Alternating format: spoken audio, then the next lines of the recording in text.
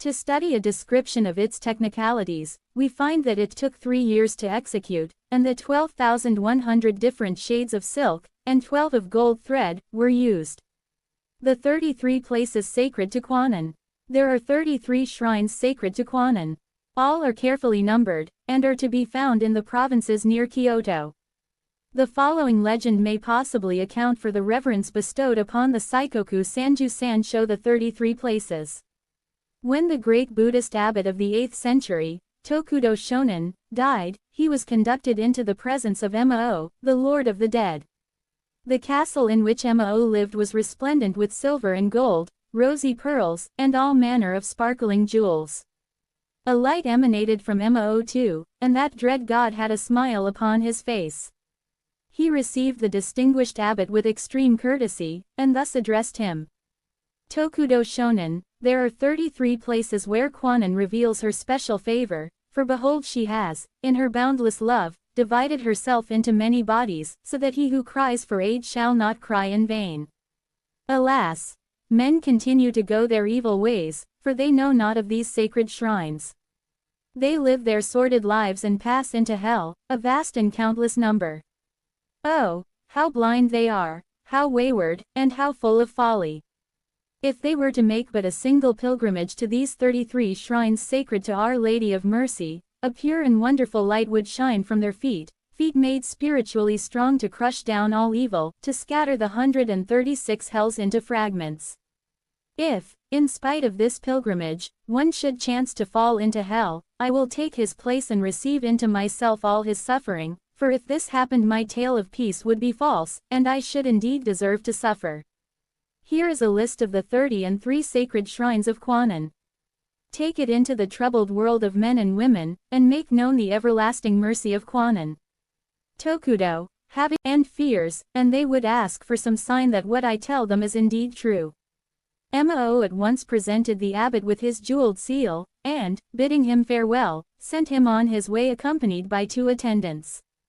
While these strange happenings were taking place in the underworld, the disciples of Tokudo perceived that though their master's body had lain for 3 days and nights, the flesh had not grown cold. The devoted followers did not bury the body, believing that their master was not dead. And such was indeed the case, for eventually Tokudo awakened from his trance, and in his right hand he held the jeweled seal of Emao. Tokudo lost no time in narrating his strange adventures, and when he had concluded his story, he and his disciples set off on a pilgrimage to the 33 holy places over which the Goddess of Mercy presides. List of the 33 places. The following is a complete list of the 33 places sacred to Kwannon. The Hall of the Second Moon. The Buddhist temple of Nigorsudu Hall of the Second Moon contains a small copper image of Kwannon. It has the miraculous power of being warm like living flesh, and since the image was enshrined, special services in honor of Kwannon take place in February, and on the 18th of each month the sacred image is exposed for worship.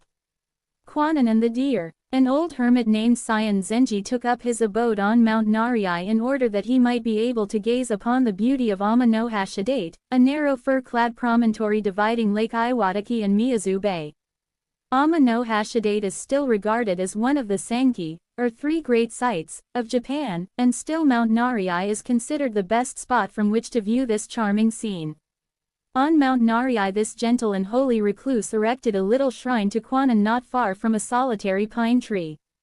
He's looking upon Amano-Hashidate and enchanting the Buddhist scriptures, and his charming disposition and holy ways were much appreciated by the people who came to pray at the little shrine he had so lovingly erected for his own joy and for the joy of others. The hermit's abode, delightful enough in mild and sunny weather, was dreary in the winter time, for when it snowed the good old man was cut off from human intercourse. On one occasion the snow fell so heavily that it was piled up in some places to a height of 20 feet. Day after day the severe weather continued, and at last the poor old hermit found that he had no food of any kind.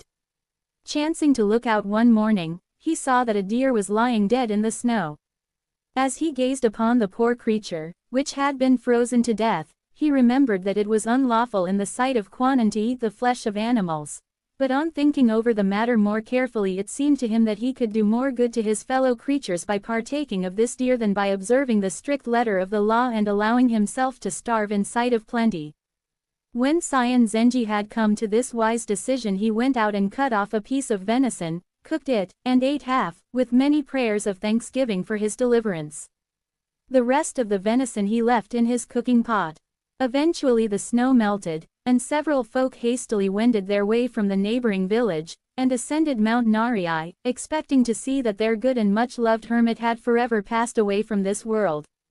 As they approached the shrine, however, they were rejoiced to hear the old man chanting, in a clear and ringing voice, the sacred Buddhist scriptures. The folk from the village gathered about the hermit while he narrated the story of his deliverance. When, out of curiosity, they chanced to peep into his cooking pot, they saw, to their utter amazement, that it contained no venison but a piece of wood covered with gold foil. Still wondering what it all meant, they looked upon the image of Kwannon in the little shrine, and, the folk gathered about him realized that the deer had been none other than Kwannon, who, in her boundless love and tender mercy, had made a sacrifice of her own divine flesh. Benton. The wild flowers fade, the maple leaves, touched by frost fingers, float to earth. But on the bosom of the sea, the flowers to which her waves give birth, fade not, like blossoms on the land, nor feel the chill of autumn's hand. Yasuhide. Trans. By Clara A. Walsh. Benton, the goddess of the sea, is also one of the 7 divinities of luck, and she is romantically referred to as the goddess of love, beauty, and eloquence. She is represented in Japanese art as riding on a dragon or serpent, which may account for the fact that in certain localities snakes are regarded as being sacred. Images of Benton depict her as having 8 arms. 6 hands are extended above her head and hold a bow, arrow, wheel, sword, key, and sacred jewel, while her 2 remaining hands are reverently crossed in prayer. She resembles Kwannon in many ways, and images of the 2 goddesses are frequently seen together, but the shrines of Benton are usually to be found on islands. Benton and the Dragon. We have already referred to Benton riding on a dragon, and the following legend may possibly be connected with this particular representation. In a certain cave there lived a formidable dragon, which devoured the children of the village of Koshigo. In the 6th century Benton was determined to put a stop to this monster, her good influence, to put an end to the slaughter of little children. With the coming of Benton there arose from the sea the famous island of Enoshima, which has remained to this day sacred to the goddess of the sea. Benton of the Birth Water. Hanagaki Beishu, a young poet and scholar, attended a great festival to celebrate the rebuilding of the Amadera Temple. He wandered about the beautiful grounds, and eventually reached the place of a spring from which he had often quenched his thirst. He found that what had originally been a spring was now a pond, and, moreover, that at one corner of the pond there was a tablet bearing the words Tanjo Sui Birth Water, and also a small but attractive temple dedicated to Benton. While Beishu was noting the changes in the temple grounds, the wind blew to his feet a charmingly written love poem. He picked it up, and discovered that it had been inscribed by a female hand, that the characters were exquisitely formed, and that the ink was fresh. Beishu went home and read and reread the poem. It was not long before he fell in love with the writer, and finally he resolved to make her his wife. At length he went to the temple of Benton of the Birth Water, and cried, "Oh, goddess, come to my aid, and help me to find the woman who wrote these wind-blown verses." Having thus prayed, he promised to perform a 7 days religious service, and to devote the 7th night in ceaseless worship before the sacred shrine of Benton, in the grounds of the Amadera. On the 7th night of the vigil Beishu heard a voice calling for admittance at the main gateway of the temple grounds. The gate was opened, and an old man, clad in ceremonial robes and with a black cap upon his head, advanced and silently knelt before the temple of Benton. Then the outer door of the temple mysteriously opened, and a bamboo curtain was partially raised, revealing a handsome boy, who thus addressed the old man. "We have taken pity on a young man who desires a certain love union, and have called you to inquire into the matter, and to see if you can bring the young people together." The old man bowed, and then drew from his sleeve a cord which he wound round Beishu's body, igniting one end in a temple lantern, and waving his hand the while, as if beckoning some spirit to appear out of the dark night. In a moment a young girl entered the temple grounds, and, with her fan half concealing her pretty face, she knelt beside Beishu. Then the beautiful boy thus addressed Beishu. "We have heard your prayer, and we have known that recently you have suffered much. The woman you love is now beside you." And having uttered these words the divine youth departed, and the old man left the temple grounds. When Beishu had given thanks to Benton of the birth water he proceeded homeward. On reaching the street outside the temple grounds he saw a young girl, and at once recognized her as the woman he loved. Beishu spoke to her, and when she replied the gentleness and sweetness of her voice filled the youth with joy. Together they walked through the silent streets until at last they came to the house where Beishu lived. There was a moment's pause, and then the maiden said, "Benton has made me your wife," and the lovers entered the house together. The marriage was an extremely fortunate one, and the happy Beishu discovered that his wife, apart from her excellent domestic qualities, was accomplished in the art of arranging flowers and in the art of embroidery, and that her delicate writing was not less pleasing than her charming pictures. Beishu knew nothing about her family, but as she had been presented to him by the goddess Benton he considered that it was unnecessary to question her in the matter. There was only one thing that puzzled the loving Beishu, and that was that the neighbors seemed to be totally unaware of his wife's presence. One day, while Beishu was walking in a remote quarter of Kyoto, he saw a servant beckoning to him from the gateway of a private house. The man came forward, bowed respectfully, and said, "Will you deign to enter this house? My master is anxious to have the honor of speaking to you." Beishu, who knew nothing of the servant or his master, was not a little surprised by this strange greeting, but he allowed himself to be conducted to the guest room, and thus his host addressed him. "I most humbly apologize for the very informal manner of my invitation, but I believe that I have acted in compliance with a message I received from the goddess Benton. I have a daughter, and, as I am anxious to find a good husband for her, I sent her written poems to all the temples of Benton in Kyoto. In a dream the goddess came to me, and told me that she had secured an excellent husband for my daughter, and that he would visit me during the coming winter. I was not inclined to attach very much importance to this dream, but last night Benton again revealed herself to me in a vision, and said that tomorrow the husband she had chosen for my daughter would call upon me, and that I could then arrange the marriage." The goddess described the appearance of the young man so minutely that I am assured that you are my daughter's future husband. These strange words filled Beishu with sorrow, and when his courteous host proposed to present him to the lady he was unable to summon up sufficient courage to tell his would-be father-in-law that he already had a wife. Beishu followed his host into another apartment, and to his amazement and joy he discovered that the daughter of the house was none other than his own wife.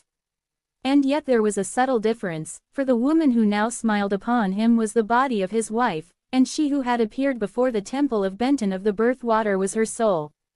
We are told that Benton performed this miracle for the sake of her worshippers, and thus it came to pass that Beishu had a strange dual marriage with the woman he loved. Daikoku, the god of wealth, Ebisu, his son, the god of labor, and Hote, the god of laughter and contentment, belong to that cycle of deities known as the gods of luck. Daikoku is represented with a magic mallet, which bears the sign of the jewel, embodying the male and female spirit, and signifies a creative deity. A stroke of his mallet confers wealth, and his second attribute is the rat.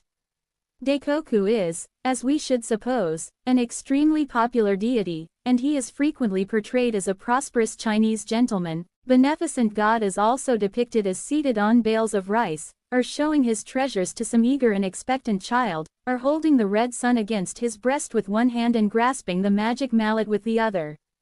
Daikoku's rat. Daikoku's attribute, a rat, has an emblematic and moral meaning in connection with the wealth hidden in the god's bag. The rat is frequently portrayed either in the bale of rice with its head peeping out, or in it, or playing with the mallet, and sometimes a large number of rats are shown. According to a certain old legend, the Buddhist gods grew jealous of Daikoku. They consulted together, and finally decided that they would get rid of the too popular Daikoku, to whom the Japanese offered prayers and incense. Mo, the Lord of the Dead, promised to send his most cunning and clever Oni, Shiro, who, he said, would have no difficulty in conquering the god of wealth. Shiro, guided by a sparrow, went to Daikoku's castle, but though he hunted high and low he could not find its owner. Finally Shiro discovered a large storehouse, in which he saw the god of wealth seated. Daikoku called his rat and bade him find out who it was who dared to disturb him. When the rat saw Shiro he ran into the garden and brought back a branch of holly, with which he drove the Oni away, and Daikoku remains to this day one of the most popular of the Japanese gods. This incident is said to be the origin of the New Year's Eve charm, consisting of a holly leaf and a skewer, or a sprig of holly fixed in the lintel of the door of a house to prevent the return of the Oni. The 6 Daikoku. 1. Makora Daikoku, ordinary form with mallet on lotus leaf. 2. Ojikara Daikoku, with sword and vajra. 3. Bika Daikoku, a priest, with mallet in right hand, vajra-hilted sword in left. 4. Yasha Daikoku, with 6. Mahakara Daikoku, seated female, with small bale of rice on her head. Ebisu. Ebisu and his father Daikoku are usually pictured together. The god of wealth seated upon bales of rice, pressing the red sun against his breast with one hand, and with the other holding the wealth-giving mallet, while Ebisu is depicted with a fishing rod and a great tai fish under his arm.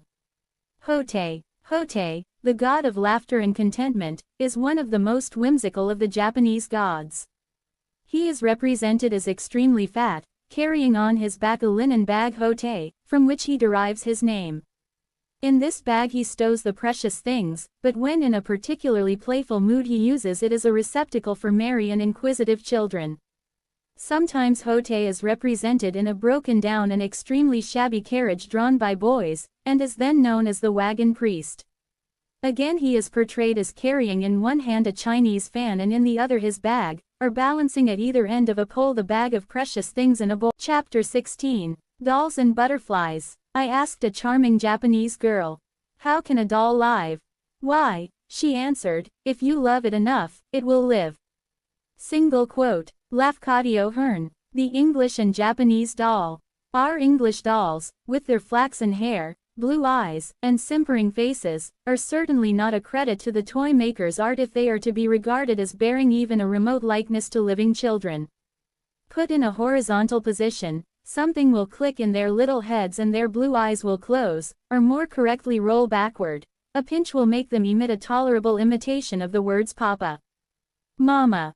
And yet in spite of these mechanical devices they have nothing more to their credit than a child's short-lived love. They are speedily broken, are liable at any moment to be decapitated by a little brother who has learned too well the story of Lady Jane Grey. In Japan, however, the doll is not merely a plaything by which little children may become make-believe mothers, but in earlier days it was regarded as a means to make a wife a mother. Lafcadio Hearn writes, "And if you see such a doll, though held quite close to you, being made by a Japanese mother to reach out its hands, to move its little bare feet, and to turn its head, you would be almost afraid to venture a heavy wager that it was only a doll." It is this startling likeness that is perhaps accountable for the quaint and beautiful love connected with Japanese dolls. Live dolls. At one time certain dolls were actually said to become alive, to take to their small bodies a human soul, and the belief is merely an echo of the old idea that much love will quicken to life the image of a living thing. In old Japan the doll was handed down from one generation to another, and sometimes remained in an excellent condition for over 100 years. 100 years spent in little children. The tiny doll known as Ohina-san does not come within the region of our present study. It was simply a toy and nothing more. It is the life-size dolls we must deal with, those dolls so cunningly representing little children 2 or 3 years old. The girl doll of this class is known as Otoku-san and the boy doll is Tokutaro-san. It was believed that if these dolls were ill-treated or neglected in any way they would weep, become angry, and bring misfortune upon their possessors. They had in addition many other supernatural powers. In a certain old family there was a Tokutaro-san which received a reverence almost equal to that shown to Kishibojin, the goddess to whom Japanese wives pray for offspring. This Tokutaro-san was borrowed by childless couples. They gave it new clothes and tended it with loving care, assured that such a doll which had a soul would make them happy by answering their prayers for a child. Tokutaro-san, according to legend, was very much alive, for when the house caught fire it speedily ran into the garden for safety. A doll's last resting place. What happens to a Japanese doll when after a very long and happy life it eventually gets broken?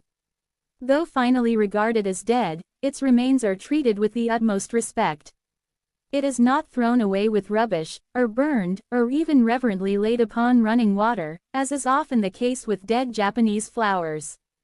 It is not buried, but dedicated to Kojin, frequently represented as a deity with many arms.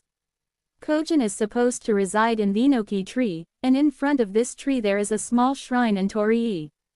Here, then, the remains of a very old Japanese doll are reverently laid. Its little face may be scratched, its silk dress torn and faded and its arms and legs broken, but it once had a soul, once had the mysterious desire to give maternity to those who long for it. On March 3 the girls' festival takes place.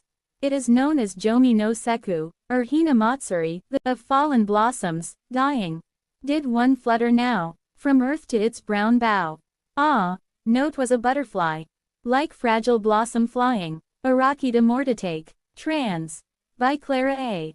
Walsh. It is in China rather than in Japan that the butterfly is connected with legend and folklore. The Chinese scholar Rosen is said to have received visits from two spirit maidens who regaled him with ghostly stories about these bright-winged insects. It is more than probable that the legends concerning butterflies in Japan have been borrowed from China. Japanese poets and artists were fond of choosing for their professional appellations such names as butterfly dream, solitary butterfly, butterfly help, and so on. Though probably of Chinese origin, such ideas naturally appealed to the aesthetic taste of the Japanese people, and no doubt they played in early days the romantic game of butterflies. The Emperor Genso used to make butterflies choose his loves for him. At a wine party in his garden fair ladies would set caged butterflies free. These bright-colored insects would fly and settle upon the fairest damsels, and those maidens immediately received royal favors. Butterflies of good and evil omen. In Japan the butterfly was at one time considered to be the soul of a living man or woman. If it entered a guest room and pitched behind the bamboo screen it was a sure sign that the person whom it represented would shortly appear in the house. The presence of a butterfly in the house was regarded as a good omen, though of course everything depended on the individual typified by the butterfly. The butterfly was not always the harbinger of good. When Taira no Masakado was secretly preparing, Lafcadio Hearn suggests that these butterflies may have been the spirits of those fated to fall in battle, the spirits of the living who were stirred by a premonition of the near approach of death. Butterflies may also be the souls of the dead, and they often appear in this form in order to announce their final leave-taking from the body. The Flying Hairpin of Kocho. The Japanese drama contains reference to the ghostly significance of butterflies. In the play known as The Flying Hairpin of Kocho, the heroine, Kocho, kills herself on account of false accusations and cruel treatment. Her lover seeks to discover who has been the cause of her untimely death. Eventually Kocho's hairpin turns into a butterfly and hovers over the hiding place of the villain who has caused all the trouble. The White Butterfly. There is a quaint and touching Japanese legend connected with the butterfly. An old man named Takahama lived in a little house behind the cemetery of the temple of Sozanji. He was extremely amiable and generally liked by his neighbors, though most of them considered him to be a little mad.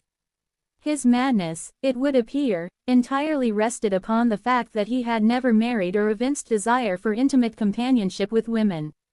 One summer day he became very ill, so ill, in fact, that he sent for his sister-in-law and her son.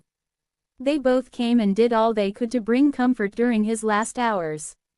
While they watched, Takahama fell asleep, but he had no sooner done so than a large white butterfly flew into the room and rested on the old man's pillow. The young man tried to drive it away with a fan, but it came back 3 times, as if loath to leave the sufferer. At last Takahama's nephew chased it out into the garden, through the gate, and into the cemetery beyond, where it lingered over a woman's tomb, and then mysteriously disappeared. On examining the tomb, the young man found the name Akiko written upon it, together with a description narrating how Akiko died when she was 18. Though the tomb was covered with moss and must have been erected 50 years, boy saw that it was surrounded with flowers, and that the little water tank had been recently filled. When the young man returned to the house, he found that Takahama had passed away, and he returned to his mother and told her what he had seen in the cemetery. "Akiko," murmured his mother. "When your uncle was young he was betrothed to Akiko. She died of consumption shortly before her wedding day. When Akiko left this world, your uncle resolved never to marry and to live ever near her grave. For all these years he has remained faithful to his vow, and kept in his heart all the sweet memories of his one and only love." Every day Takahama went to the cemetery, whether the air was fragrant with summer breeze or thick with falling snow. Every day he went to her grave and prayed for her happiness, swept the tomb and set flowers there. When Takahama was dying, and he could no longer perform his loving task, Akiko came for him. That white butterfly was her sweet and loving soul. Just before Takahama passed away into the land of the yellow spring, he may have murmured words like those of Chapter 17, Festivals. The New Year. The Sanganichi, or 3 days of the New Year, is one of the most important of the Japanese festivals, for the Japanese make far more of the New Year than we do in this country. They regard the first 3 days of the year as a fitting occasion when it is most important to ensure good luck and happiness for the days that follow, and in order to bring this about, many quaint and ancient observances take place. Before the houses are decorated, a thorough winter cleaning is carried out. In ancient times, writes Mrs. C. M. Salway, from the court of the emperor to the hut of the peasant, this attention was observed to such an extent that the shogun's court provided overseers, who visited with ornamented dusting poles, to overhaul the labor of the servants, passing their official brooms over ledges and crevices, and in so doing flourishing in a certain manner their mystic wands to demonstrate the Chinese ideograph which signified water. Not only is the house thoroughly cleaned and everything put in order, but evil spirits are got rid of by throwing out peas and beans from the open shoji, or paper slides. On the festival of the New Year, the houses and gate posts are adorned with straw ropes, and these are often made to represent such lucky Chinese numbers as 3, 5, and 7.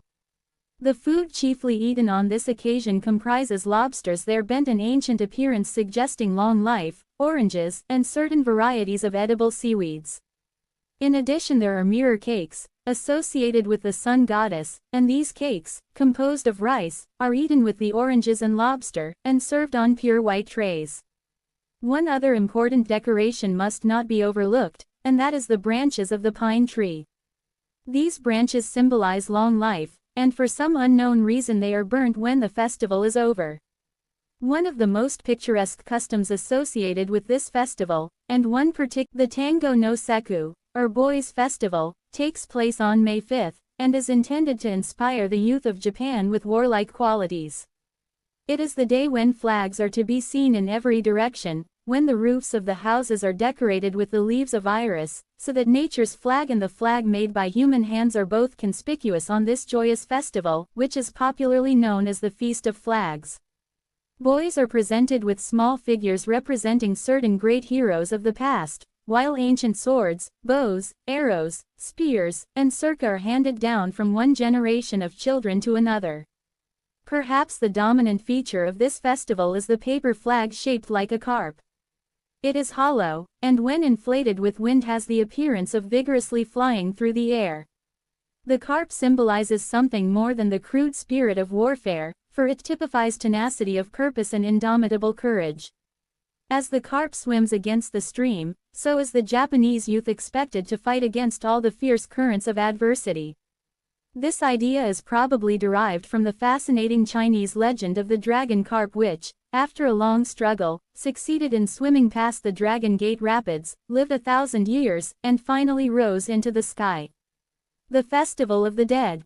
The Festival of the Dead, or Bamatsuri, deserves mention here because it contains much that is legendary. The Japanese peasant's conception of a future life is not a very delightful one. At death the body is washed and shaven and then arrayed in a pure white garment, indeed, in the garment of a pilgrim. Round the neck is hung a wallet containing 3 or 6 rin, according to the custom of the place in which the death occurs, and these rin are buried with the deceased. The idea of burying coin with the dead is to be found in the belief that all who die, children alone excepted, must journey to the Sanzu no Kawa, or the River of the Three Roads. On the bank of this dismal river Sadzu Baba, the old woman of the Three Roads, awaits the coming of souls, together with her husband, Tendatsuba. If 3 rin are not paid to the old woman, she takes away the white garments of the dead and, regardless of when we add to these dread figures some of the terrors of the Buddhist hells, it is not surprising that the gentle and poetical Japanese should have founded a festival that will afford a pleasant, if all too brief, respite from the horrors of Hades. The festival takes place from July 13 to 15. At such a time most of the houses are mere skeletons, being open to the summer breeze on all sides. People saunter about in the lightest of garments. Butterflies and dragonflies disport in countless numbers, flying over a cool stretch of lotus or settling on the purple petal of an iris. Fuji rears her great head into the clear blue sky, bearing like a white scarf a patch of fast-fading snow. When the morning of the 13th arrives, new mats of rice straw are spread upon all Buddhist altars and on the little household shrines. Every Japanese home on that day is provided with a quaint, minute meal in readiness for the great company of ghosts. At sunset the streets are bright with the flames of torches, and the entrances of houses gay with brightly colored lanterns. Those to whom this festival applies in a particular sense and not in a general one, that is to say, those who have recently lost some dear one, go out on this night to the cemeteries, and there pray, make offerings, burn incense, and pour out water. Lanterns are lit and bamboo vases filled with flowers. On the evening of the 15th the ghosts of the circle of penance or gakido are fed, and in addition those ghosts who have no friends among the living to care for them. There is a legend bearing upon this particular phase of the festival of the dead. Dai Mokunrin, a great disciple of Buddha, was once permitted to see the soul of his mother in the gakido. He grieved so much on account of intense suffering that he gave her a bowl containing choice food. Every time she tried to eat, the food would suddenly turn into fire, and finally to ashes. Then Mokunrin asked Buddha to tell him what he could do to ease his mother's suffering. He was told to feed the ghosts of the great priests of all countries on the 15th day of the 7th month. When this had been done, Mokunrin returned, to find his mother dancing for joy. When the evening of the 3rd day arrives, preparations are made for the departure of the ghosts. Thousands of little boats are packed with food and loving messages of farewell. Into these boats step the departing ghosts. Loving hands set these frail craft upon river, lake, or sea. A small lantern glows at the prow, while pale blue clouds of incense float up from the stern. Hearn writes, "Down all the creeks and rivers and canals the phantom fleets go glimmering to the sea. And all the sea sparkles to the horizon with the lights of the dead, and the sea wind is fragrant with incense." There is a pathetic charm about this festival. It is by no means unique, for it corresponds to the Indian Shraddha, but in Japan it is touched with a more delicate and haunting beauty. No one has been able to solve conclusively the origin of the torii, that wonderful gateway that leads nowhere. What a charming entrance or exit for a company of wandering souls. What a place for ghosts to play and dream a while is a Japanese garden, with its lake and moon-shaped bridge, its stone lantern, its paths of silver sand. And what a street for ghosts to wander in is the street everlasting that is so near to the street of aged men. Thus Yon Noguchi sums up the magic of a Japanese night, one of those 3 nights when souls come in touch with old earthly memories. The scented purple breezes of the Japanese night. The old moon like a fairy ship of gold. Softly through the dream sea begins to rock on. I hear the unheard song of beauty in the moon ship. I hear even the whisper of her golden dress. The 100 lanterns burning in love and prayer float on the streets like haunting memories. The silvery music of wooden clogs of the Japanese girls.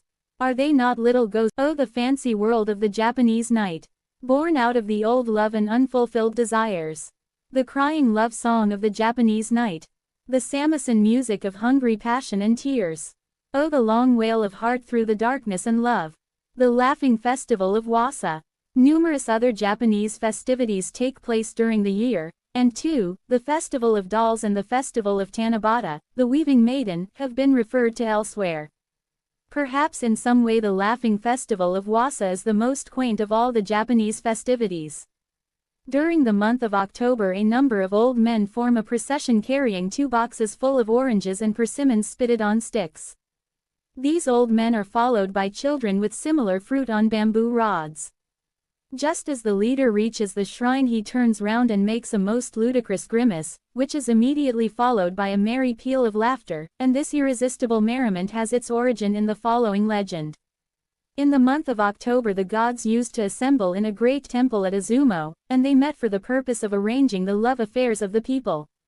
When the gods were sitting in the temple, one of them said, "Where is Miwa Daimyo Jin?" All the gods looked everywhere for him, but he was not to be found. Now Miwa Daimyo Jin was extremely deaf, and, owing to this defect, he had mistaken the great day when the gods met together.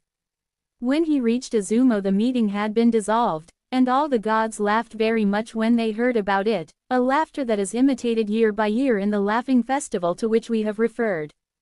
The Torii. We have referred in this chapter and elsewhere to the Torii, and though authorities agree to differ in regard to its use and origin, the theme is a fascinating one and well worthy of study.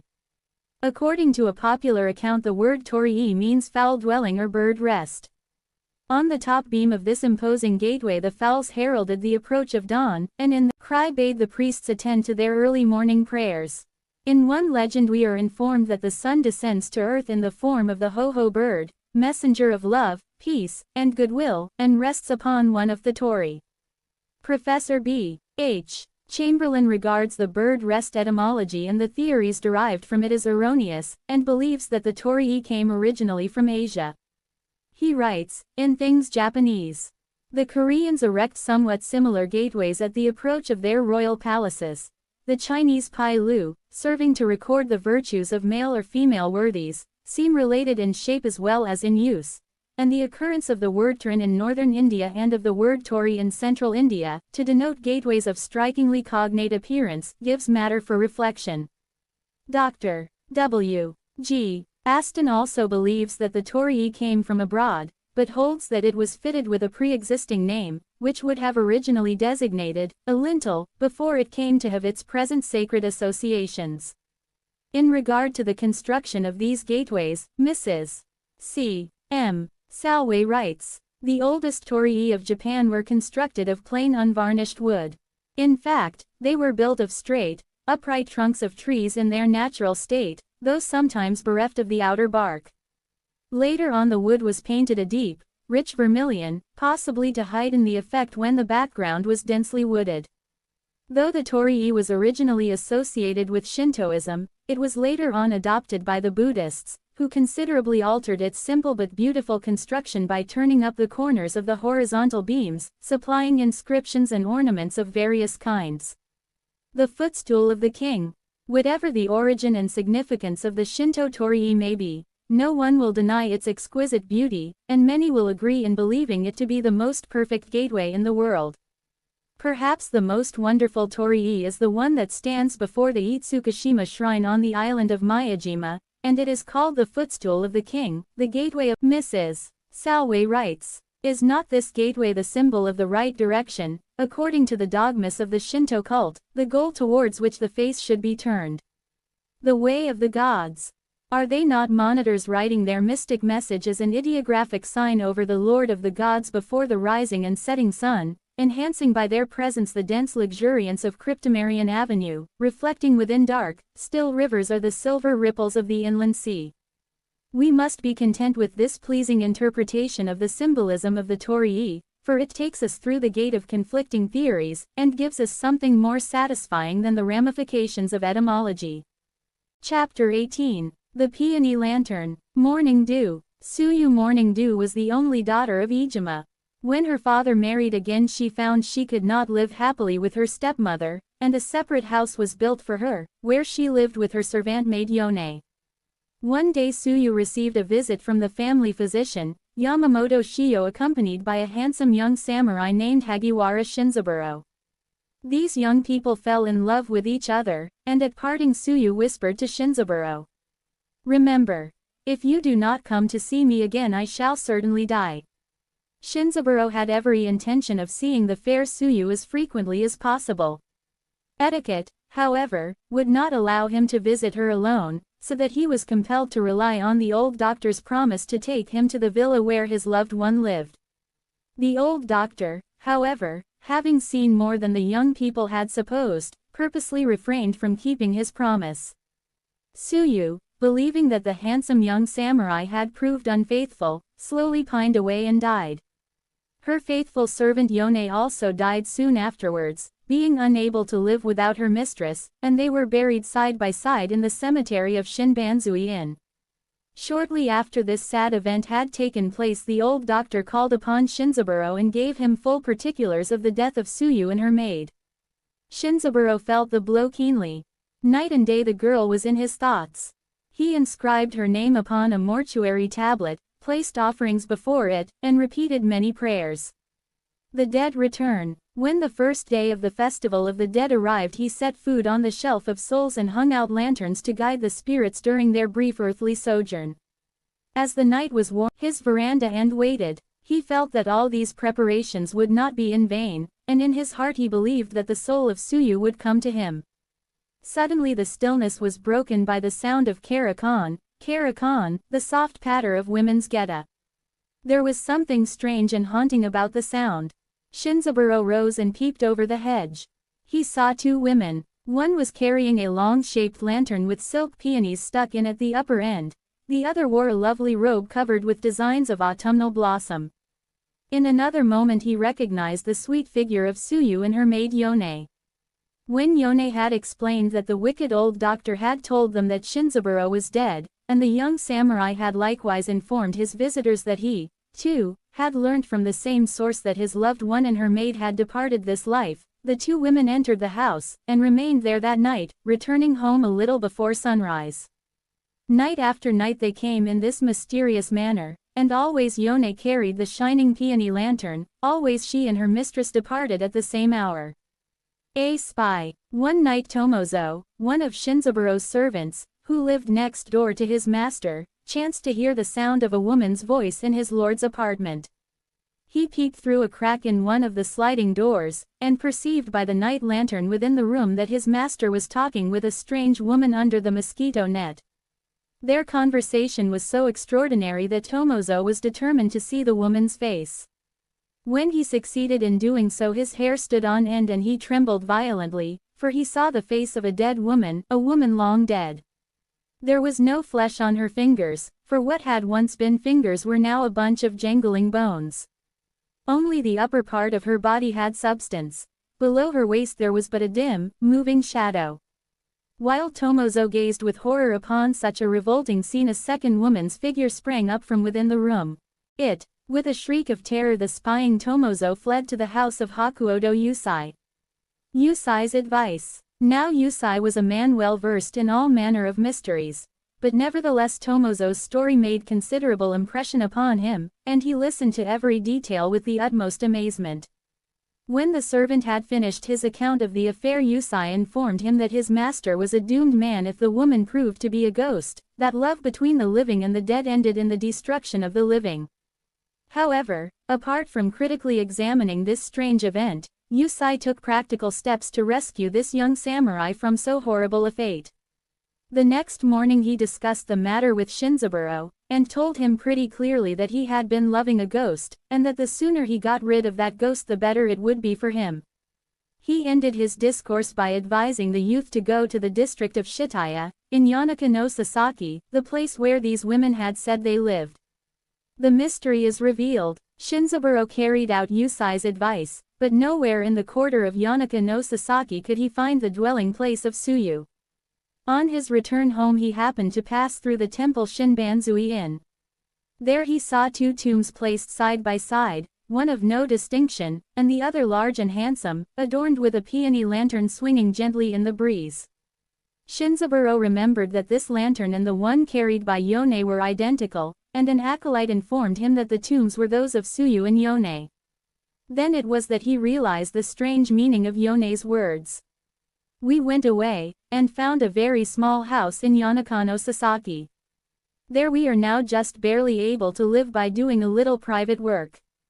Their house, then, was a grave.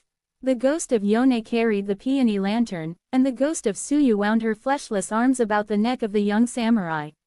Shinzaburo, now fully aware of the horror of the situation, hastily retraced his steps and sought counsel from the wise, far-seeing Yusai. This learned man confessed his inability to help him further in the matter, but advised him to go to the high priest Ryaseki, of Shinbanzui Inn, and gave him a letter explaining what had taken place. Ryaseki listened unmoved to Shinzaburo's story, for he had heard so many bearing on the same theme, the evil power of karma. He gave the young man a small gold image of Buddha, which he instructed him to wear next his skin, telling him that it would protect the living from the dead. He also gave him a holy sutra, called Treasure Reigning Sutra, which he was commended to recite in his house every night, and lastly he gave him a bundle of sacred texts. Each holy strip he was to paste over an opening in his house. By nightfall everything was in order in Shinzaburo's house. All the apertures were covered with sacred texts, and the air resounded with the recitation of the Treasure Reigning Sutra, while the little gold Buddha swayed upon the samurai's breast. But somehow or other peace did not come to Shinzaburo that night. Sleep refused to close his weary eyes, and just as a temple bell ceased booming he heard the old Karenkoren, the patter of ghostly geta. Then the sound ceased. Fear and joy battled within Shinzaburo's heart. He stopped reciting the Holy Sutra and looked forth into the night. Once more he saw Suyu and her maid with the peony lantern. Never before had Suyu looked so beautiful or so alluring, but a nameless terror held him back. He heard with bitter anguish the women speaking together. He heard Yone tell her mistress that his love had changed because his doors had been made fast against them, followed by the plaintive weeping of Suyu. At last the women wandered round to the back of the house.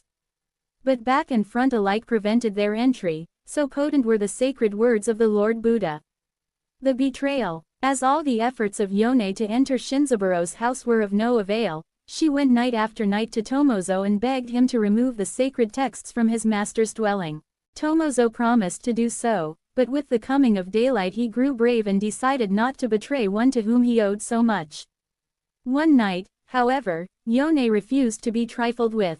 She threatened Tomozo with awful hatred if he did not take away one of the sacred texts, and in addition she pulled such a terrible face that Tomozo nearly died of fright. Tomozo's wife Mine happened to awake and hear the voice of a strange woman speaking to her husband. When the ghost woman had vanished, Mine gave her lord cunning counsel to the effect that he should consent to carry out Yone's request provided that she would reward him with 100 ryo. 2 nights later, when this wicked servant had received his reward, he gave Yone the little gold image of Buddha, took down from his master's house one of the sacred texts, and buried in a field the sutra which his master used to recite. This enabled Yone and her mistress to enter the house of Shinzaburo once more, and with their entry began again this horrible love of the dead, presided over by the mysterious power of karma. When Tomozo came the next morning to call his master as usual, he obtained no response to his knocking. At last he entered the apartment, and there, under the mosquito net, lay his master dead, and beside him were the white bones of a woman. The bones of morning dew were twined round the neck. Chapter 19, Kobo Daishi, Nichiren, and Shado Shonen. When he died it was as though a bright light had gone out in the midst of a black night. Namudaishi. Trans. By Arthur Lloyd.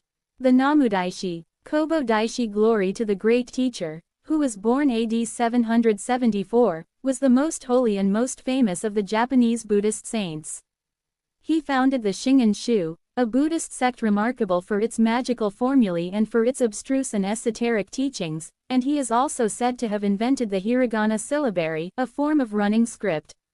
In the Namudaishi, which is a Japanese poem on the life of this great saint, we are informed that Kobo Daishi brought back with him from China a millstone and some seeds of the tea plant, and thus revived the drinking of this beverage which had fallen into disuse. We are also told in the same poem that it was Kobo Daishi who demonstrated to the world the use of coal. He was renowned as a great preacher, but was not less famous as a calligraphist, painter, sculptor, and traveler. A divine prodigy, Kobo Daishi, however, is essentially famous for the extraordinary miracles which he performed, and numerous are the legends associated with him. His conception was miraculous, for when he was born in the Baron's Hall, on the shore of Byobu, a bright light shone, and he came into the world with his hands folded as if in prayer. When but 5 years of age he would sit among the lotuses and converse with Buddhas, and he kept secret all the wisdom he thus obtained. His heart was troubled by the sorrow and pain of humanity. While on Mount Shashan he sought to sacrifice his own life by way of propitiation, but he was prevented from doing so by a number of angels who would not allow this ardent soul to suffer death until he had fulfilled his destiny. His very games were of a religious nature. On one occasion he built a clay pagoda, and he was immediately surrounded by the 4 heavenly kings, originally Hindu deities. The imperial messenger, who happened to pass by when this miracle, utterly amazed, and described the young Kobo Daishi as a divine prodigy. While at Maroto, in Tosa, performing his devotions, we are told in the Namu Daishi that a bright star fell from heaven and entered his mouth, while at midnight an evil dragon came forth against him, but he spat upon it, and with his saliva he killed it. In his 19th year he wore the black silk robes of a Buddhist priest, and with a zeal that never failed him sought for enlightenment. Many are the ways, he said, but Buddhism is the best of all. During his mystical studies he came across a book containing the Shingon doctrine, a doctrine that closely resembles the old Egyptian speculations. The book was so abstruse that even Kobo Daishi failed to master it.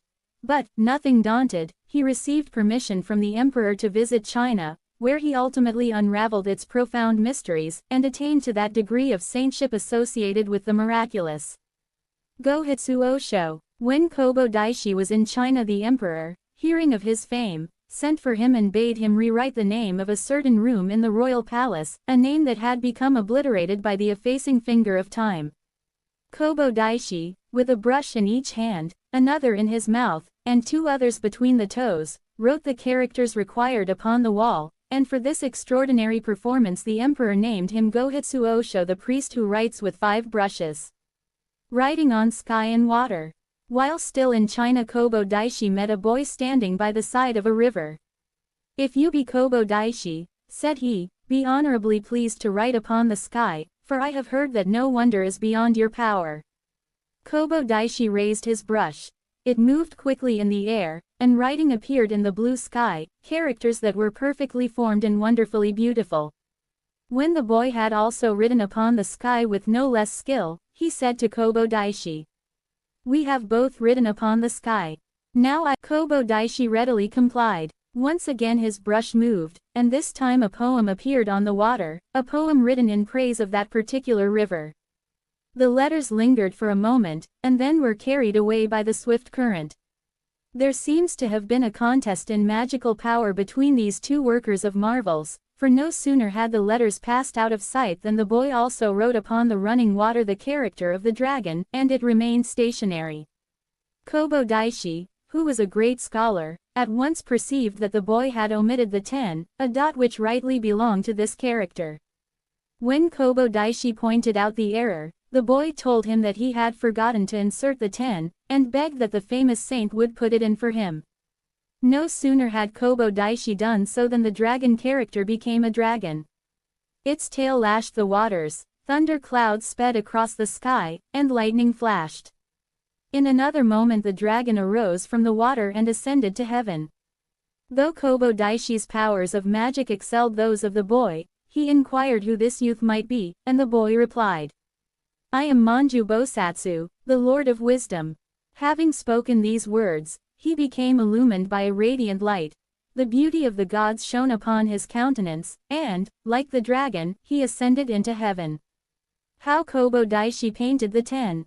On one occasion Kobo Daishi omitted the 10 on a tablet placed above one of the gates of the emperor's palace. The emperor commanded that ladders should be brought. But Kobo Daishi, without making use of them, stood upon the ground, and threw up his brush, which, after making thetan, fell into his hand. Kino Momoe and Onomotoku. Kino Momoe once ridiculed some of Kobo Daishi's characters, and said that one of them resembled a conceited wrestler. On the night he made this foolish jest, Momoe dreamed that a wrestler struck him blow upon considerable pain. Momoe awoke, and cried aloud in his agony, and as he cried he saw the wrestler suddenly change into the character he had so unwisely jeered at. It rose into the air, and went back to the tablet from whence it had come. Momoe was not the only man who imprudently scoffed at the great Kobo Daishi's work. Legend records that one named Onomotoku said that the saint's character Shu was far more like the character Rice. That night Onomotoku had good reason to regret his folly, for in a dream the character Shu took bodily form and became a rice cleaner, who moved up and down the offender's body after the manner of hammers that were used in beating this grain. When Onomotoku awoke it was to find that his body was covered with bruises and that his flesh was bleeding in many places. Kobo Daishi's return. When Kobo Daishi was about to leave China and return to his own country, he went down to the seashore and threw his vajra across the ocean waves, and it was afterwards found hanging on the branch of a pine tree at Takano, in Japan. We are not told anything about Kobo Daishi's voyage to his own land, but directly he arrived in Japan he gave thanks for the divine protection he had received during his travels. On the naked mountain he offered incantations of so powerful a nature that the once barren mountain became covered with flowers and trees. Kobo Daishi, as time advanced, became still more holy.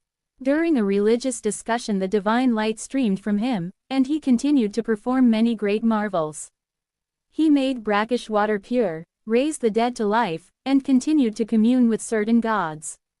On one occasion Inari, the god of rice, appeared on Mount Fushime and took from the great saint the sacrifice he offered. "Together, you and I," said Kobo Daishi, "we will protect this people." The death of Kobo Daishi. In AD 834 this remarkable saint died, and we are told that a very great gathering, both lay and priestly, wept at the graveyard of Okanoin, in Koya, where he was buried. His death, however, by no means meant a sudden cessation of miracles on his part, for when the Emperor Saga died his coffin was mysteriously borne through the air to Koya, and Kobo himself, coming forth from his grave, performed the funeral obsequies. Nor did the wonders cease with this incident, for the Emperor Uda received from Kobo Daishi the sacred baptism. When the imperial messenger to the temple where Kobo Daishi was worshipped was unable to see the face of this great saint, Kobo guided the worshipper's hand to touch his knee.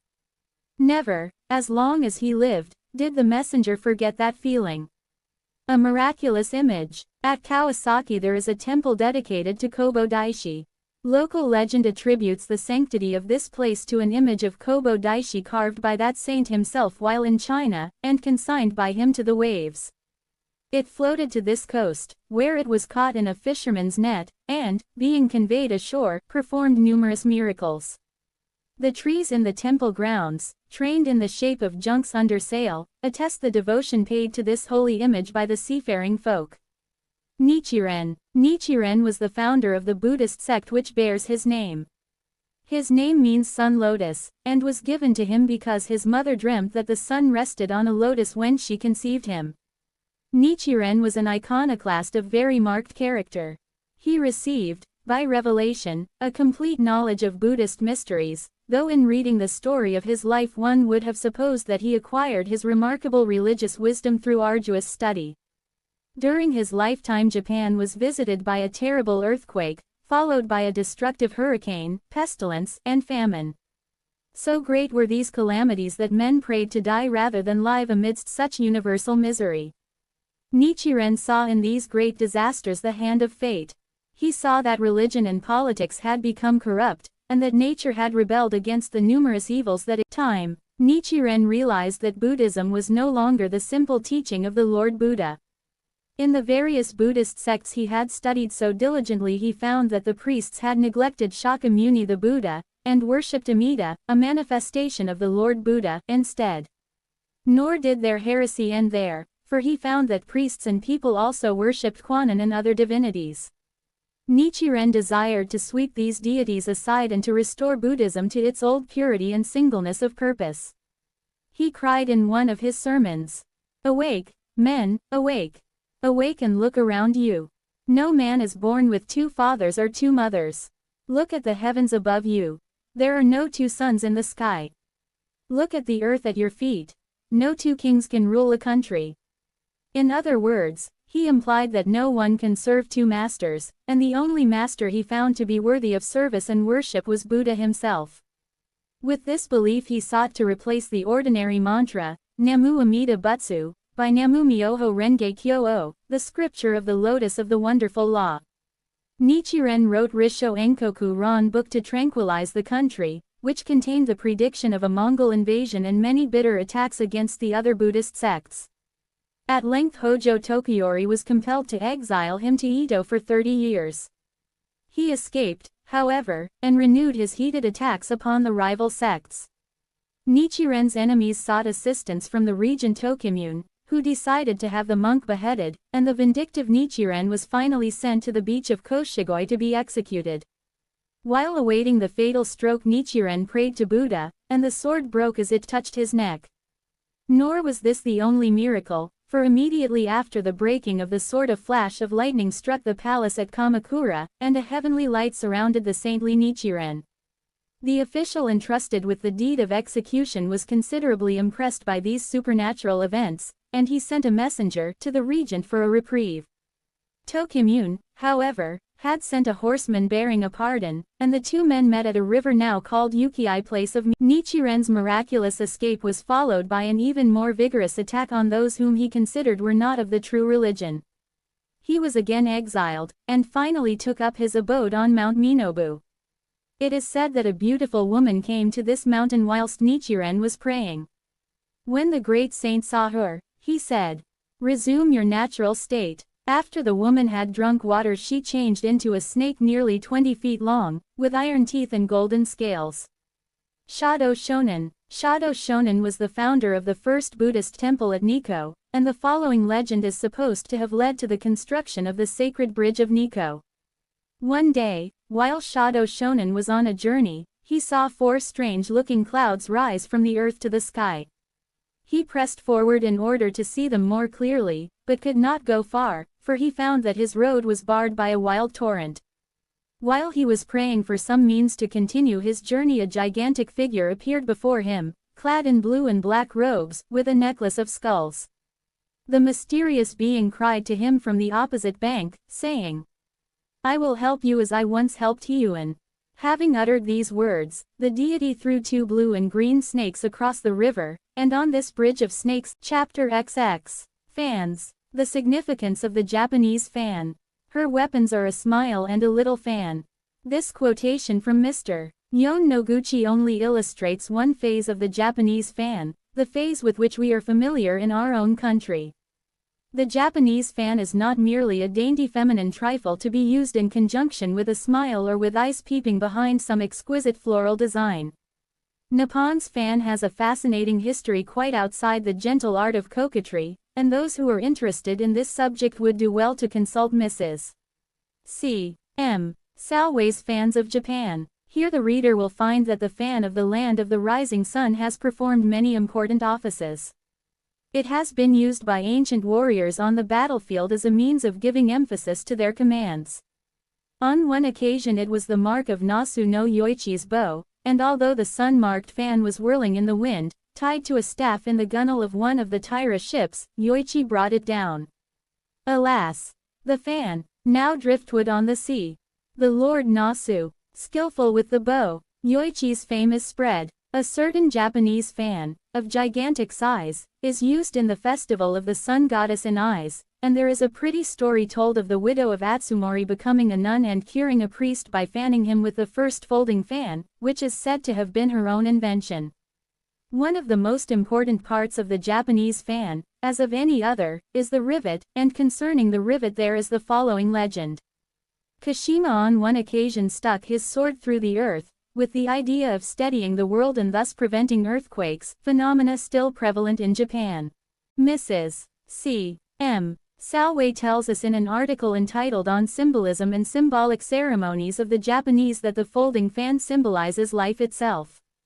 She writes, "The rivet end typifies the starting point, the radiating limbs the road of life. The outside frame sticks specify the parents, the inside limbs the children, to show that children must be under control all their life long. On the frame there is often a cat's eye, suggesting the rapid passing of time, or, again, there is a series of circles, one linked into the other, an incomplete design, showing that life and wisdom can never be exhausted. There is a legend concerning the Japanese fan that is extremely pleasing, and neither war nor philosophy figures in it. Though the story of the Japanese fan is wide and varied, it appeals to us most in its more tender aspect. The Japanese fan that has a love poem upon it and a love story behind it is the fan that will always be the most precious to those who still keep a place for romance in their hearts. The following legend is from the diary of a convolvulus. The love of Asagao, the morning glory, her leaves and bells has bound my bucket handle round. I would not break the bands of those soft hands. The bucket and the well to her I left. Lend me some water, for I come bereft. From the Japanese. Trans. By Sir Edwin Arnold. Komagawa Miyagi, a retainer of one of the daimyos, came to a suburb of Kyoto. As it happened to be a warm summer evening, he hired a boat, and, forgetting all his worries, he watched many bright-robed little ladies catching fireflies. In the air and on the grass these bright insects shone, so that the laughing ladies had many opportunities jewels in placing them for a moment in their hair, upon poised finger, or against a silk flower on a kimono. While Komagawa watched this pretty scene, he saw that one of the ladies was in difficulty with her boat. Komagawa at once came to her assistance, and there and then fell desperately in love with her. They lingered together in a cool recess on the river, and no longer troubled about fireflies, for both were eager to express their love. In order to pledge their vows, these two lovers, according to an ancient custom, exchanged fans. On Miyuki's fan there was a painting of a convolvulus. Komagawa wrote a poem about this lovely flower upon his own fan before presenting it to the woman he loved. So it was that their fans and their vows were exchanged, and the convolvulus, in picture and in verse, became the pledge of their troth. Eventually the lovers separated, to meet again a few days later at Akasha, where it chanced that their ships touched each other. When they had exchanged many a fair and loving word, they returned to their respective homes.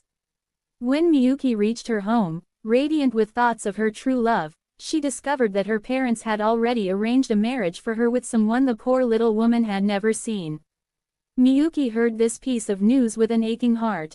She knew that children must obey their parents, and when she was lying down on her futon she did her utmost to comply with her parents' wish. But the struggle proved useless, for the form of her lover kept on coming back to her, and the river and the gleaming fireflies. So she arose, crept out of the house, and walked towards a certain town, hoping to find Komagawa, only to discover on her arrival that he had departed, no one knew whither. This bitter disappointment much affected Miyuki, and she wept for many days. Miyuki, after she had given way to grief for some time, discovered that if she did not wish to starve she must do something to earn a living. She made up her mind to make use of her excellent voice and to sing in streets or in tea houses. Her voice, combined with her beautiful and pathetic face, won instant recognition. People wept over her plaintive singing without knowing why. She loved to sing the little poem about the convolvulus Komagawa had written on his fan, so the people who heard her called her Asagao convolvulus. The blind maiden was led from place to place by her friend Asaka Slight Fragrance, till someone killed her, and Asagao was left alone to tap out her dark journeys without a loving hand to guide her. There was only one thought that consoled Asagao, and that was that she might, in her wanderings, eventually meet her lover. When a few years had passed by, it chanced that Komagawa, accompanied by Iwashiro Takeda, was sent on business by his daimyo. While on their journey they happened to enter a certain tea house. Iwashiro Takeda was sullen and morose, and sat in gloomy silence, not deigning to notice his surroundings. Komagawa, on the other hand, looked about him, and saw on a screen the very poem he had written about the convolvulus, the poem he had so lovingly inscribed for Asagao. While pondering the matter in his mind, the master of the tea-house entered the apartment. Komagawa questioned him concerning this little love poem, and the master of the tea-house told the following story. "It is a very sad story," said he. "The poem was sung by a poor blind lady. She ran away from her home because she could not marry the man her parents had chosen for her. She was unable to consent to the union because she already had a lover, and this lover she sought up and down the country, ever singing this little poem about the convolvulus, in the hope that someday she might have the good fortune to meet him. Honorable sir, at this very moment she is in my tea garden." Komagawa could scarcely conceal his joy when he requested that the master of the tea-house would bring in the blind woman. In another moment Asagao stood before him. He saw in her delicate face an added beauty, the beauty of a hope, of a love kept bright and clear through the long, sorrowful years of waiting. Asagao touched the samisen. Very gently she sang. Down fell the shower of silver rain and wet the poor convolvulus. The sweet dew on the leaves and flowers being taken away by the jealous sun. Komagawa listened intently, longing to speak, longing to reveal his love, yet keeping silent because his ill-bred companion still remained in the room. He watched her dark eyes fixed upon him, but they were without expression, for they could not see. Still the samisen tinkled, and still the voice sounded sweet and low and unspeakably pathetic in the apartment. With an aching heart and without a word of love he dismissed her with the usual fee. She walked out of the room as if conscious of a new, acute sorrow. There was something in her patron's voice that was extremely tender, something that moved her deeply, and it made her heart ache and yearn without knowing why. The next day Komagawa gave the master of the tea-house a fan, saying, "Give this fan and money to Asagao. She will understand." With these words Komagawa and his companion proceeded on their journey. When Asagao had received the fan she felt it eagerly with her small white fingers. "Who has given me this fan and money?" she inquired. "Oh, tell me what the fan is like. Has it a drawing of a convolvulus?" The master of the tea-house looked at her gently. "He to whom you sang last night gave you this fan," said he. "There is a drawing of a convolvulus upon it." Asagao gave a cry of joy.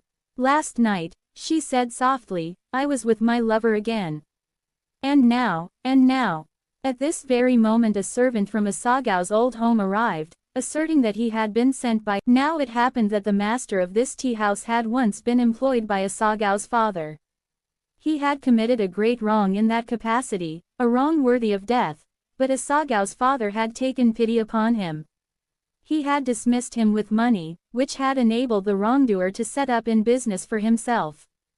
During this crisis the master of the tea-house thought of and the kindness that had been shown him, and resolved to commit seppuku in order that his old master's child might receive her sight again by means of this brave man's liver.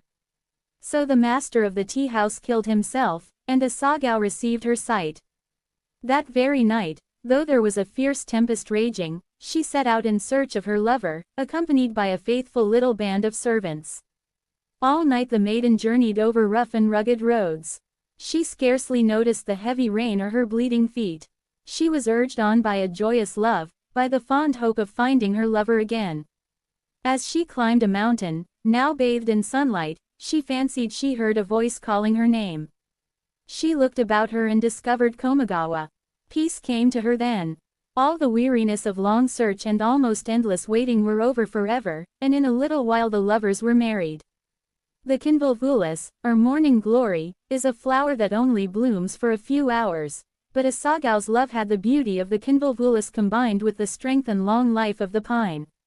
In their happy union they had remained true to the pledge of love upon their. Chapter 21. Thunder. The earth is full of saltpeter and sulfur, which rise in the form of mist, and, uniting in the sky, become a vapor that possesses the properties of gunpowder. When this nears the intense heat of the sun it explodes, like a natural gas, and the terrible sound is heard by all the world. The shock, striking animals and birds wandering in the clouds, hurls them to the ground. Therefore thunder, and lightning, and the creatures that tumble from the clouds during a storm, are not one and the same thing. Shinraiki Record of Thunder. Raiden. There are many quaint legends in regard to thunder, and in Bacon's Kumo no Teima Ama yo no Tsuki the moon, shining through a cloud rift, on a rainy night the famous Japanese novelist, who is an ardent believer in many of the superstitions of his country, has much to say in regard to Raiden, the god of thunder, and the supernatural beings associated with him. Raiden is usually depicted as having red skin, the face of a demon, with 2 claws on each foot, and carrying on his back a great wheel or ark of drums. He is often found in company with Fugen, or with his son, Reitaro.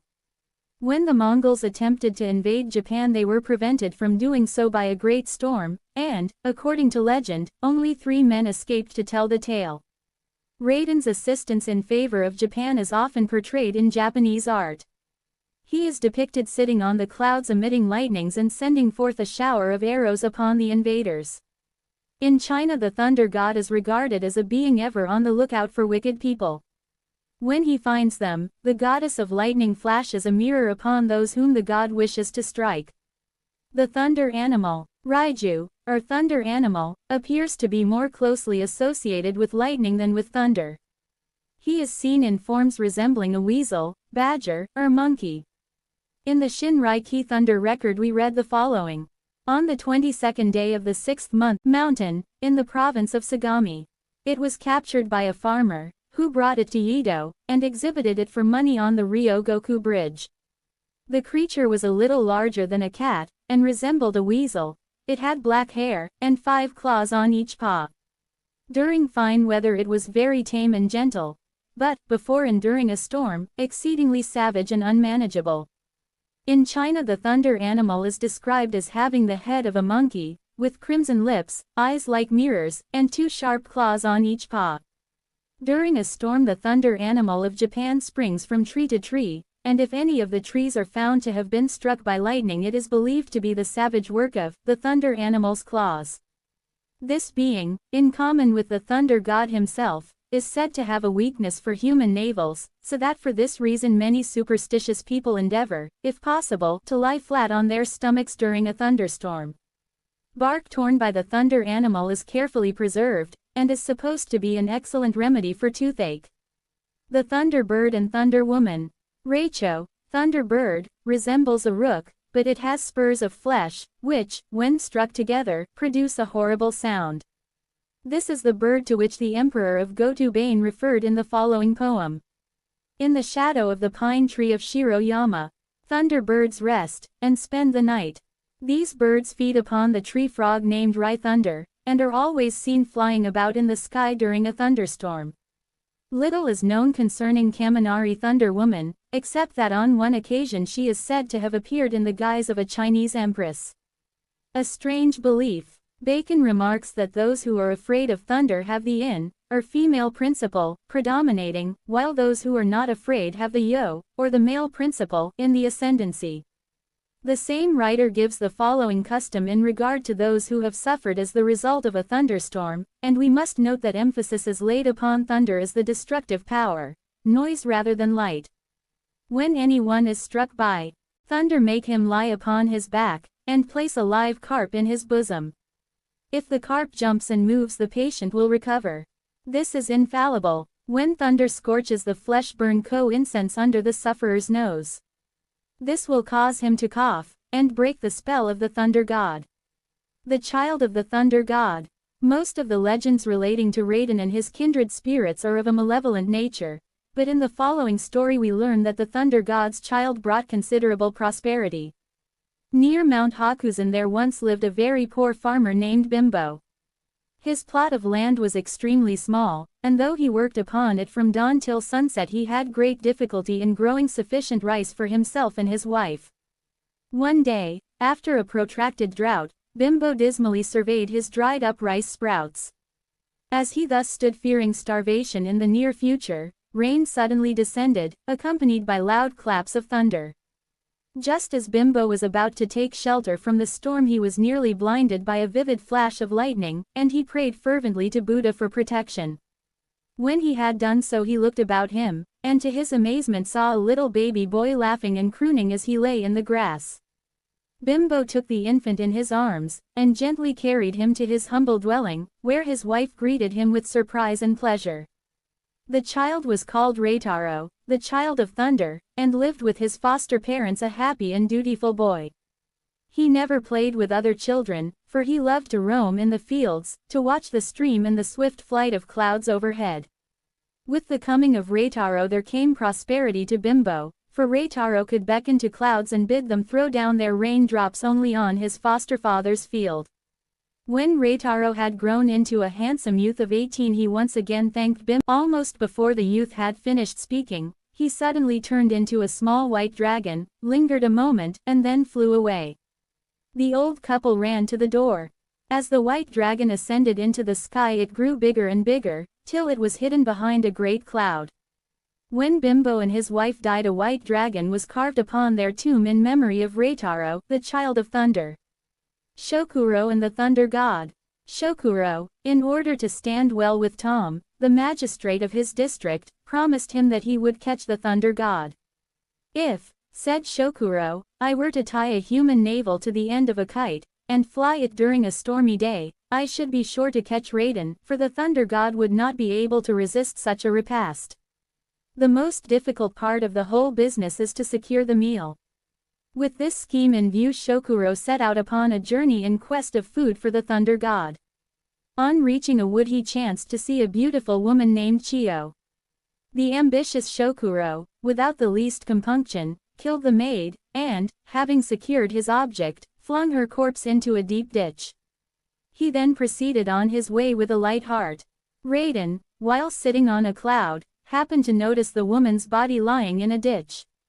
He descended quickly, and, being fascinated by the beauty of Chiyo, he took from his mouth a navel, restored her to life, and together they flew away into the sky. Some days later, Shokuro was out hunting for the Thunder God, his kite, with its gruesome relic, soaring high over the trees as it flew hither and thither in a strong wind. Chiyo saw the kite, and descended nearer and nearer to the earth. At last she held it in her hands and saw what was attached. Filled with indignation, she looked down in order to see who was flying the kite, and was much astonished to recognize her murderer. At this juncture Raiden descended in a rage, only to receive severe chastisement at the hands of Shokuro, who then made his peace with Chiyo, and afterwards became a famous man in the village. Chapter 22. Animal Legends. Magical Animals. Many of the following stories are the tales a Japanese mother narrates to her child, for animal stories make a universal appeal to the child mind. They are generally regarded as fairy stories, but they contain so much legendary material that it is necessary to include them in a book of this kind, for they tend to illustrate our subject in a lighter vein, where the miraculous is mingled with the humorous. We have devoted a separate chapter to fox legends on account of the importance of the subject, but it must be borne in mind that the supernatural characteristics of this animal apply also to the badger and cat, for in Japanese legend all three animals have been associated with an incalculable amount of mischief. The hare. The hare is supposed to attain, like the fox, tortoise, crane, and tiger, a fabulous age, extending to no less than 1,000 years.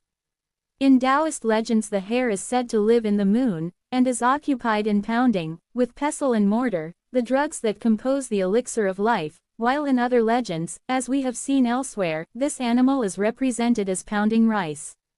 Shakyamuni, the Lord Buddha, according to legend, is said to have sacrificed himself as a hare in order that he might appease the hunger of Indra, who drew the animal upon the moon by way of showing his admiration. The fur of the hare becomes white when it has lived for 500 years, and we give below the famous legend from the Kojiki known as the White Hare of Inaba. The White Hare of Inaba. In ancient days there were 81 brothers, who were princes in Japan. With the exception of one brother they were quarrelsome fellows, and spent their time in showing all manner of petty jealousy, one toward the other. Each wanted to reign over the whole kingdom, and, in addition, each had the misfortune to wish to marry the princess of Yakami, in Inaba, one in persistently hating the brother who was gentle and peaceful in all his ways. At length, after many angry words, the 80 brothers decided to go to Inaba in order to visit the princess of Yakami, each brother fully resolved that he and he alone should be the successful suitor. The kind and gentle brother accompanied them, not, indeed, as a wooer of the fair princess, but as a servant who carried a large and heavy bag upon his back. At last the 80 princes, who had left their much-wronged brother far behind, arrived at Cape Keeda. They were about to continue their journey when they saw a white hare lying on the ground looking very miserable and entirely divested of fur. The 80 princes, who were much amused by the sorry plight of the hare, said, "If you want your fur to grow again, bathe in the sea, and, when you have done so, run to the summit of a high mountain and allow the wind to blow upon you." With these words the 80 heartless princes proceeded on their way. The hare at once went down to the sea, delighted at the prospect of regaining his handsome white fur. Having bathed, he ran up to the top of a mountain and lay down upon it. But he quickly perceived that the cold wind blowing on a skin recently immersed in salt water was beginning to crack and split. In addition to the humiliation of having no fur, he now suffered considerable physical pain, and he realized that the 80 princes had shamefully deceived him. While the hare was lying in pain upon the mountain, the kind and gentle brother approached, slowly and laboriously, owing to the heavy bag he carried. When he saw the weeping hare, he inquired how it was that the poor animal had met with such a misfortune. "Please stop a moment," said the hare, "and I will tell you how it all happened. I wanted to cross from the island of Oki to Cape Keeda, so I said to the crocodiles, 'I should very much like to know how many crocodiles there are in the sea, and how many hares on land,' into a long line, stretching from the island of Oki to Cape Keeda. I ran across their horny bodies, counting each as I passed. When I reached the last crocodile, I said, 'Oh foolish crocodiles, it doesn't matter to me how many there are of you in the sea, or how many hares on land. I only wanted you for a bridge in order that I might reach my destination.' Alas! My miserable boast cost me dear, for the last crocodile raised his head and snapped off all my fur." "Well," said the gentle brother, "I must say you were in the wrong and deserved to suffer for your folly." "Is that the end of your story?" "No," continued the hare. "I had no sooner suffered this indignity than the 80 princes came by, and lyingly told me that I might be cured by salt water and wind. Alas! Not knowing that they deceived me, I carried out their instructions, with the result that my body is cracked and extremely sore. Bathe in fresh water, my poor friend," said the good brother, "and when you have done so scatter the pollen of sedges upon the ground and roll yourself in it. This will indeed heal your sores and cause your fur to grow again." The hare walked slowly to the river, bathed himself, and then rolled about in sedge pollen. He had no sooner done so than his skin healed and he was covered once more with a thick coat of fur. The grateful hare ran back to his benefactor. "Those 80 wicked and cruel brothers of yours," said he, "shall never win the princess of Annaba. It is you who shall marry her and reign over the country." The hare's prophecy came true, for the 80 princes failed in their mission, while the brother who was good and kind to the white hare married the fair princess and became king of the country. The Crackling Mountain. An old man and his wife kept a white hare. One day a badger came and ate the food provided for the pet. The mischievous animal was about to scamper away when the old man, seeing what had taken place, tied the badger to a tree, and then went to a neighboring mountain to cut wood. When the old man had gone on his journey, the badger began to weep and to beg that the old woman would untie the rope. She had no sooner done so than the badger proclaimed vengeance and ran away. When the good white hare heard what had taken place, he set out to warn his master. But during his absence the badger returned, killed the old woman, assumed her form, and converted her corpse into broth. "I have made such excellent broth," said the badger, when the old man returned from the mountain. "You must be hungry and tired. Pray sit down and make a good meal." The old man, not suspecting treachery of any kind, consumed the broth and pronounced it excellent. "Excellent," sneered the badger. "You have eaten your wife. Her bones lie over there in that corner," and with these words he disappeared. While the old man was overcome with sorrow, and while he wept and bewailed his fate, the hare returned, grasped the situation, and scampered off to the mountain fully resolved to avenge the death of his poor old mistress. When the hare reached the mountain he saw the badger carrying a bundle of sticks on his back. Softly the hare crept up, and, unobserved, set light to the sticks, which began to crackle immediately. "This is a strange noise," said the badger. "What is it?" "The crackling mountain," replied the hare. The fire began to burn the badger, so he sprang into a river and extinguished the flames. But on getting out again he found that his back was severely burnt, and the pain he suffered was increased by a cayenne poultice which the delighted hare provided for that purpose. "To the moon," replied the hare. "Perhaps you would like to come with me." "Not in your boat," said the badger. "I know too well your tricks on the crackling mountain. But I will build a boat of clay for myself, and we will journey to the moon." Down the river went the wooden boat of the hare and the clay boat of the badger. Presently the badger's vessel began to come to pieces. The hare laughed derisively, and killed his enemy with his oar. Later on, when the loyal animal returned to the old man, he justly received much praise and loving care from his grateful master. The badger. The badger in legend has much in common with the fox. It can adopt human form and assume the shape of the moon, but in many legends it is described as a humorous creature, an animal intensely fond of a practical joke. The badger is frequently depicted in legend and art as playing a tattoo on its protuberant and drum-like stomach, and it is for this reason that Japanese jesters are sometimes called badgers. Kajutoyo and the badger. On one occasion Kajutoyo and his retainer went fishing. They had had excellent sport, and were about to return home, when a violent shower came on, and they were forced to take shelter under a willow tree. After waiting for some time the rain showed no sign of abating, and as it was already growing dark they decided to continue their journey in spite of the inclement weather. They had not proceeded far when they perceived a young girl weeping bitterly. Kajutoyo regarded her with suspicion, but his retainer was charmed by the maiden's great beauty, and inquired who she was and why she lingered on such a stormy night.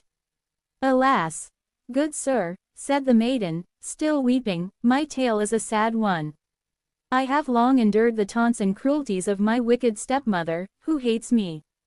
Tonight she spat upon me and beat me.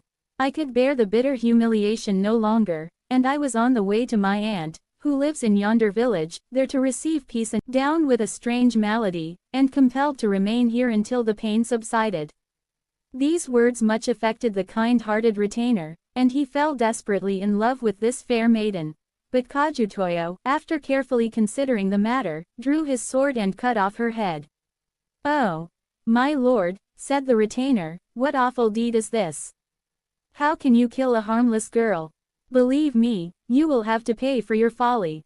"You do not understand," replied Kajutoyo, "but all I ask is that you keep silence in the matter." When they reached home Kajutoyo soon fell asleep. But his retainer, after brooding over the murder of the fair maiden, went to his lord's parents and told them the whole pitiful story. Kajutoyo's father was stricken with anger when he heard the dreadful tale. He at once went to his son's room, roused him, and said, "Oh, miserable murderer! How could you slay an innocent girl without the least provocation? You have shamed the honorable name of samurai, a name that stands for true chivalry and for the defense of the weak and helpless. You have brought dishonor upon our house, and it is my duty to take your life." Having said these words, he drew his sword. "Sir," replied Kajutoyo, without flinching at the shining weapon, "you, like my retainer, do not understand. It has been given me to solve certain mysteries, and with that knowledge I assure you that I have not been guilty of so foul a crime as you suppose, but have been loyal to the fair calling of a samurai. The girl I cut down with my sword was no mortal. Be pleased to go tomorrow with your retainers to the spot where this scene occurred.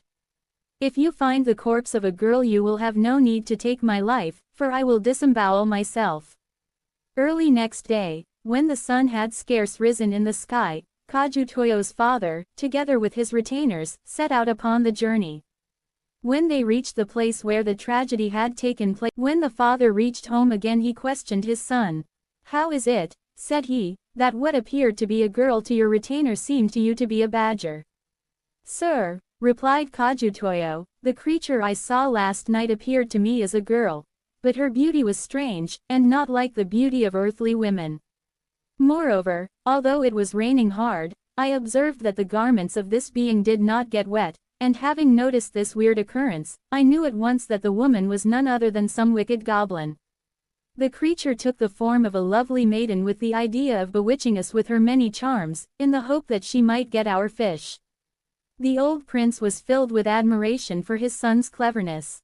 Having discovered so much foresight and prudence, he resolved to abdicate, and proclaim Kajutoyo Prince of Tosa in his stead. The miraculous tea kettle. One day a priest of the Morinji temple put his old tea kettle on the fire in order that he might make himself a cup of tea. No sooner had the kettle touched the fire than it suddenly changed into the head, tail, and legs of a badger. The novices of the temple were called in to see the extraordinary sight. While they gazed in utter astonishment, the badger, with the body of a kettle, rushed nimbly about the room, and finally flew into the air.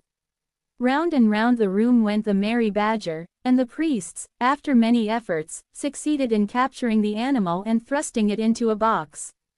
Shortly after this event had taken place, a tinker called at the temple, and the priest thought it would be an excellent idea if he could induce the good man to buy his extraordinary tea kettle.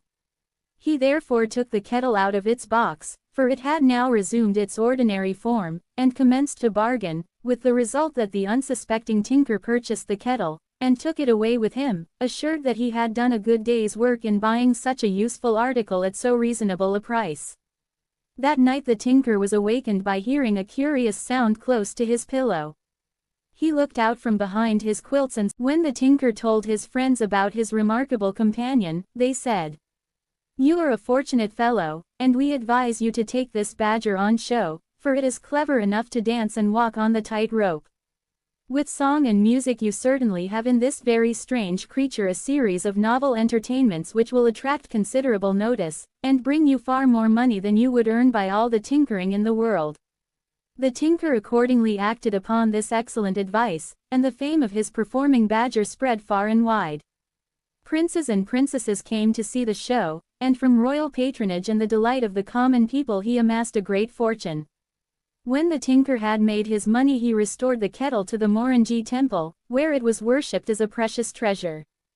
The cat. Feed a dog for 3 days and he will remember your kindness for 3 years. Feed a cat for 3 years and she will forget your kindness in 3 days. A Japanese proverb. The Japanese cat, with or without a tail, is very far from being popular, for this animal and the venomous serpent were the only two creatures that did not weep when the Lord Buddha died. Nipponese cats seem to be under a curse, and for the most part they are left to their own resources frequently associated with supernatural powers. Like foxes and badgers, they are able to bewitch human beings. Professor B. H. Chamberlain writes in Things Japanese. Among Europeans an irreverent person may sometimes be heard to describe an ugly, cross old woman as a cat. In Japan, the land of topsy-turvydom, that nickname is colloquially applied to the youngest and most attractive, the singing girls. The comparison seems strange to us, but the allusion no doubt refers to the power of witchery common alike to the singing girl and the cat. The Japanese cat, however, is regarded with favor among sailors, and the Mike Neko, or cat of 3 colors, is most highly secure a ship's cat, in the belief that this animal will keep off the spirits of the deep. Many sailors believe that those who are drowned at sea never find spiritual repose. They believe that they everlastingly lurk in the waves and shout and wail as junks pass by. To such men the breakers beating on the seashore are the white, grasping hands of innumerable spirits, and they believe that the sea is crowded with obaki, honorable ghosts. The Japanese cat is said to have control over the dead. The vampire cat. The Prince of Hizen, a distinguished member of the Nabeshima family, lingered in the garden with Otoyo, the favorite among his ladies. When the sun set they retired to the palace, but failed to notice that they were being followed by a large cat. Otoyo went to her room and fell asleep. At midnight she awoke and gazed about her, as if suddenly aware of some dreadful presence in the apartment. At length she saw, crouching close beside her, a gigantic cat, and before she could cry out for assistance the animal sprang upon her and strangled her. The animal then made a hole under the veranda, buried the corpse, and assumed the form of the beautiful Otoyo. The prince, who knew nothing of what had happened, continued to love the false Otoyo, unaware that in reality he was caressing a foul beast. He noticed, little by little, that his strength failed, and it was not long before he became dangerously ill. Physicians were summoned, but they could do nothing to restore the royal patient. It was observed that he suffered most during the night, and was troubled by horrible dreams. This being so, his counselors arranged that 100 retainers should sit with their lord and keep watch while he slept. The watch went into the sick room, but just before 10 o'clock it was overcome by a mysterious drowsiness. When all the men were asleep, the false Otoyo crept into the apartment and disturbed the prince until sunrise. Night after night the retainers came to guard their master, but during this time the prince grew worse, and at length a priest named Rudin was appointed to pray on his behalf. One night, while he was engaged in his supplications, he heard a strange noise proceeding from the garden. On looking out of the window he saw a young soldier washing himself. When he had finished his ablutions he stood before an image of Buddha, and prayed most ardently for the recovery of the prince. Rudin, delighted to find such zeal and loyalty, invited the young man to enter his house, and when he had done so inquired his name. "I am Ito Soda," said the young man, "and serve in the infantry of Nabeshima. I have heard of my lord's sickness and long to have the honor of nursing him, but being of low rank it is not meet that I should come into his presence.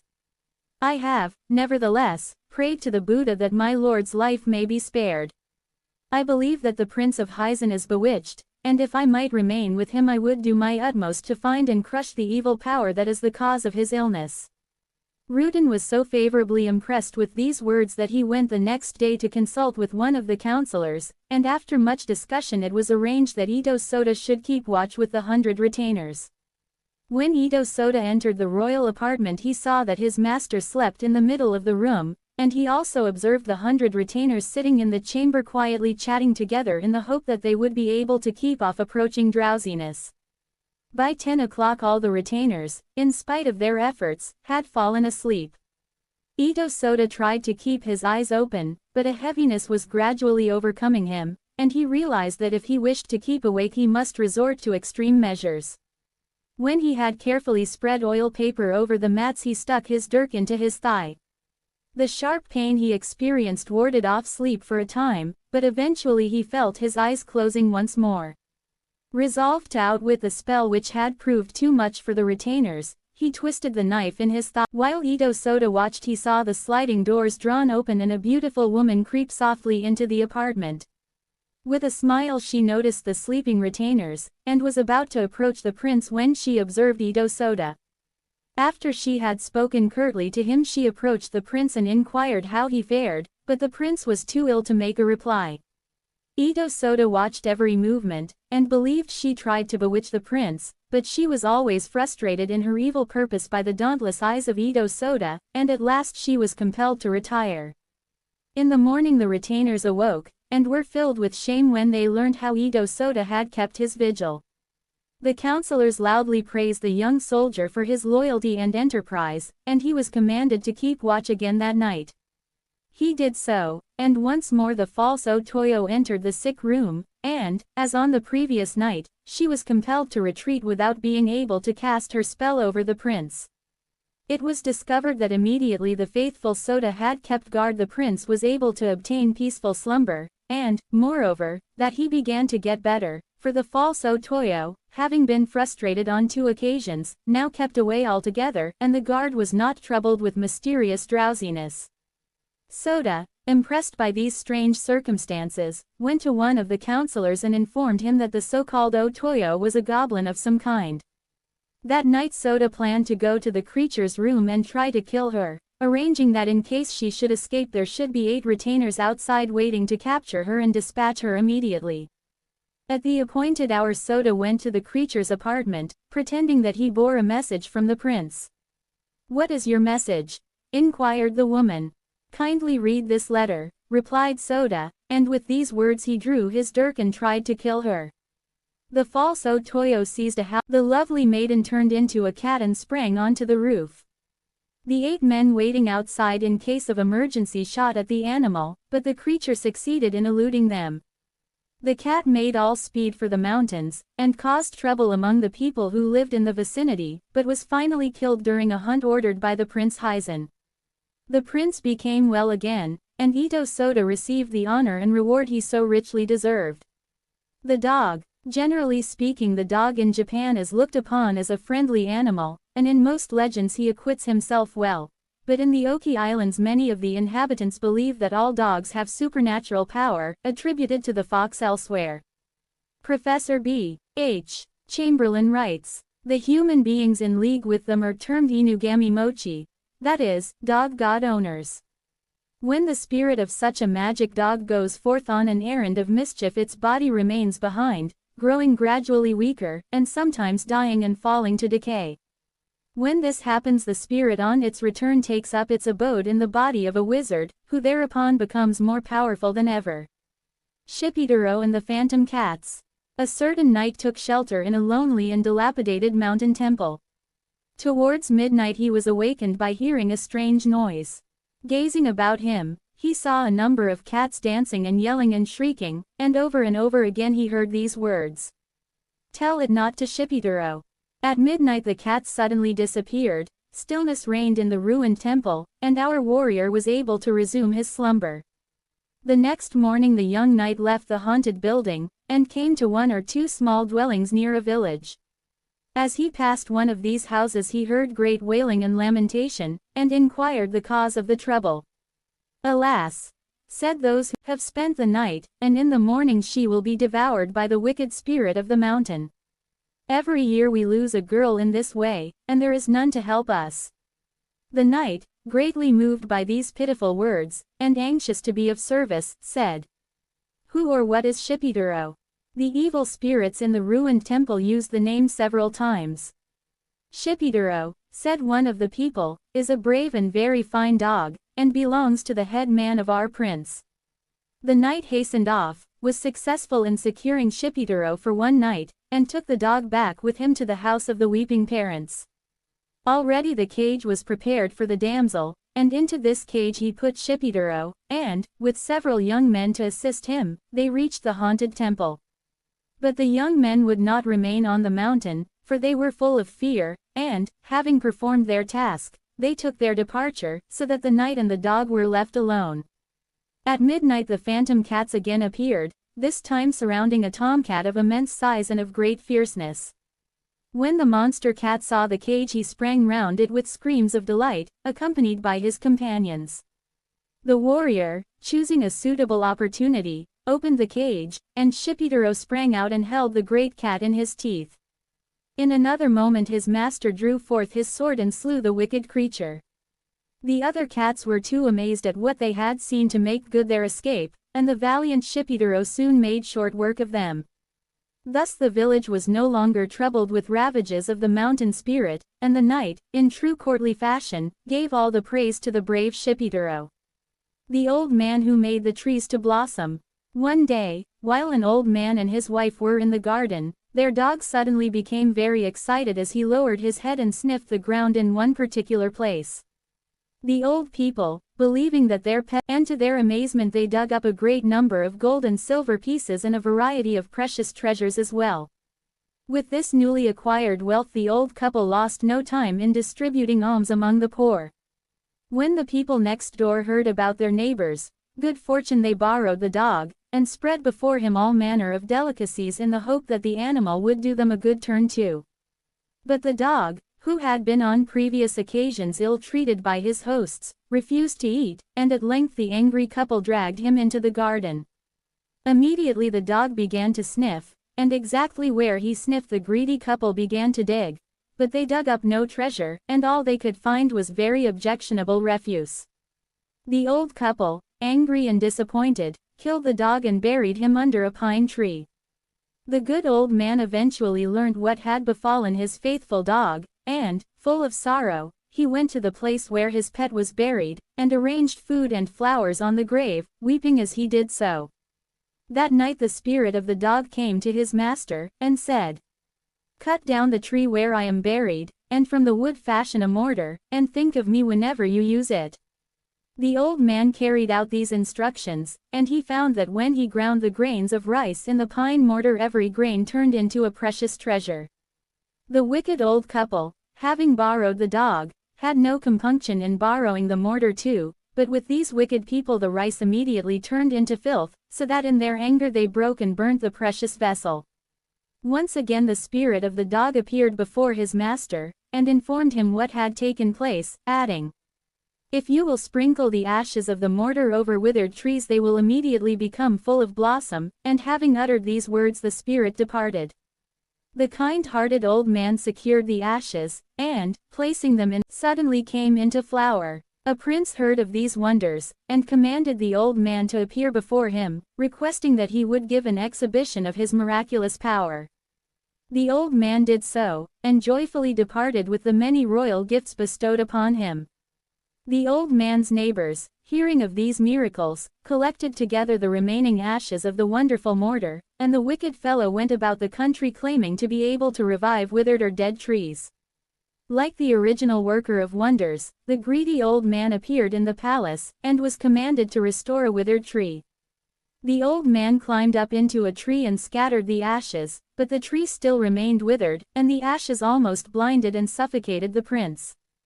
Upon this the old impostor was almost beaten to death, and he went away in a very miserable state indeed.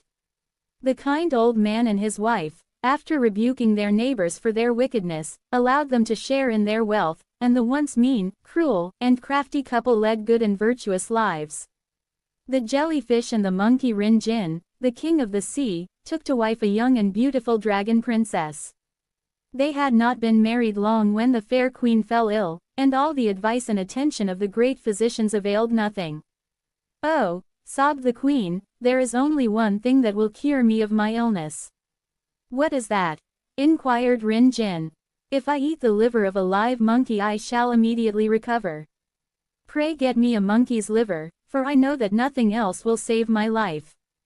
So Rin Jin called a jellyfish to his side, and said, "I want you to swim to the land and return with a live monkey on your back, for I wish to use his liver that our queen may be restored to health again. You are the only creature who can perform this task, for you alone have legs and are able to walk about on shore.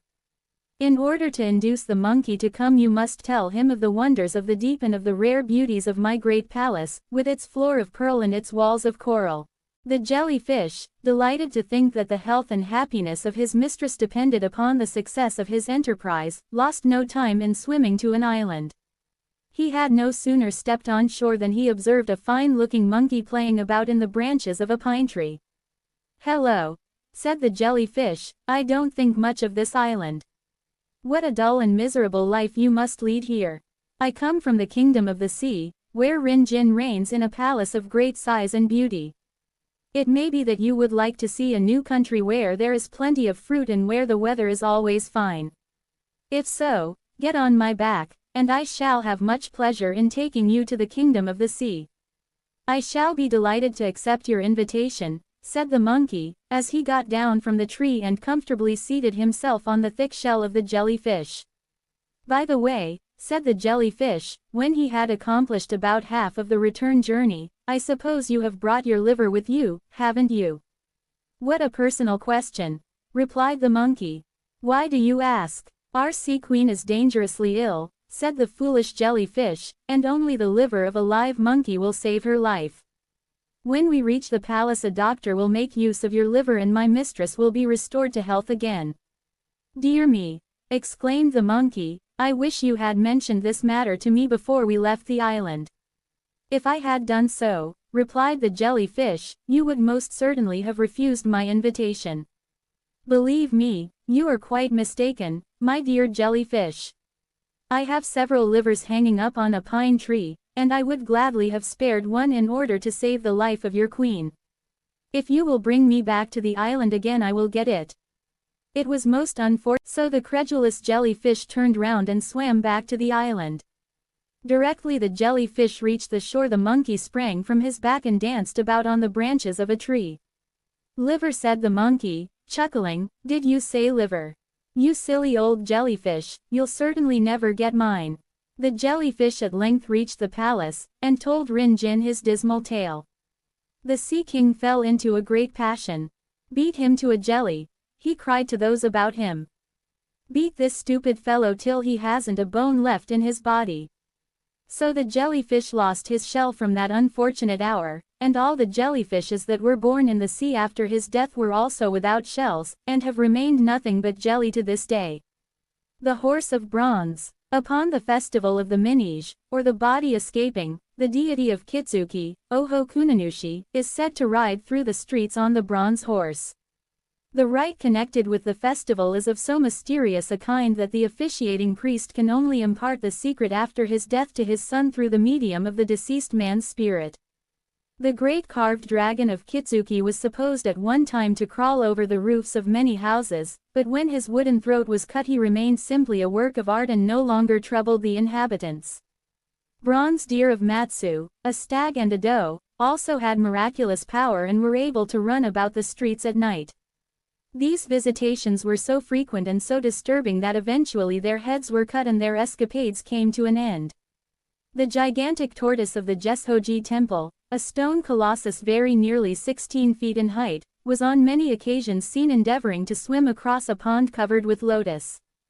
This creature, like those we have just mentioned, was Chapter 23, Bird and Insect Legends. Birds. We have already noticed certain birds mentioned in Japanese legend, the pheasant in the story of Momotaro, the ho-ho bird, the bridge of magpies in the account of Tanabata, the mysterious light said to shine from the blue heron, the thunder bird, and c. The sekure, or wagtails, are sacred to Izanagi and Izanami, for it was through these birds that these divinities first learnt the art of love, and not even the god of scarecrows can frighten them. When the great hero Yamato Take died he was supposed to have been transformed into a white bird, and we read in the Hojoki that Chome fancied he heard in the note of a copper pheasant the cry of his mother. Mythical creatures such as the Tengu possess certain bird-like qualities, but they cannot be classed under the heading of birds, and for this reason they are dealt with elsewhere. The cock. The god of Miyonaseki detests cocks and hens and everything pertaining to these birds, and the inhabitants respect his very marked dislike. On one occasion a certain steamer, shortly after making for the open sea, encountered a severe storm, and it was thought that the god of Miyonaseki, who is the god of mariners, must have been seriously offended.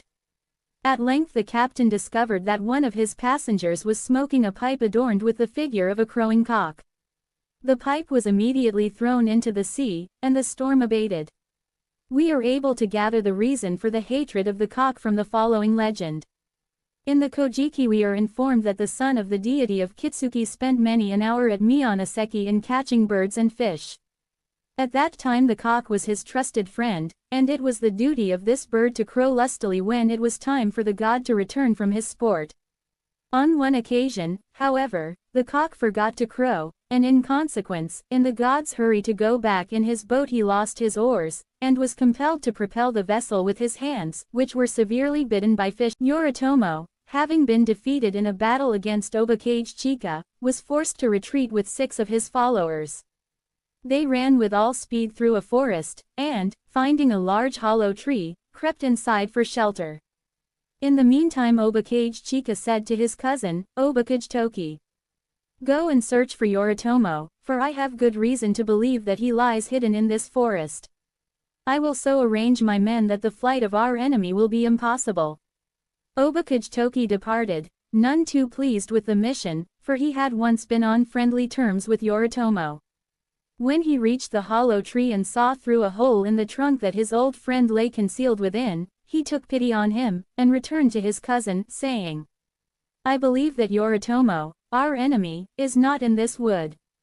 When Obakage Chika heard these words he cried fiercely, "You lie! How could Yoritomo make his escape so soon and with my men standing on guard about the forest?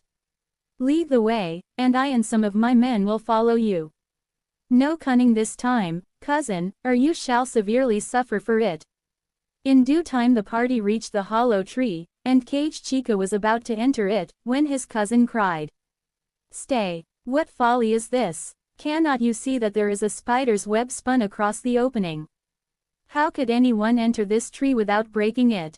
Let us spend our time more profitably elsewhere. Cage Chica, however, was still suspicious concerning his cousin, and he thrust his bow into the hollow trunk. It almost touched the crouching Yoritomo, when two white doves suddenly flew out of the cavity. "Alas!" exclaimed Cage Chica, "you are right, our enemy cannot lie concealed here, for doves in a cobweb would not admit of such a thing." By the timely aid of two doves and a spider's web the great hero Yoritomo made good his escape, and when, in later years, he became shogun he caused shrines to be erected to Hachiman, the god of war, in recognition of his deliverance, for the doves of Japan are recognized as the messengers of war, and not of peace, as is the case in our own country. The Hototogisu, a solitary voice. Did the moon cry? 'Twas but the Hototogisu. From the Japanese. There is a mysterious bird called the Hototogisu which plaintively cries its own name, dividing it into syllables thus, Hototogisu. According to legend it is no earthly bird, but wanders from the realm of the dead at the end of May, and warns all peasants who see it that it is time to sow the rice. Some interpret the bird's note as meaning, "Has the kakimono been suspended?" Others that it gently repeats, "Surely it is better to return home." The latter interpretation is characteristically Japanese, for if it is believed that souls return in the summer time, it is reasonable to suppose that at least one of the birds should fly back to the old woods and streams and hills of Nippon. The tongue-cut sparrow. A cross old woman was at her wash-tub when her neighbor's pet sparrow ate up all the starch, mistaking it for ordinary food. The old woman was so angry at what had happened that she cut out the sparrow's tongue, and the unfortunate bird flew away to a mountain. When the old couple to whom the sparrow belonged heard what had taken place, they left their home and journeyed a great distance until they had the good fortune to find their pet again. The sparrow was no less delighted to meet his master and mistress, and begged them to enter his house.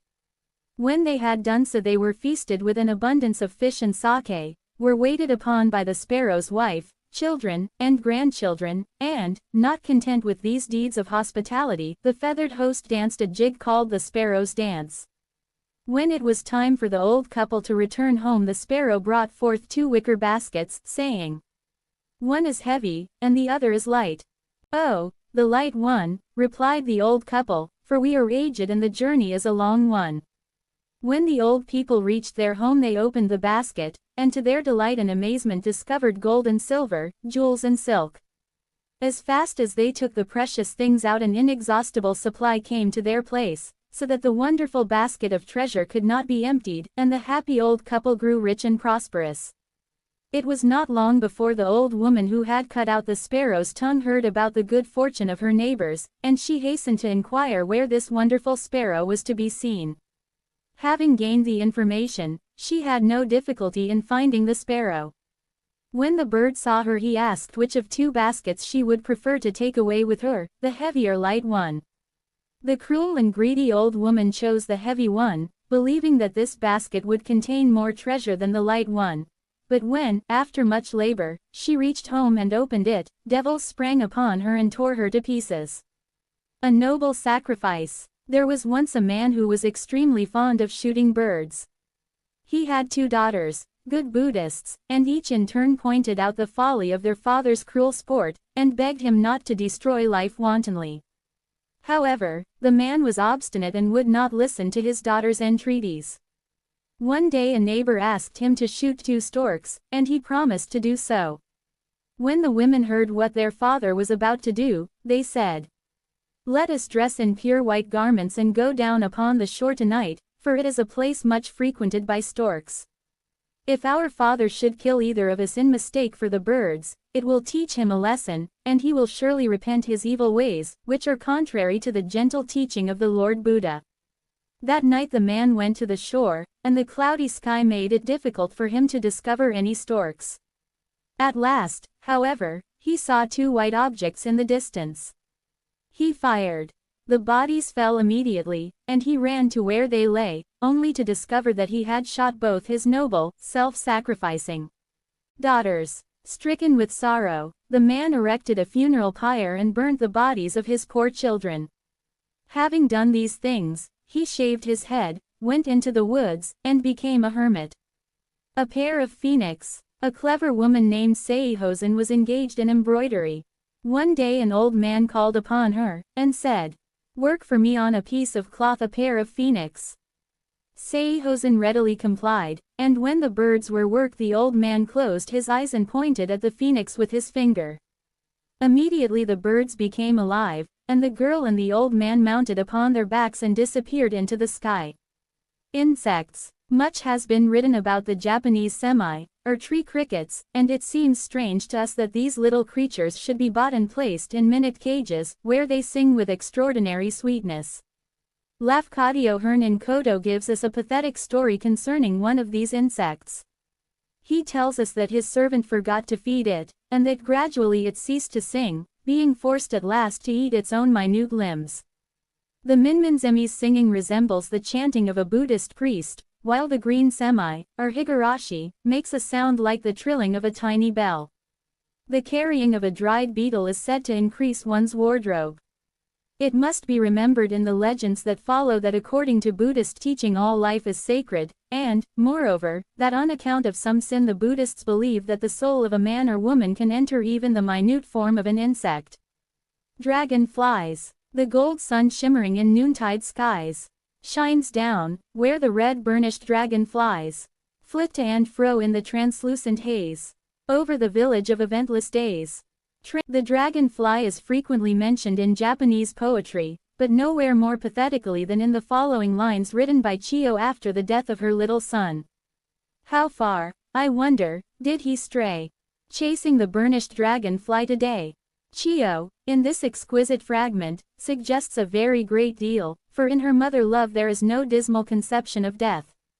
She regards the future life of her little one as the happiest hour of playtime.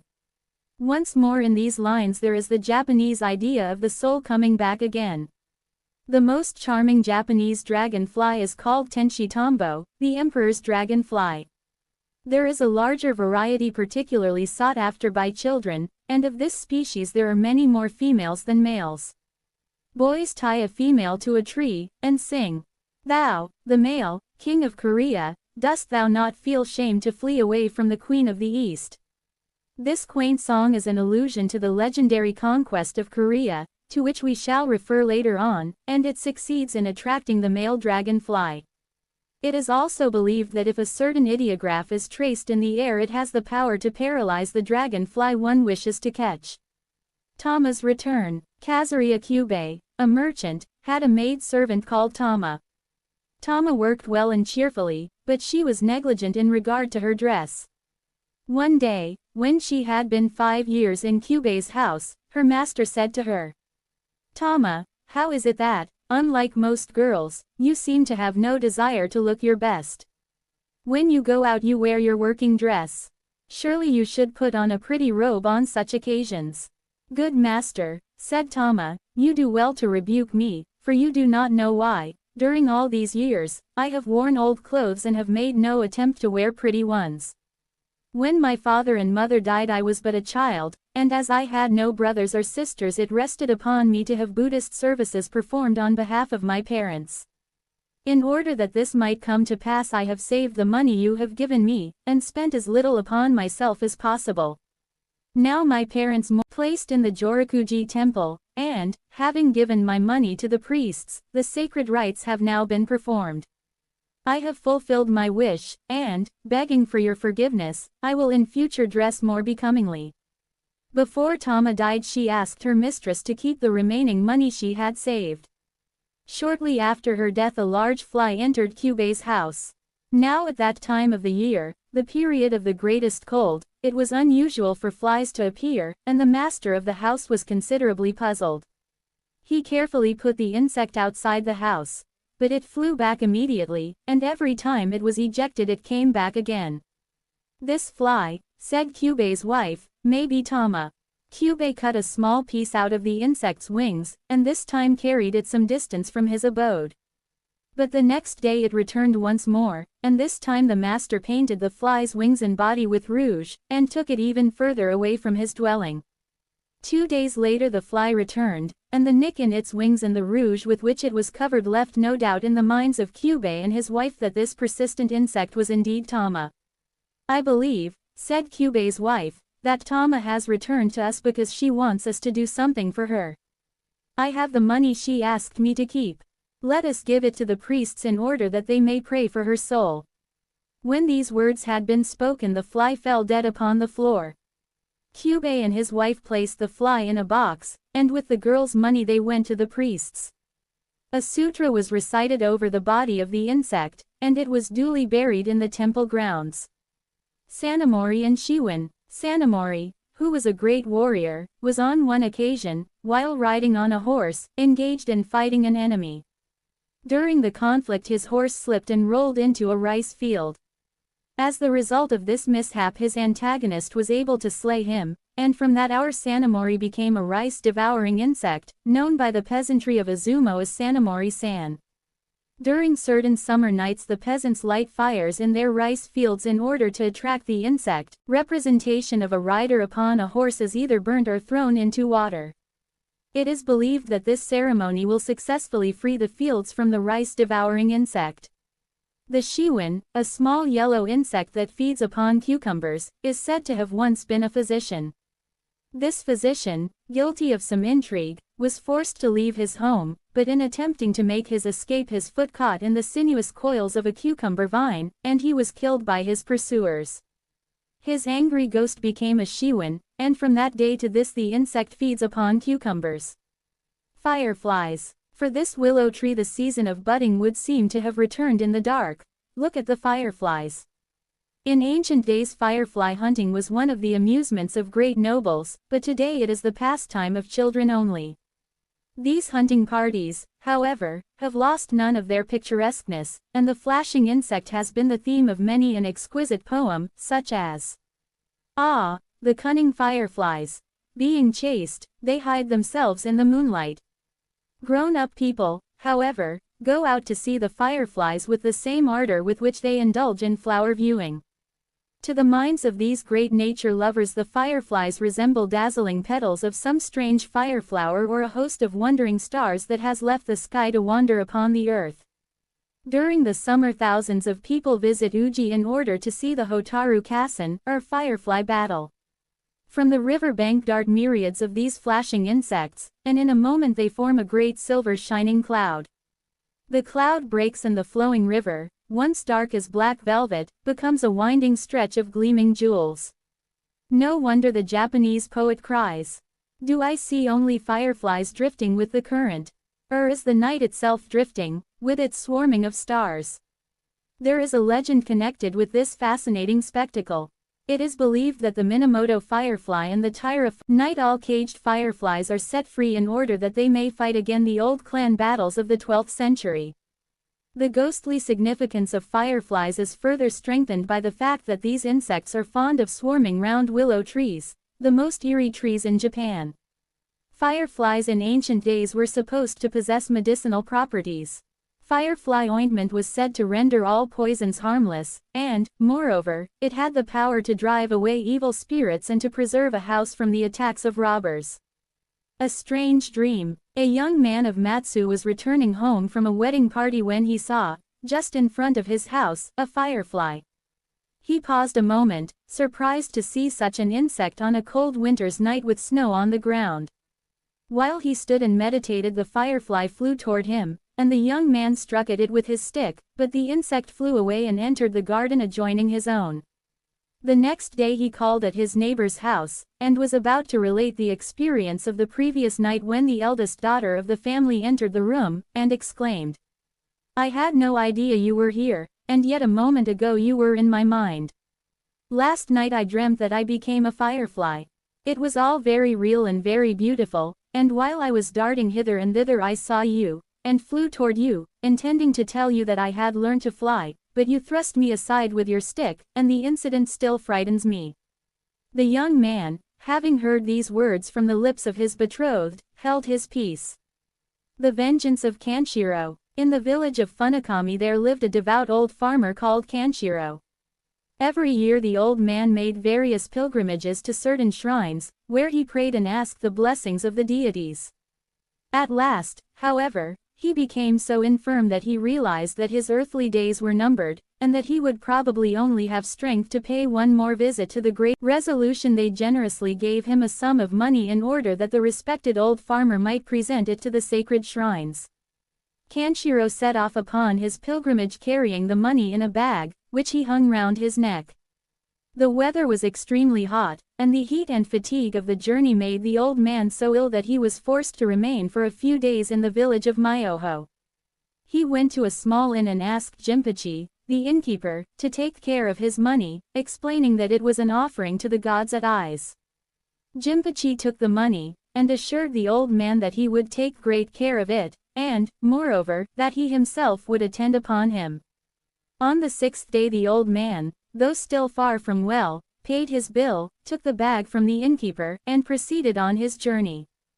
As Kanshiro observed many pilgrims in the vicinity, he did not look into the bag, but carefully concealed it in the sack containing spare raiment and food. When Kanshiro at length rested under a pine tree, he took out the bag and looked inside. Alas! The money had been stolen, and stones of the same weight inserted in its place. The old man hastily returned to the innkeeper and begged him to restore the money. Jinpachi grew extremely angry, and gave him a severe beating. The poor old man crawled away from the village, and 3 days later, with indomitable courage, he succeeded in reaching the sacred shrines at Ise. He sold his property in order to refund the money his good neighbors had given him, and with what remained he continued his pilgrimage, till at last he was forced to beg for food. 3 years later Kanshiro went to the village of Myoto, and found that the innkeeper who had treated him so badly was now comparatively well off, and lived in a large house. The old man went to him, and said, "You have stolen sacred money from me, and I have sold my little property in order that I might refund it to those who had given it to me. Ever since that time I have been a beggar, but be assured vengeance shall fall upon you." Jinpachi cursed the old man and told him that he had not stolen his money. Him away from the house, and told him that he would be arrested if he dared to return. At the end of the village the old man died, and a kindly priest took his body to a temple, respectfully burned it, and offered up many holy prayers for his good and loyal soul.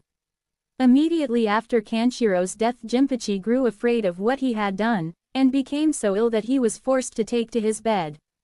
When he had lost all power of movement, a great company of fireflies flew out of the farmer's tomb and surrounded Jinpachi's mosquito curtain, and tried to break it down. Many of the villagers came to Jinpachi's assistance and killed a number of fireflies, but the stream of shining insects that flew from Kanshiro's tomb never lessened. Hundreds were killed, but thousands came to take their place. The room was ablaze with firefly light, and the mosquito curtain sank beneath their ever-increasing weight. At this remarkable sight some of the villagers murmured, "Jinpachi stole the old man's money after all. This is the vengeance of Kanshiro." Even while they spoke the curtain broke and the fireflies rushed into the eyes, ears, mouth, and nose of the terrified Jinpachi. For 20 days he screamed aloud for mercy, but no mercy came. Thicker and thicker grew the stream of flashing, angry insects, till at last they killed the wicked. Chapter 24. Concerning tea. The first cup moistens my lips and throat, the second cup breaks my loneliness, the third cup searches my inmost being. The fourth cup raises a slight perspiration. All the wrong of life passes away through my pores. At the fifth cup I am purified. The sixth cup calls me to the realms of immortals. The seventh cup. Ah, but I could take no more. I only feel the breath of cool wind that rises in my sleeves. Where is Horizon? Let me ride on this sweet breeze and waft away thither. Lotong. Tea drinking in England and Japan. In England we regard tea simply as a beverage, a refreshing and mild stimulant over which ladies are wont to gossip with their neighbors. There is nothing romantic about our teapots and kettles and spoons. They come from the kitchen and are returned to the kitchen with prescribed regularity. We have a few stock comments on the subject of tea, and can quote the exact price our grandmothers paid for this beverage.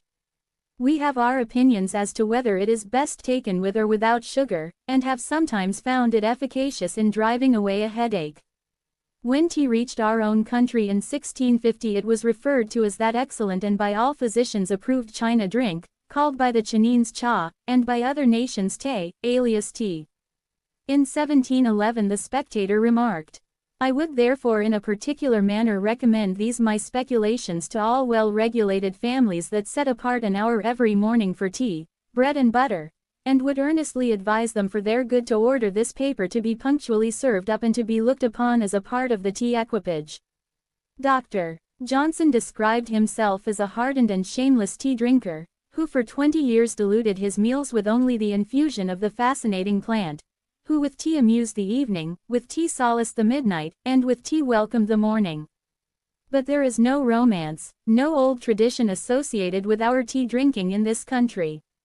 Perhaps it is as well that the ladies sitting in our fashionable drawing rooms are unacquainted. Meditations. When he awoke he cut off his offending eyelids and flung them on the ground, where they were immediately transformed into the first tea plant. In Japan tea drinking has become a ritual. It is not so much a social function as a time for peaceful meditation. The elaborate tea ceremonies, cha no yu, have their tea masters, etiquette, and numerous observances. A cup of Japanese tea is combined with spiritual and artistic enlightenment. But before discussing these very interesting ceremonies we must learn something about the significance of tea in China, for it was the drinking of this beverage in the Celestial Kingdom, associated with the rarest porcelain and aesthetic and religious thought, that inspired the tea cult in the land of the gods. Tea in China. The tea plant, a native of southern China, was originally regarded as a medicine. It was referred to in the classics by such names as Tu, Sei, Chung, Ka, and Ming, and was much esteemed on account of its medicinal properties. It was regarded as an excellent lotion for strengthening the eyes, and, moreover, had the power to banish fatigue, strengthen the will, and delight the soul. It was sometimes made in the form of a paste, and was believed to be efficacious in reducing rheumatic pain. The Taoists went so far as to claim that tea was one of the ingredients of the elixir of life, while the Buddhist priests drank it whenever it was necessary for them to meditate during the long hours of the night. Luwa and the Chongqing. In the 4th and 5th centuries we find that tea became a highly favored beverage among the people of the Yangtze-Kiang Valley. At this time, too, poets waxed eloquent in its praise, and described it as the froth of the liquid jade. But tea at that time was a very horrible concoction indeed, for it was boiled with rice, salt, ginger, orange peel, and not infrequently with onions. However, Luwa, who lived in the 8th century, discountenanced the strange mixture we have just referred to. He had keen poetic insight, that the ceremony of drinking it made for harmony and order in daily life. In his Chalking the Holy Scripture of Tea he describes the nature of the tea plant, and how its leaves should be gathered and selected. He was of the opinion that the best leaves should have creases like the leathern boot of Tartar horsemen, curl like the dewlap of a mighty bullock, unfold like a mist rising out of a ravine, gleam like a lake touched by a zephyr, and be wet and soft like fine earth newly swept by rain. Luwa describes the various utensils connected with the tea ceremony, and asserts that the green beverage should be drunk from blue porcelain cups. He discourses on the subject of the choice of water and the manner of boiling it. In poetical language he describes the 3 stages of boiling. He compares the little bubbles of the first boil with the eyes of fishes, the bubbles of the second boil with a fountain crowned with clustering crystal beads, and the final boil is described as resembling the surge of miniature billows. The concluding chapters of the Chalking deal with the vulgar and unorthodox methods of drinking tea, and the ardent master gives a list of celebrated tea drinkers, and enumerates the famous Chinese tea plantations. Luwu's fascinating book was regarded as a masterpiece. He was sought after by the Emperor Taisong, attracted many disciples, and was regarded as the greatest authority on tea and tea drinking. His fame did not die with him, for since his death Chinese tea merchants have worshipped him as a tutelary god. The Japanese tea ceremony. It is believed that the great Buddhist saint, Dengyo Daishi, introduced tea into Japan from China in AD 805. In any case tea drinking in Nippon was associated with Buddhism, and most particularly with the Zen sect, which had incorporated so many of the Taoist doctrines. The priests of this order drank tea from a single bowl before the image of Bodhidharma Daruma. They did so in the spirit of reverence, and regarded the tea drinking as a holy sacrament. It was this Zen observance, strictly of a religious, the tea ceremonies, writes Professor B. H. Chamberlain, have undergone 3 transformations during the 600 or 700 years of their existence. They have passed through a medico-religious stage, a luxurious stage, and, lastly, an aesthetic stage. In the religious stage, the Buddhist priest Isai wrote a pamphlet entitled The Salutary Influence of Tea Drinking, in which he asserted that this beverage had the power to drive away evil spirits. He introduced a religious ceremonial in regard to the worship of ancestors, accompanied by the beating of drums and the burning of incense. Isai wrote his tract with the intention of converting Minamoto no Sanetomo from his vicious love of the wine cup, and endeavored to show the superiority of the tea plant over the juice of the grape. We find that the tea ceremonies for the time being lost their religious significance. The daimyos, writes Professor Chamberlain, who daily took part in them, reclined on couches spread with tiger skins and leopard skins. The walls of the spacious apartments in which the guests assembled were hung, not only with Buddhist pictures, but with damask and brocade, with gold and silver vessels, and swords in splendid sheaths. Precious perfumes were burnt, rare fishes and strange birds were served up with sweetmeats and wine, and the point of the entertainment consisted in guessing where the material for each cup of tea had been produced. For as many brands as possible were brought in, to serve as a puzzle or jeu de société. Every right guess procured for him who made it the gift of one of the treasures that were hung round the room. But he was not allowed to carry it away himself. The rules of the tea ceremonies, as then practiced, ordained that all the things rich and rare that were exhibited must be given by their winners to the singing and dancing girls, troops of whom were present to help the company in their carousal. This variety of tea ceremony, which appears to have been more of an orgy than anything else, reflected the luxurious and dissolute age in which it was practiced.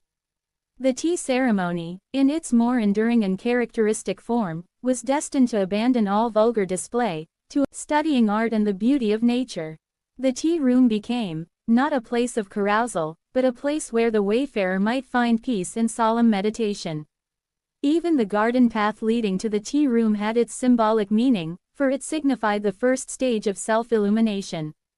The following was Kobori Enshiu's idea of the path leading to the tea room.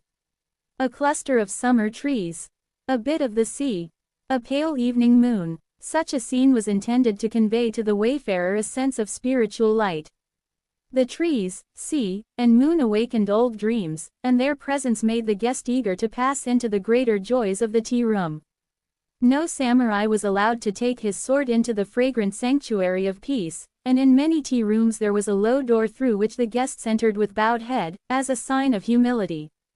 In silence the guests made obeisance before a kakimono, or some simple and beautiful flower on the tokonoma alcove, and then seated themselves upon the mats. When they had done so the host entered and the water was heard to boil in the kettle with a musical sound, because of some pieces of iron which it contained. Even the boiling of the kettle was associated with poetical ideas, for the song of water and metal was intended to suggest the echoes of a cataract muffled by clouds, of a distant sea breaking among the rocks, a rainstorm sweeping through a bamboo forest, or of the soughing of pines on some faraway hill. There was a sense of harmony in the tea room. The light was like the mellow light of evening, and the garments of the company were as quiet and unobtrusive as the gray wings of a moth.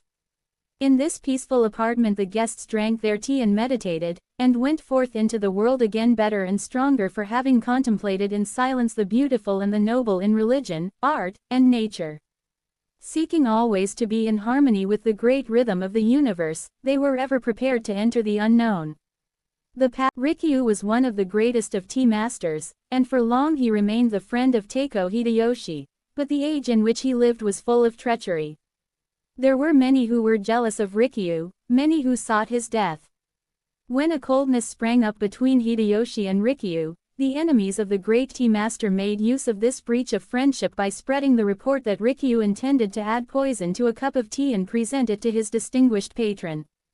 Hideyoshi soon heard of the rumor, and without troubling to examine the matter he condemned Rikyū to die by his own hand. On the last day of the famous tea master's life he invited many of his disciples to join with him in his final tea ceremony.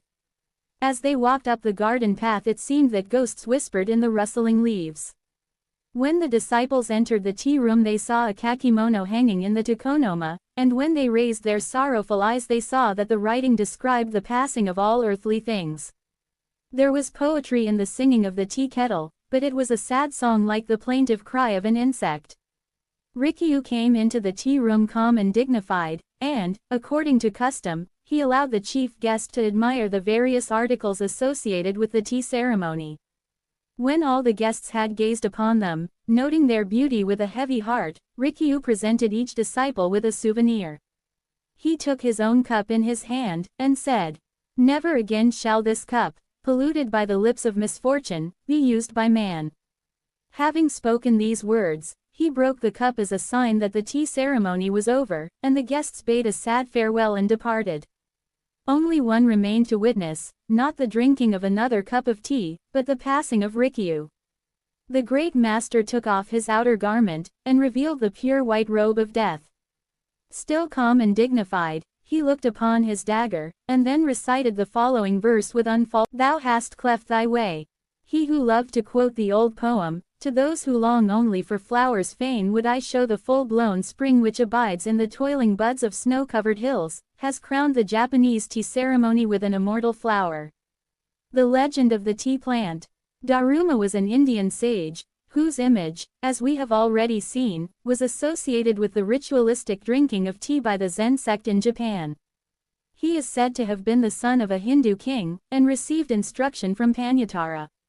When he had completed his studies he retired to Luoyang, where he remained seated in meditation for 9 years. During this period the sage was tempted after the manner of Saint Anthony. He wrestled with these temptations by continually reciting sacred scriptures, but the frequent repetition of the word jewel lost its spiritual significance, and became associated with the precious stone worn in the ear of a certain lovely woman. Even the word lotus, so sacred to all true Buddhists, ceased to be the symbol of the Lord Buddha and suggested to Daruma the opening of a girl's fair mouth. His temptations increased, and he was transported to an Indian city, where he found himself among a vast crowd of worshippers. He saw strange deities with horrible symbols upon their foreheads, and rajas and princes riding upon elephants, surrounded by a great company of dancing girls. The great crowd of people surged forward, and Daruma with them, till they came to a temple with innumerable pinnacles, a temple covered with a multitude of foul forms, and it seemed to Daruma that he met and kissed the woman who had changed the meaning of jewel and lotus. Then suddenly the vision departed, and Daruma awoke to find himself sitting under the Chinese sky. The sage, who had fallen asleep during his meditation, was truly penitent for the neglect of his devotions, and, taking a knife from his girdle, he cut off his eyelids and cast them upon the ground, saying, "O thou perfectly awakened." The eyelids were transformed into the tea plant, from which was made a beverage that would Daruma is generally represented without legs, for according to one version of the legend we have just given he lost his limbs as the result of the 9-year meditation. Netsuke carvers depict him in a full, bag-like garment, with a scowling face and lidless eyes. He is sometimes presented in Japanese art as being surrounded with cobwebs, and there is a very subtle variation of the saint portrayed as a female Daruma, which is nothing less than a playful jest against Japanese women, who could not be expected to remain silent for 9 years. An owl is frequently associated with Daruma, and in his journey to Japan he is pictured as standing on waves, supported by a millet stalk. 3 years after Daruma's death he was seen walking across the western mountains of China, and it was observed that he carried one shoe in his right hand. When Daruma's tomb was opened by the order of the emperor it was found only to contain a shoe, which the saint had forgotten. Chapter 25. Legends of the Weird. Hoichi the Earless. In the stories concerning Yoshitsune and his loyal retainer Benkei we have already referred to the Battle of Dan no Ura, the last conflict between the Taira and Minamoto clans. In this great sea fight the Taira perished, including their infant emperor, Antoku Tenno. Thus is the memorable scene described in the Heikei Monogatari, translated by Dr. W. G. Aston. This world is the region of sorrow, a remote spot small as a grain of millet. But beneath the waves there is a fair city called the Pure Land of Perfect Happiness. Thither it is that I am taking you. With such words she soothed him. The child then tied his top knot to the imperial robe of the color of a mountain dove, and tearfully joined together his lovely little hands. First he turned to the east, and bade adieu to the shrine of the great god of eyes and the shrine of Hachiman. Next he turned to the west, and called upon the name of Buddha. When he had done so, Nidono made bold to take him in her arms, and, soothing him with the words, "There is a city away below the waves," sank down to the bottom 1,000 fathoms deep. It is said that for 700 years after this great battle the sea and coast in the vicinity have been haunted by the ghosts of the Taira clan. Mysterious fires shone on the waves, and the air was filled with the noise of warfare. In order to pacify the unfortunate spirits, the temple of Amidaji was built at Akamagaseki, and a cemetery was made close by, in which were various monuments inscribed with the names of the drowned emperor and his principal followers. This temple and cemetery pacified the ghostly visitants to a certain extent, but from time to time many strange things happened, as we shall gather from the following legend. There once lived at the Amidaji temple a blind priest named Hoichi. He was famous for his recitation and for his marvelous skill in playing upon the biwa, a four-stringed lute, and one night Hoichi was left alone in the temple, and as it was a very warm evening he sat out on the veranda, playing now and again upon his biwa. While thus occupied he heard someone approaching, someone stepping across the little back garden of the temple. Then a deep voice cried out from below the veranda, "Hoichi!" Yet again the voice sounded. Hoichi! Hoichi, now very much alarmed, replied that he was blind, and would be glad to know who his visitor might be. "My lord," began the stranger, "is now staying at Akamagaseki with many noble followers, and he has come for the purpose of viewing the scene of the Battle of Dan no Ura. He has heard how excellently you recite the story of the conflict, and has commanded me to escort you to him in order that you may show him your skill. Bring your biwa and follow me. My lord and his august assembly now await your honorable presence." Hoichi, deeming that the stranger was some noble samurai, obeyed immediately. He donned his sandals and took his biwa. The stranger guided him with an iron hand, and they marched along very quickly. Hoichi heard the clank of armor at his side, but all fear left him, and he looked forward to the honor of showing his skill before a distinguished company. Arriving at a gate, the stranger shouted, "Kaiman!" Immediately the gate was unbarred and opened, and the two men passed in. Then came the sound of many hurrying feet, and a rustling noise as of screens being opened. Hoichi was assisted in mounting a number of steps, and, arriving at the top, he was commanded to leave his sandals. A woman then led him forward by the hand till he found himself in a vast apartment, where he judged that a great company of people were assembled. He heard the subdued murmur of voices and the soft movement of silken garments. When Hoichi had seated himself on a cushion, the woman who had led him bade him recite the story of the great battle of Dan no Ura. Hoichi began to chant to the accompaniment of his biwa. His skill was so great that the strings of his instrument seemed to imitate the sound of oars, the move, and the whirring of arrows. A low murmur of applause greeted Hoichi's wonderful performance. Thus encouraged, he continued to sing and play with even greater skill. When he came to chant of the perishing of the women and children, the plunge of Nidono into the sea with the infant emperor in her arms, the company began to weep and wail. When the performance was over, the woman who had led Hoichi told him that her lord was well pleased with his skill, and that he desired him to play before him for the 6 following nights. "The retainer," added she, "who brought you tonight will visit your temple at the same hour tomorrow. You must keep these visits secret, and may now return to your abode." Once more the woman led Hoichi through the apartment, and having reached the steps the same retainer led him back to the veranda at the back of the temple where he lived. The next night Hoichi was again led forth to entertain the assembly, and he met with the same success. But this time his absence was detected, and upon his return his fellow priest questioned him in regard to the matter. Hoichi evaded his friend's question, and told him that he had merely been out to attend some private business. His questioner was by no means satisfied. He regretted Hoichi's reticence and feared that there was something wrong, possibly that the blind priest had been bewitched by evil spirits. He bade the men servants keep a strict watch upon Hoichi, and to follow him if he should again leave the temple during the night. Once more Hoichi left his abode. The men servants hastily lit their lanterns and followed him with all speed. But though they walked quickly, looked everywhere, and made numerous inquiries, they failed to discover Hoichi, or learn anything concerning him. On their return, however, they were alarmed to hear the sound of a biwa in the cemetery of the temple, and on entering this gloomy place they discovered the blind priest. He sat at the tomb of Antoku Tenno, the infant emperor, where he twanged his biwa loudly, and as loudly chanted the story of the Battle of Dan no Ura. About him on every side mysterious fires glowed, like a great gathering of lighted candles. "Hoichi! Hoichi!" shouted the men. "Stop your playing at once. You are bewitched, Hoichi." But the blind priest continued to play and sing, wrapped, it seemed, in a strange and awful dream. The men servants now resorted to more extreme measures. They shook him, and shouted in his ear, "Hoichi, come back with us at once." The blind priest rebuked them, and said that such an interruption would not be tolerated by the noble assembly about him. The men now dragged Hoichi away by force. When he reached the temple his wet clothes were taken off and food and drink set before him. By this time Hoichi's fellow priest was extremely angry, and he not unjustly insisted upon a full explanation of his extraordinary behavior. Hoichi, after much hesitation, told his friend all that had happened to him.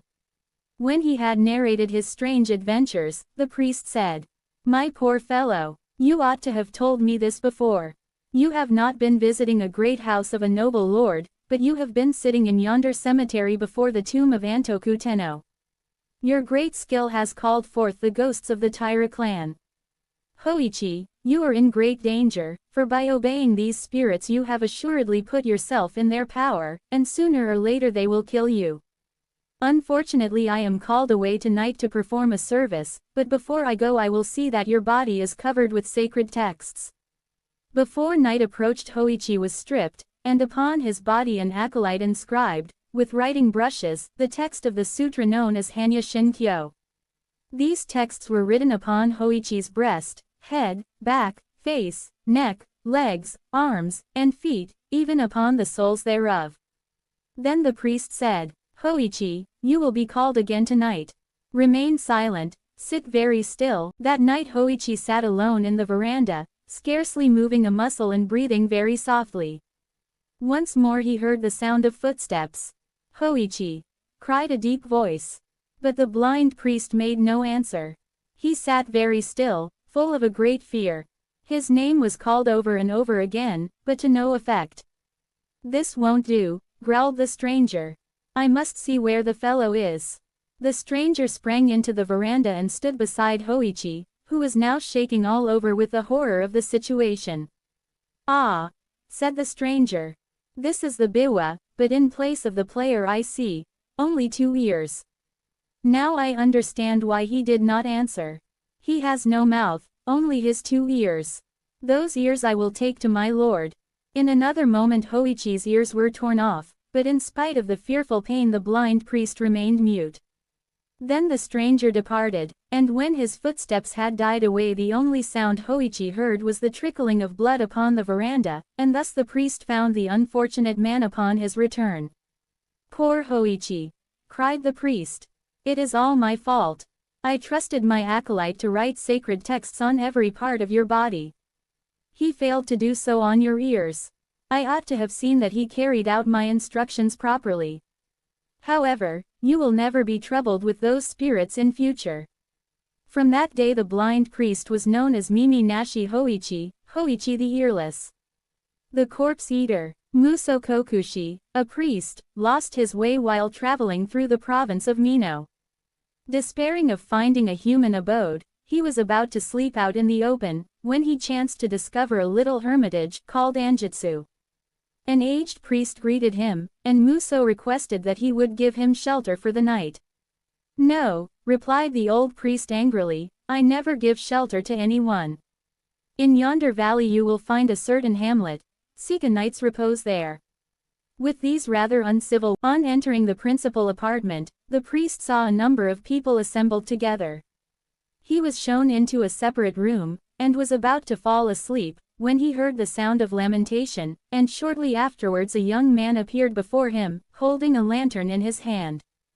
"Good priest," said he, "I must tell you that my father has recently died. We did not like to explain the matter upon your arrival, because you were tired and much needed rest.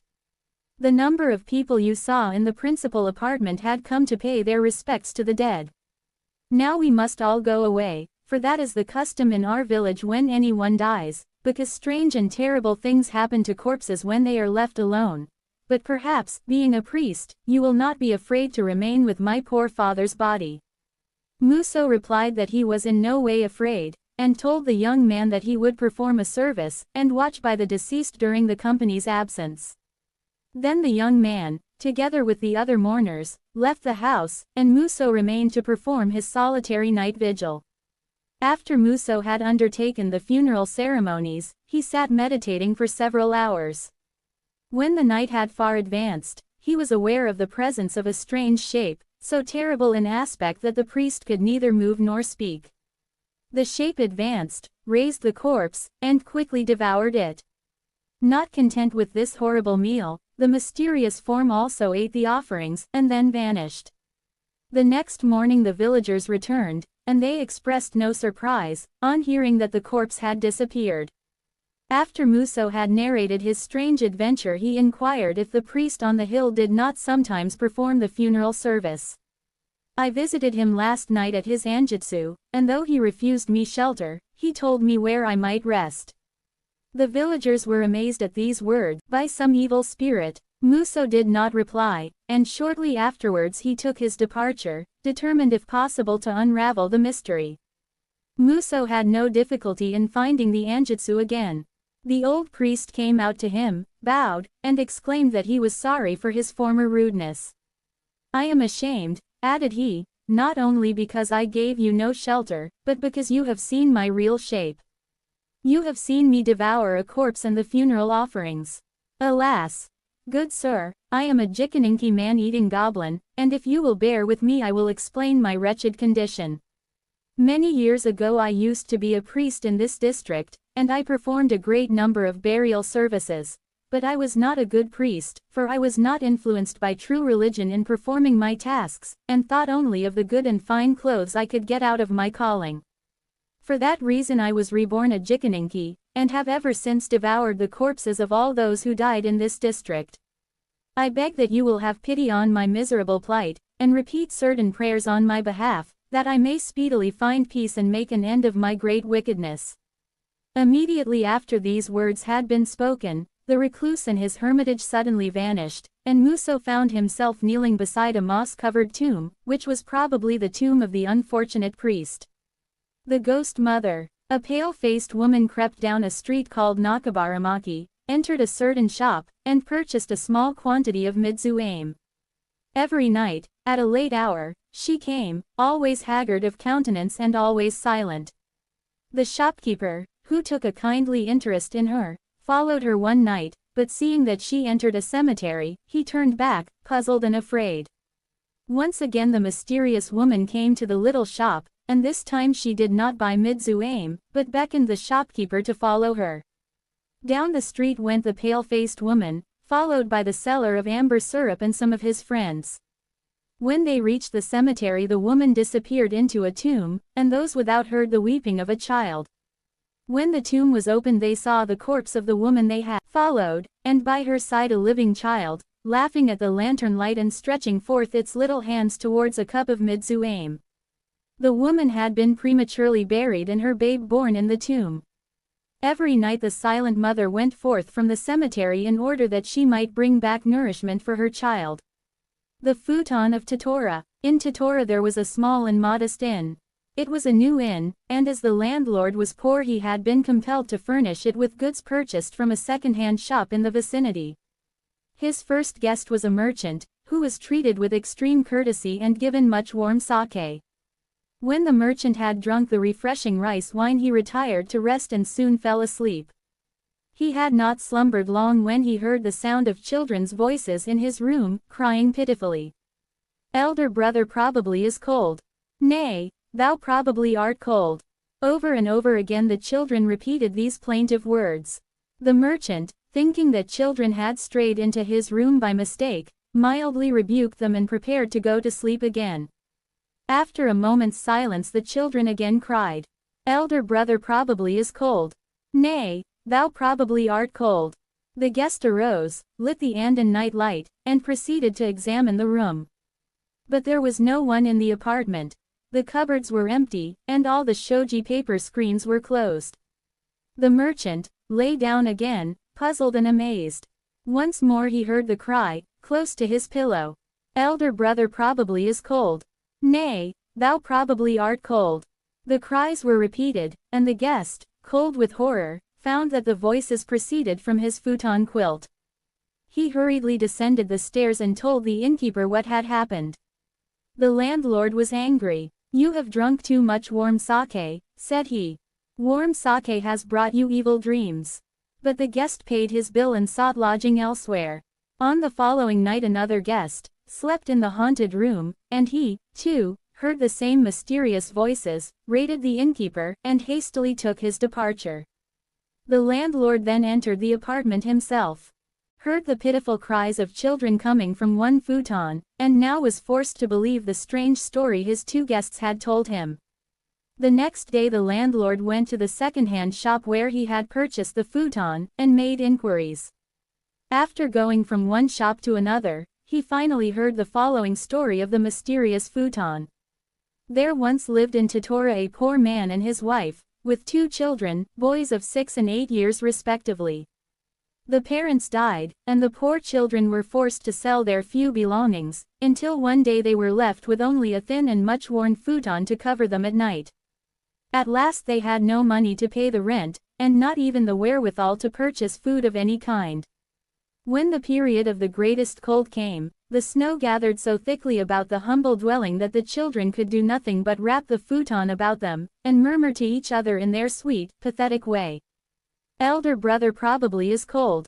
Nay, thou probably art cold." And sobbing forth these words they clung together, afraid of the darkness and of the bitter, shrieking wind.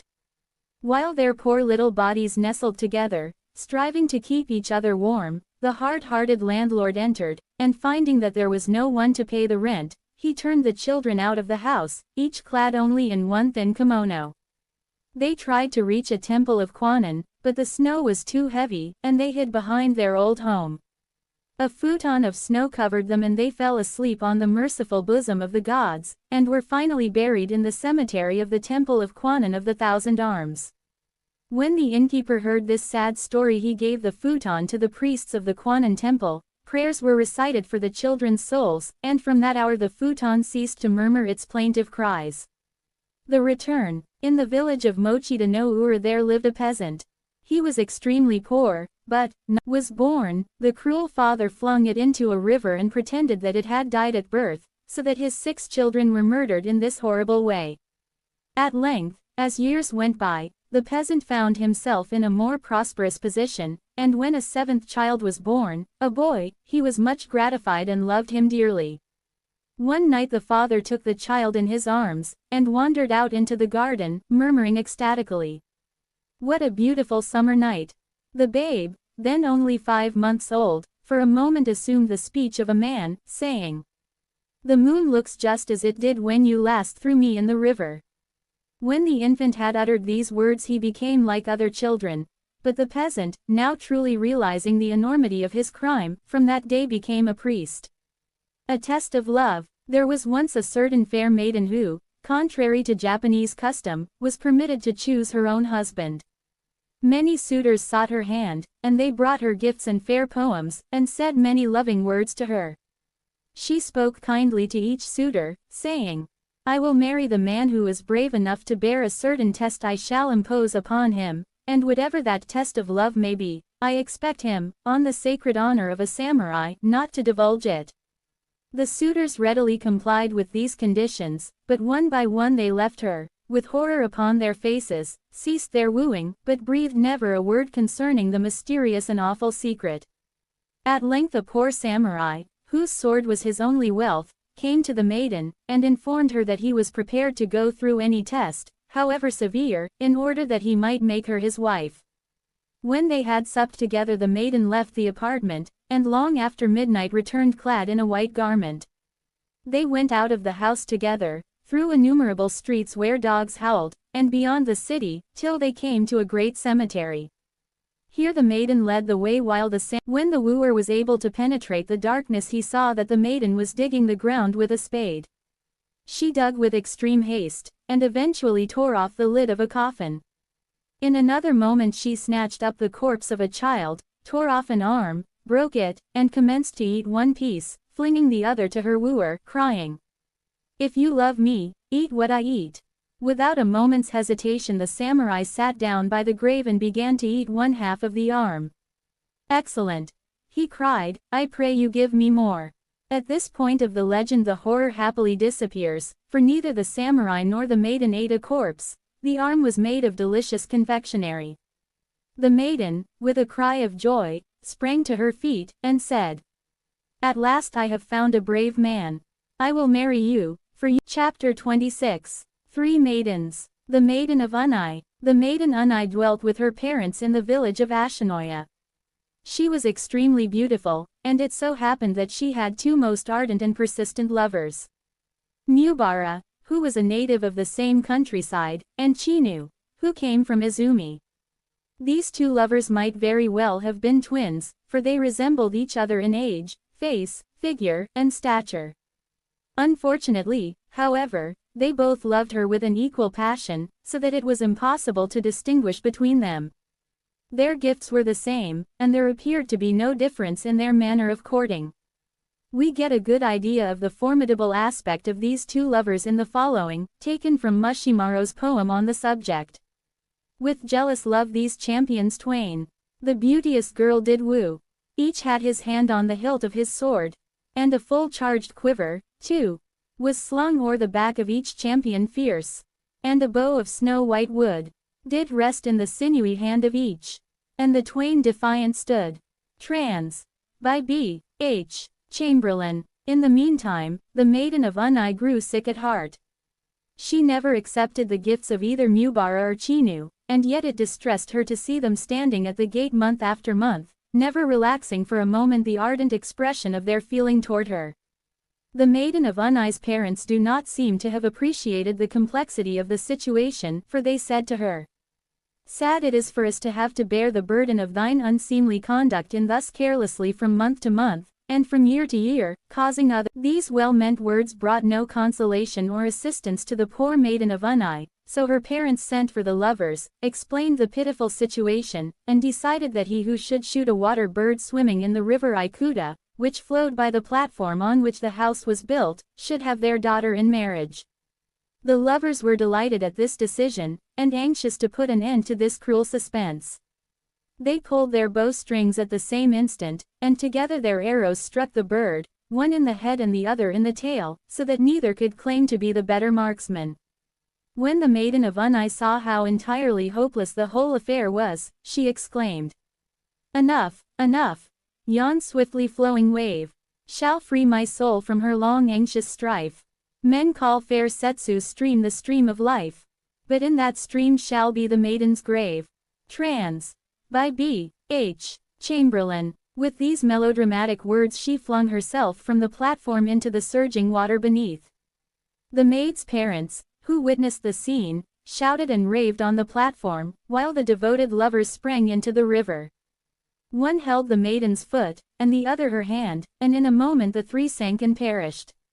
In due time the maiden was buried with her lovers on either side, and to this day the spot is known as the maiden's grave. In the grave of Mubara there was a hollow bamboo cane, together with a bow, a quiver, and a long sword, but nothing had been placed in the grave of Chinu. Some time afterwards a stranger happened to pass one night in the neighborhood of the grave, and he was suddenly disturbed by hearing the sound of fighting.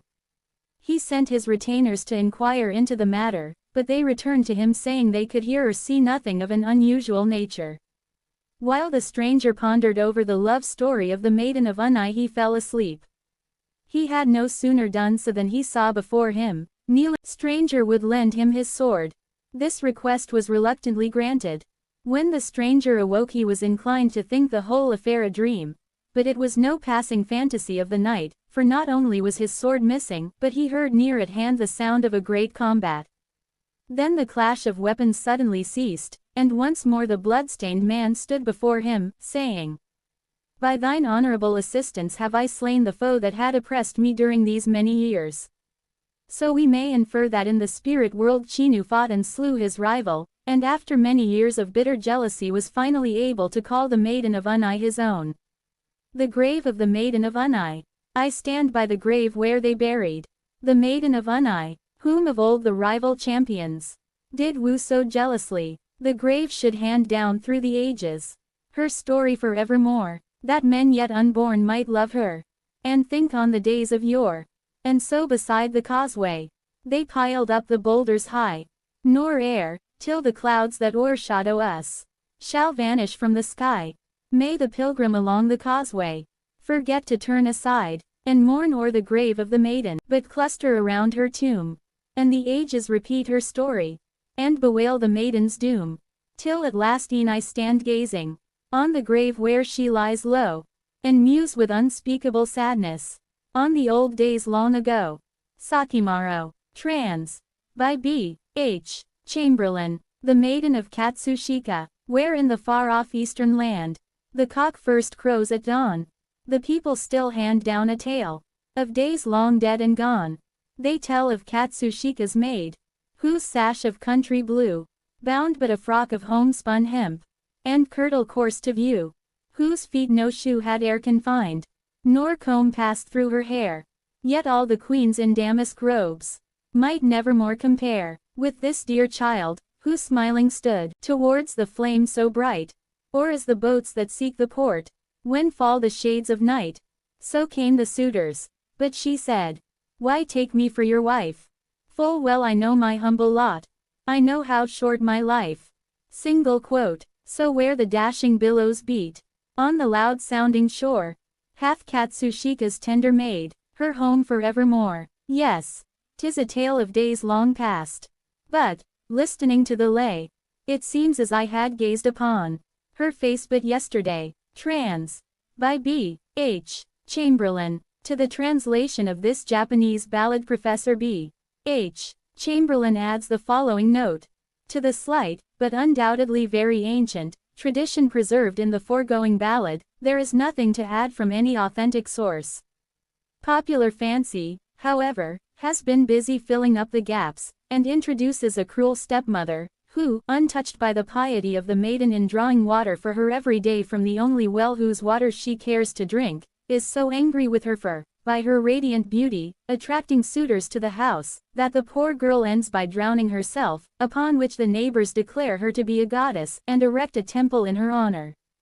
Both the temple and the well are in ancient days there lived an old couple with their only child, a girl of remarkable charm and beauty. When the old man fell sick and died, his widow became more and more concerned for her daughter's future welfare. One day she called her child to her, and said, "Little one, your father lies in yonder cemetery, and I, being old and feeble, must needs follow him soon. The thought of leaving you alone in the world troubles me much, for you are beautiful, and beauty is a temptation and a snare to men. Not all the purity of a white flower can prevent it from being plucked and dragged down in the mire. My child, your face is all too fair.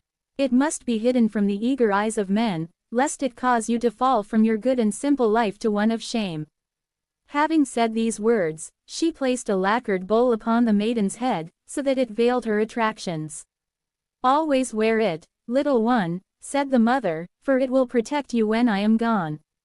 Shortly after this loving deed had been performed the old woman died, and the maiden was forced to earn her living by working in the rice fields. It was hard, weary work, but the girl kept a brave heart and toiled from dawn to sunset without a murmur. Over and over again her strange appearance created considerable comment, and she was known throughout the country as the maiden with the bowl on her head. Young men laughed at her and tried to peep under the vessel, and not a few endeavored to pull off the wooden covering, but it could not be removed, and laughing and jesting, the young men had to be content with a glimpse of the lower part of the fair maiden's face. The poor girl bore this rude treatment with a patient but heavy heart, believing that out of her mother's love and wisdom would come someday a joy that would more than compensate for all her sorrow. One day a rich farmer watched the maiden working in his rice fields. He was struck by her diligence and the quick and excellent way she performed her tasks. He was pleased with that bent and busy little figure, and did not laugh at your companions. I wish you to labor in my rice fields until the end of the harvest. When the rice harvest had been gathered and winter had come, the wealthy farmer, still more favorably impressed with the maiden, and anxious to do her a service, bade her become an inmate of his house. My wife is ill, he added, and I should like you to nurse her for me. The maiden gratefully accepted this welcome offer. She tended the sick woman with every care, for the same quiet diligence she displayed in the rice fields was characteristic of her gentle labor in the sick room.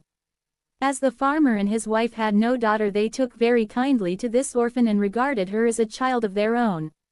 At length the farmer's eldest son returned to his old home. He was a wise young man who had studied much in gay Kyoto, and was weary of a merry life of feasting and frivolous pleasure. His father and mother expected that their son would soon grow tired of his father's house and its quiet surroundings, and every day they feared that he would come to them, bid farewell, and return once more to the city of the Mikado. But to the surprise of all, the farmer's son expressed no desire to leave his old home. One day the young man came to his father, and said, "Who is this maiden in our house, and why does she wear an ugly black bowl upon her head?"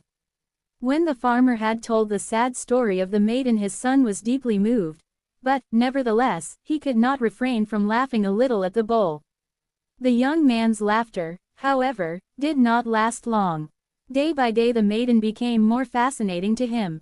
Now and again he peeped at the girl's half-hidden face, and became more and more impressed by her gentleness of manner and her nobility of nature. It was not long before his admiration turned into love, and he resolved that he would marry the maiden with the bowl on her head. Most of his relations were opposed to the union. They said, "She is all very well in her way, but she is only a common servant. And we do not think it hides beauty, but rather ugliness.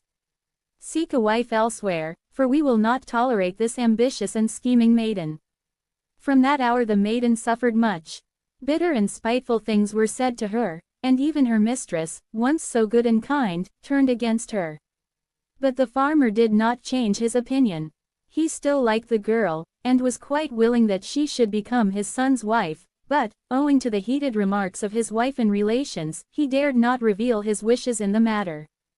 All the opposition, none too kindly expressed, only made the young man more desirous to achieve his purpose. At length his mother and relations, seeing that their wishes were useless, consented to the marriage, but with a very bad grace. The young man, believing that all difficulties had been removed, joyfully went to the maiden with the bowl on her head, and said, "All troublesome opposition is at an end, and now nothing prevents us from getting married." "No," replied the poor maiden, weeping bitterly, "I cannot marry you. I am only a servant in your father's house, and therefore it would be unseemly for me to become your bride." The young man spoke gently to her. He expressed his ardent love over and over again, he argued, he begged, but the maiden would not change her mind. Her attitude made the relations extremely angry. They said that the woman had made fools of them all, little knowing that she dearly loved the farmer's son, and believed, in her loyal heart, that marriage could only bring discord in the home that had sheltered her in her poverty. That night the poor girl cried herself to sleep, and in a dream her mother came to her, and said, "My dear child, let your good heart be troubled no more. Marry the farmer's son and all will be well again." The maiden woke next morning full of joy, and when her lover came to her and asked once more if she would become his bride, she yielded with. She herself tried to take it off, but it remained firmly fixed to her head. When some of the relations, with not a few unkind remarks, came to her assistance, the bull uttered strange cries and groans. At length the bridegroom approached the maiden, and said, "Do not let this treatment distress you. You are just as dear to me with or without the bowl," and having said these words, he commanded that the ceremony should proceed. Then the wine cups were brought into the crowded apartment and, according to custom, the bride and bridegroom were expected to drink together the 3 times 3 in token of their union. Just as the maiden put the wine cup to her lips, the bowl on her head broke with a great noise, and from it fell gold and silver and all manner of precious stones, so that the maiden who had once been a beggar now had her marriage portion. The guests were amazed as they looked upon the heap of shining jewels and gold and silver, but they were still more surprised when they chanced to look up and see that Chapter 27, Legends of the Sea. Oh, that the white waves far out, on the sea of eyes, were but flowers, that I might gather them, and bring them as a gift to my love. Prince Aki. Trans. By W. G. Aston. The Tide of the Returning Ghosts. On the last day of the Festival of the Dead, the sea is covered with countless Shoryabun soul ships, for on that day, called Hitoki Umi, which means Buddha flood, or the tide of the returning ghosts, the souls go back to their spirit world again. The sea shines with the light of the departed, and from over the waves comes the sound of ghosts whispering together. No human being would dream of putting out to sea amid such sacred company, for the sea that night belongs to the dead. It is their long pathway to the realm where Mao reigns supreme. It sometimes happens, however, that a vessel fails to come to port before the departure of the soul ships, and on such occasions the dead arise from the deep, stretch forth their arms, and implore that buckets may be given them. Sailors comply with this request, but present the ghosts with one that has no bottom, for if they gave the dead sound buckets, the angry spirits would use them for the purpose of sinking the vessel. Urashima. 'Tis spring, and the mists come stealing o'er Suminoi's shore, of the fisher boy Urashima, who a fishing loved to go. Trans. By B. H. Chamberlain. The Legend of Urashima, writes Professor B. H. Chamberlain in Japanese poetry, is one of the oldest in the language, and traces of it may even be found in the official annals. In the popular version, which we give below, the Evergreen Land, recorded in the Japanese ballad, the fisher boy Urashima, appears as the Dragon Palace. Professor Chamberlain writes, the word Dragon Palace is in Japanese Ryugu, or, more properly, Yukyu, which is likewise the Japanese pronunciation of the name of the islands we call Luchu, and the Chinese Lukio. And it has been suggested that the Dragon Palace may be but a fanciful name given by some shipwrecked voyager to those sunny southern isles, whose inhabitants still distinguish themselves, even above their Chinese and Japanese neighbors, by their fondness for the dragon as an artistic and architectural adornment. There is one ode in the Man-yoshu which would favor this idea, speaking as it does of the orange having first been brought to Japan from the Evergreen Land, lying to the south. Urashima and the Tortoise. One day Urashima, who lived in a little fishing village called Midzuno, in the province of Tango, went out to fish. It so happened that he caught a tortoise, and as tortoises are said to live many thousands of years, the thoughtful Urashima allowed the creature to return to the sea, rebaited his hook, and once more waited for the bite of a fish. Only the sea gently waved his line to and fro. The sun beat down upon his head till at last Urashima fell asleep. He had not been sleeping long when he heard someone calling his name. Urashima, Urashima. It was such a sweet, haunting voice that the fisher lad stood up in his boat and looked around in every direction, till he chanced to see the very tortoise he had been kind enough to restore to its watery home. The Urashima for his kindness, and offered to take him to the Yukyu, or palace of the Dragon King. The invitation was readily accepted, and getting on the tortoise's back, Urashima found himself gliding through the sea at a tremendous speed, and the curious part about it was he discovered that his clothes remained perfectly dry. In the Sea King's palace. Arriving at the Sea King's palace, red bream, flounder, sole, and cuttlefish came out to give Urashima a hearty welcome. Having expressed their pleasure, these vassals of the Dragon King escorted the fisher lad to an inner apartment, where the beautiful Princess Otahime and her maidens were seated. The princess was arrayed in gorgeous garments of red and gold, all the colors of a wave with the sunlight upon it. This princess explained that she had taken the form of a tortoise by way of testing his kindness of heart. The test had happily proved successful, and as a reward for his virtue she offered to become his bride in a land where there was eternal youth and everlasting summer. Urashima bashfully accepted the high honor bestowed upon him. He had no sooner spoken than a great company of fishes appeared, robed in long ceremonial garments, their fins supporting great coral trays loaded with rare delicacies.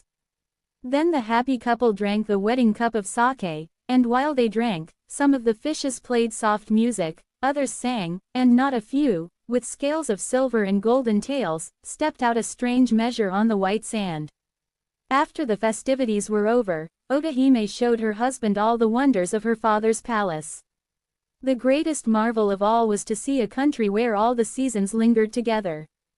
Looking to the east, Urashima saw plum cherry trees in full bloom, with bright-winged butterflies skimming over the blossom, and away in the distance it seemed that the pink petals and butterflies had suddenly been converted into the song of a wondrous nightingale. In the south he saw trees in their summer glory, and heard the gentle note of the cricket.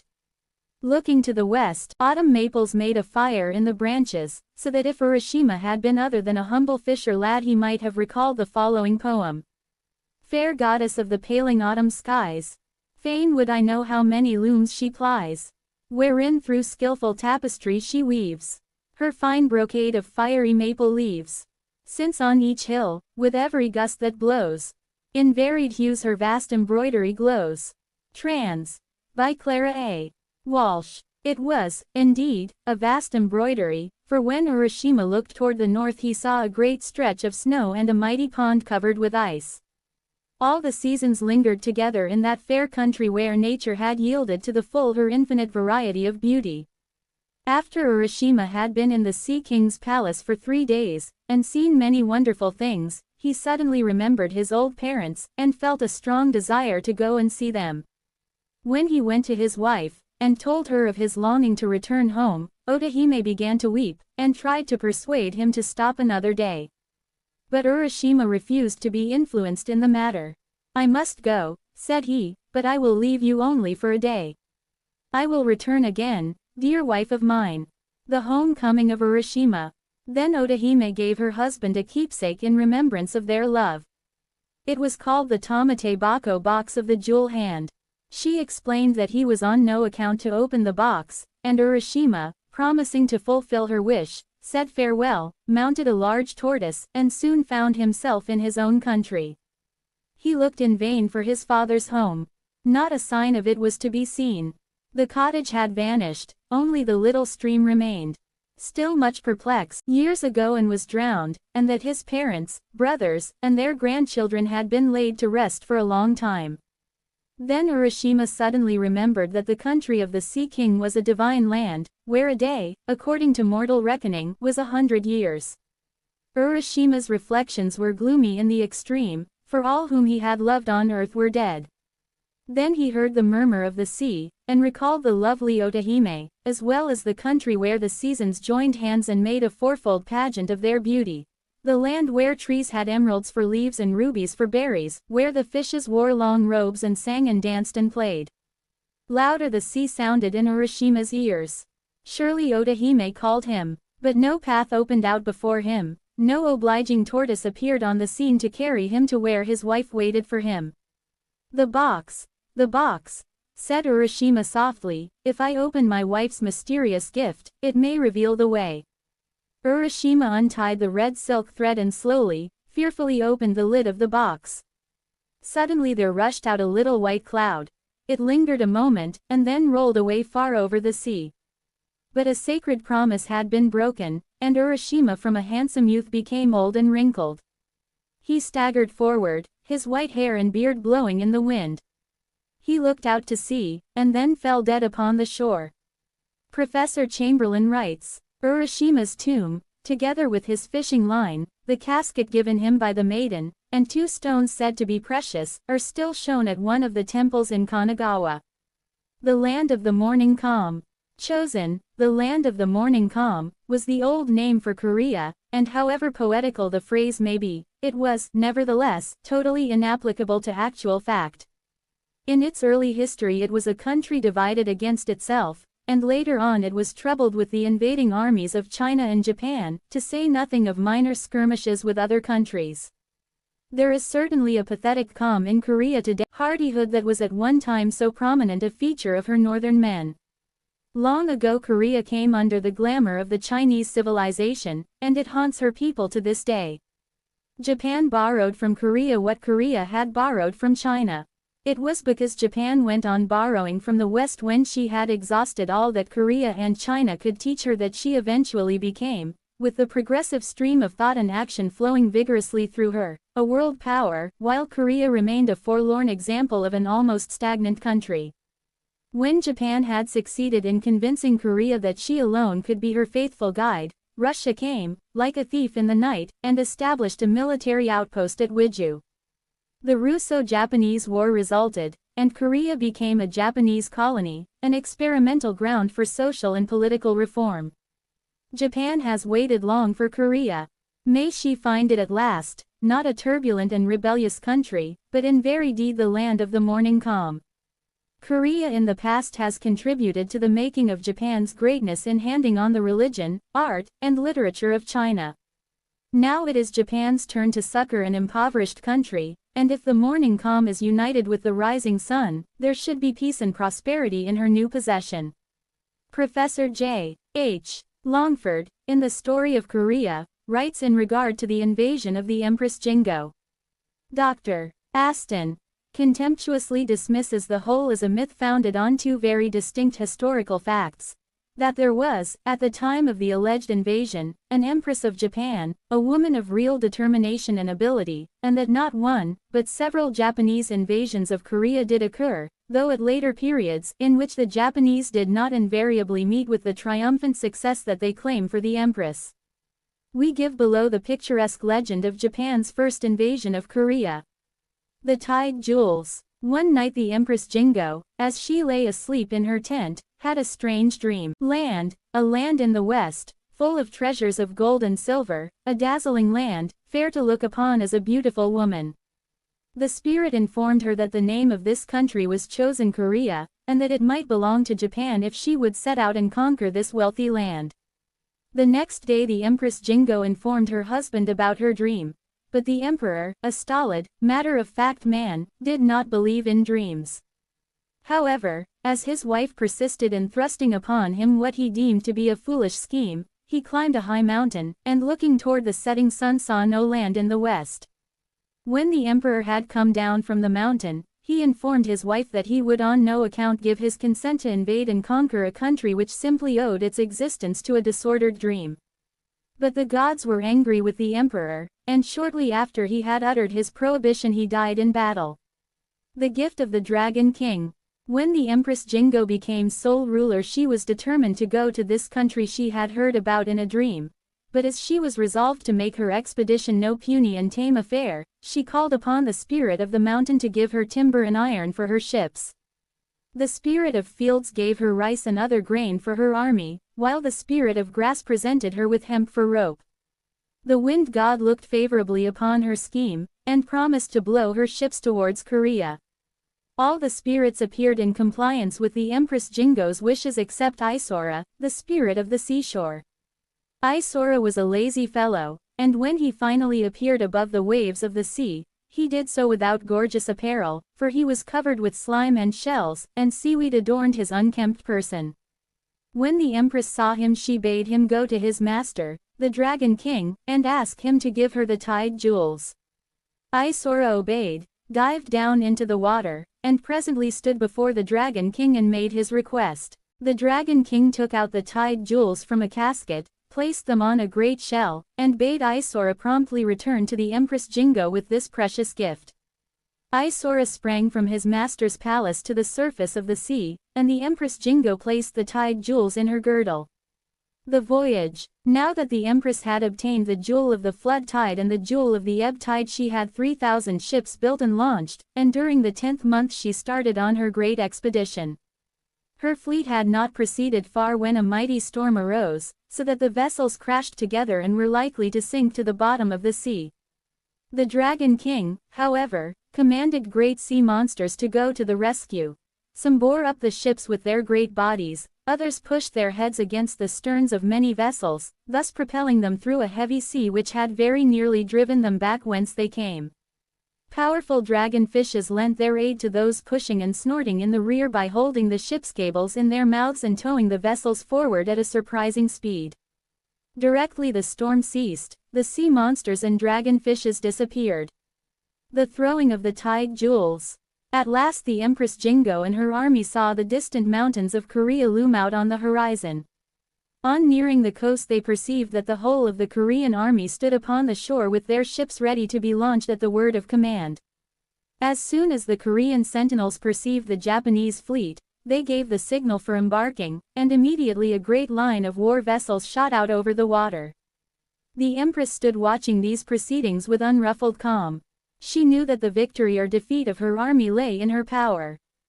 When the Korean vessels drew near to her fleet she threw into the sea the jewel of the ebb tide. Directly it touched the water it caused the tide to recede from under the very keels of the Korean ships, so stranded condition to have been the result of a tidal wave and, moreover, that the Japanese vessels would succumb to the backwash, sprang from their vessels and rushed over the sand. Now the Japanese bowmen twanged their bow strings, and a great cloud of arrows flew into the air, killing many hundreds of the enemy. When the Koreans were quite near the Japanese vessels, the Empress flung forth the jewel of the flood tide. Immediately a great wave rushed over and destroyed nearly the whole of the Korean army. It was now an easy matter for the Japanese to land and capture the country.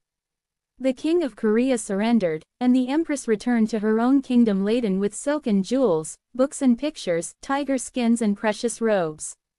When the tide jewels had been thrown by the Empress, they did not lie long on the bed of the ocean. Isora speedily rescued them and carried them back to the Dragon King. Prince Ojin. Soon after the Empress Jingo's return she gave birth to a son named Ojin. When Ojin had grown into a fair and wise little boy, his mother told him about the wonderful tide jewels, and expressed a wish that he, too, should possess them in order that he might bring honor and glory to Japan.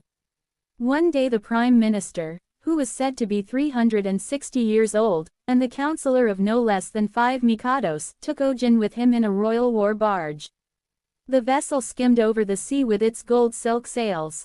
The Prime Minister in a loud voice called on the Dragon King to give young Ojin the tide jewels.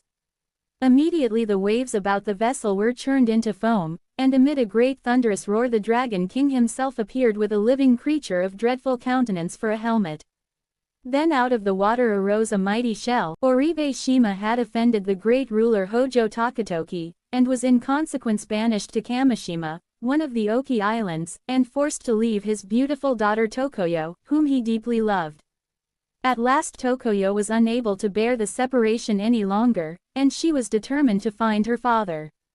She therefore set out upon a long journey, and arriving at Akasaki, in the province of Hoki, from which coast town the Oki Islands are visible on a fine day, she besought many a fisherman to row her to her destination.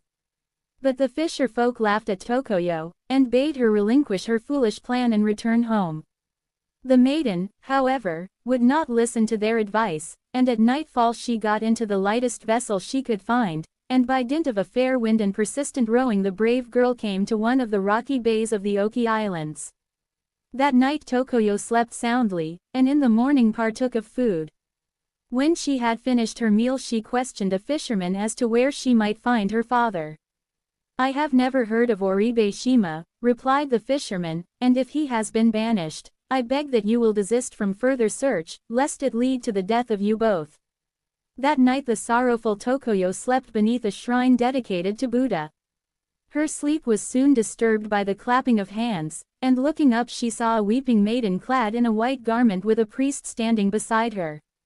Just as the priest was about to push the maiden over the rocks into the roaring sea, Tokoyo sprang up and held the maiden's arm. The priest explained that on that night, the 13th of June, the serpent god, known as Yofune Nushi, demanded the sacrifice of a young girl, and that unless this annual sacrifice was made the god became angry and caused terrible storms. "Good sir," said Tokoyo, "I am glad that I have been able to save this poor girl's life. I gladly offer myself in her place, for I am sad of heart because I have been unable to find." Having thus spoken, Tokoyo took the maiden's white robe and clad herself in it, and having prayed to the image of Buddha, she placed a small dagger between her teeth and plunged into the tempestuous sea. Down she went through the moonlit water till she came to a mighty cave where she saw a statue of Hojo Takatoki, who had sent her poor father into exile. She was about to tie the image on her back when a great white serpent crept out from the cave with eyes gleaming angrily.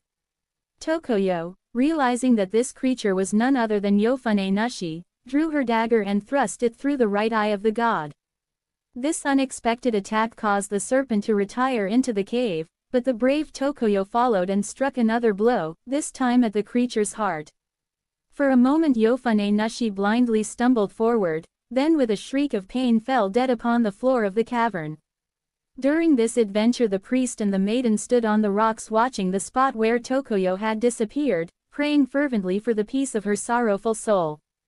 As they watched and prayed they saw Tokoyo come to the surface of the water carrying an image and a mighty fish-like creature. The priest hastily came to the girl's assistance, dragged her upon the shore, placed the image on a high rock, and secured the body of the white sea serpent.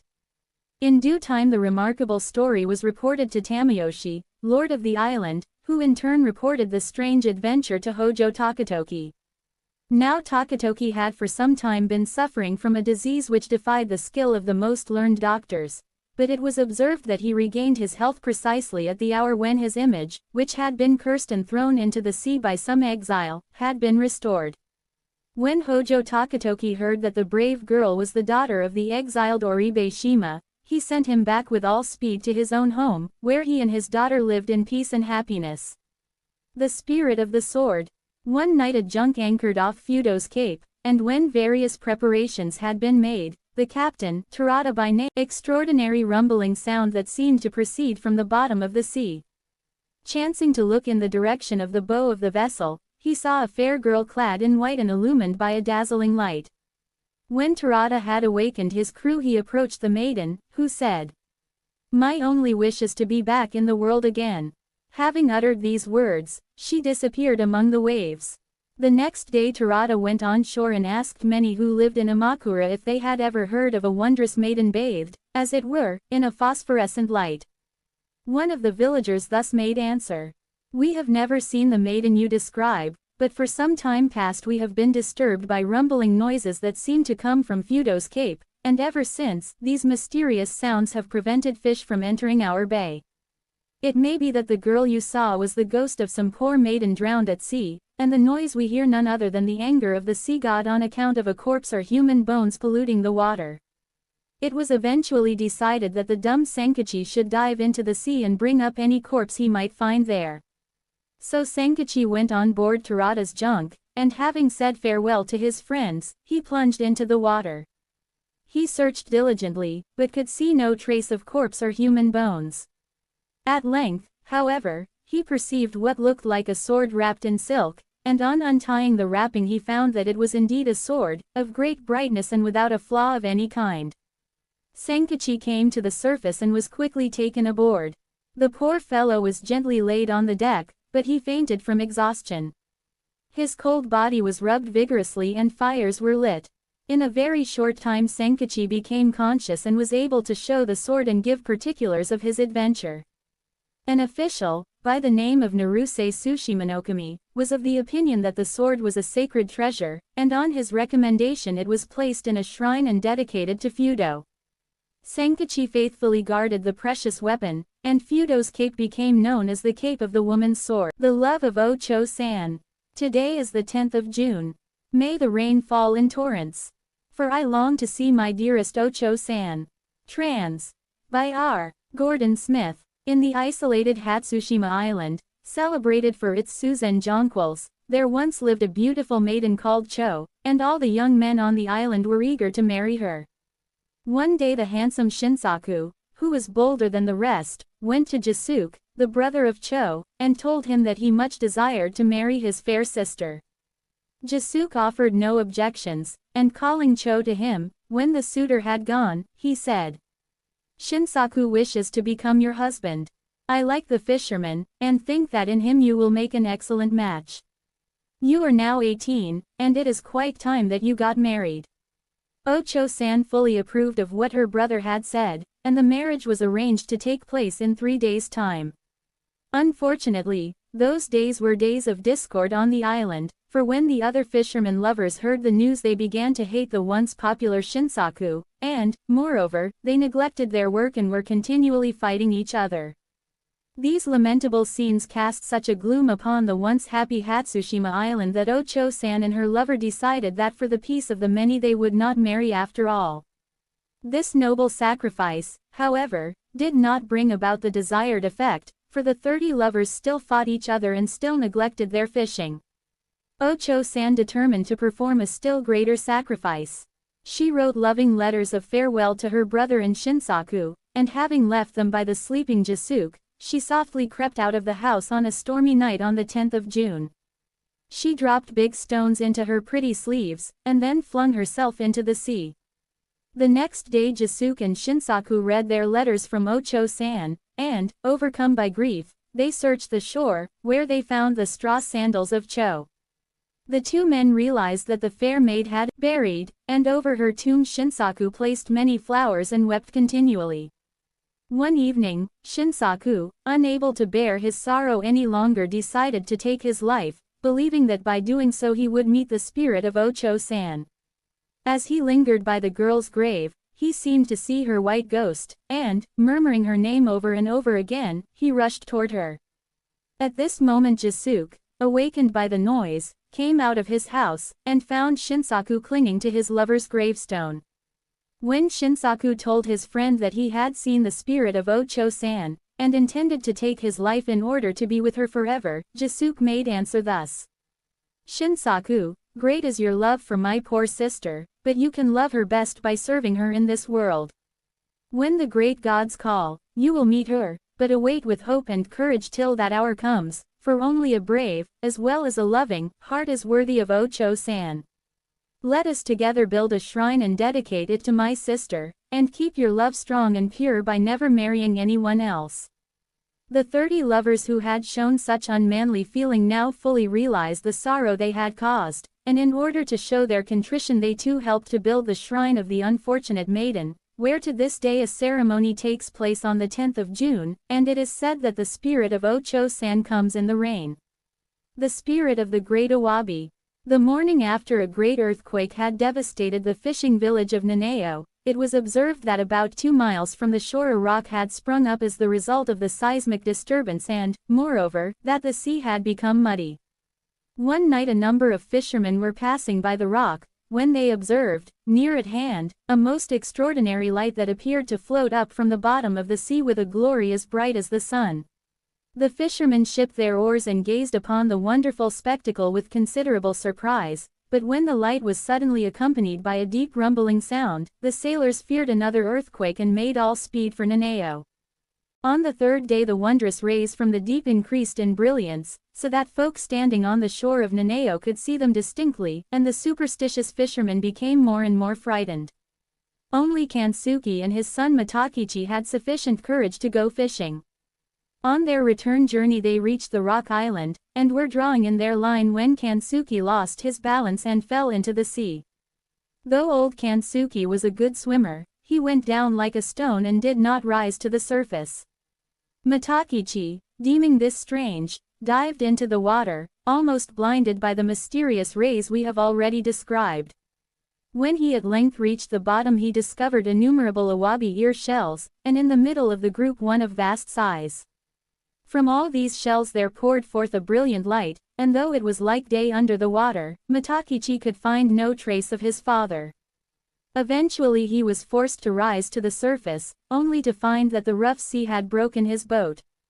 However, scrambling upon a piece of wreckage, with the aid of a favorable wind and current he at last reached the shore of Nanao, and gave the villagers an account of his remarkable adventure, and of the loss of his old father. Matakichi, grieving sorely over the death of his parent, went to the old village priest and begged that worthy that he would make him one of his disciples in order that he might pray the more efficaciously for the spirit of his father. The priest readily consented, and about 3 weeks later they took boat to the rock island, where both prayed ardently for the soul of Kansuki. That night the old priest awoke with a start and saw an ancient man standing by his bedside. With a profound bow the stranger thus spoke. I am the spirit of the great Awabi, and I am more than 1,000 years old. I live in the sea near the rock island, and this morning I heard you praying for the soul of Kansuki. Alas! Good priest, your prayers have deeply moved me, but in shame and sorrow I confess that I ate Kansuki. I have bade my follower be given to Matakichi, and having uttered these words, the spirit of the great Awabi suddenly disappeared. When Matakichi awoke next morning and opened the shutters he discovered the enormous Awabi he had seen near the rock island. He took it to the old priest, who, after listening to his disciple's story, gave an account of his own experience. The great pearl and shell of the Awabi were placed in the temple, and the body was revered. Chapter 28. Superstitions. Japanese superstition. The subject of Japanese superstition is of special importance, because it serves to indicate the channel by which many myths and legends, but more particularly folklore, have evolved.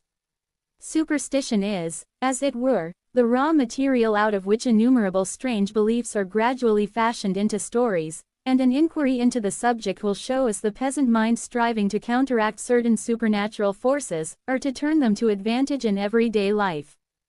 Many superstitions have already been recorded in these pages, and in the present chapter we shall deal with those that have not been treated elsewhere. It is scarcely necessary to point out that these superstitions, selected from a vast store of quaint beliefs, are necessarily of a primitive kind and must be regarded, excluding, perhaps, those associated with the classic art of divination, as peculiar to the more ignorant classes in Japan. Human sacrifice. In prehistoric times the bow was believed to possess supernatural power. It would miraculously appear on the roof of a man's house as a sign that the eldest unmarried daughter must be sacrificed. She was accordingly buried alive in order that her flesh might be consumed by the deity of wild beasts. Later on, however, the bow was no longer the message of a cruel divinity, for it gradually lost its horrible significance, and has now become a symbol of security. To this day it may be seen fixed to the ridge pole of a roof, and is regarded as a lucky charm. We have another example of human sacrifice in the old repulsive custom of burying a man alive with the idea of giving stability to a bridge or castle. In the early days, when forced labor existed, there was unfortunately scant regard for the sacredness of human life. Those who labored without reward were under the control of a merciless superintendent, who emphasized his orders by means of a spear. He was ready to kill all those who were idle or in any way rebellious, and many corpses were constructed with the utmost dispatch. This deplorable deed was not unusual. When a new bridge was built its utility and long life were assured, not always by human sacrifice or sorrow, but sometimes by happiness. The first persons allowed to walk over a new bridge were those of a particularly happy disposition. We are told that two genial old men, who each had a family of 12 children, first crossed the Matsu Bridge, accompanied by their wives, children, grandchildren, and great-grandchildren. This joyous procession took place amid much rejoicing and a display of fireworks. The idea of happiness contributing to the success of a Japanese bridge is a pretty conception, but, unfortunately, the old bridge of Matsu, now replaced by one far less picturesque, is associated with a very unpleasant tradition. When Horio Yoshiharu became daimyo of Izumo he arranged to build a bridge over the turbulent river at Matsu. Many labored to carry out his wishes, but the work did not prosper.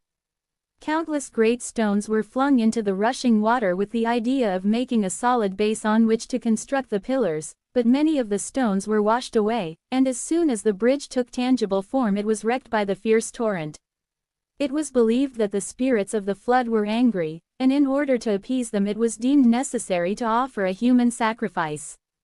A man was accordingly buried alive below the central pillar where the water was most turbulent.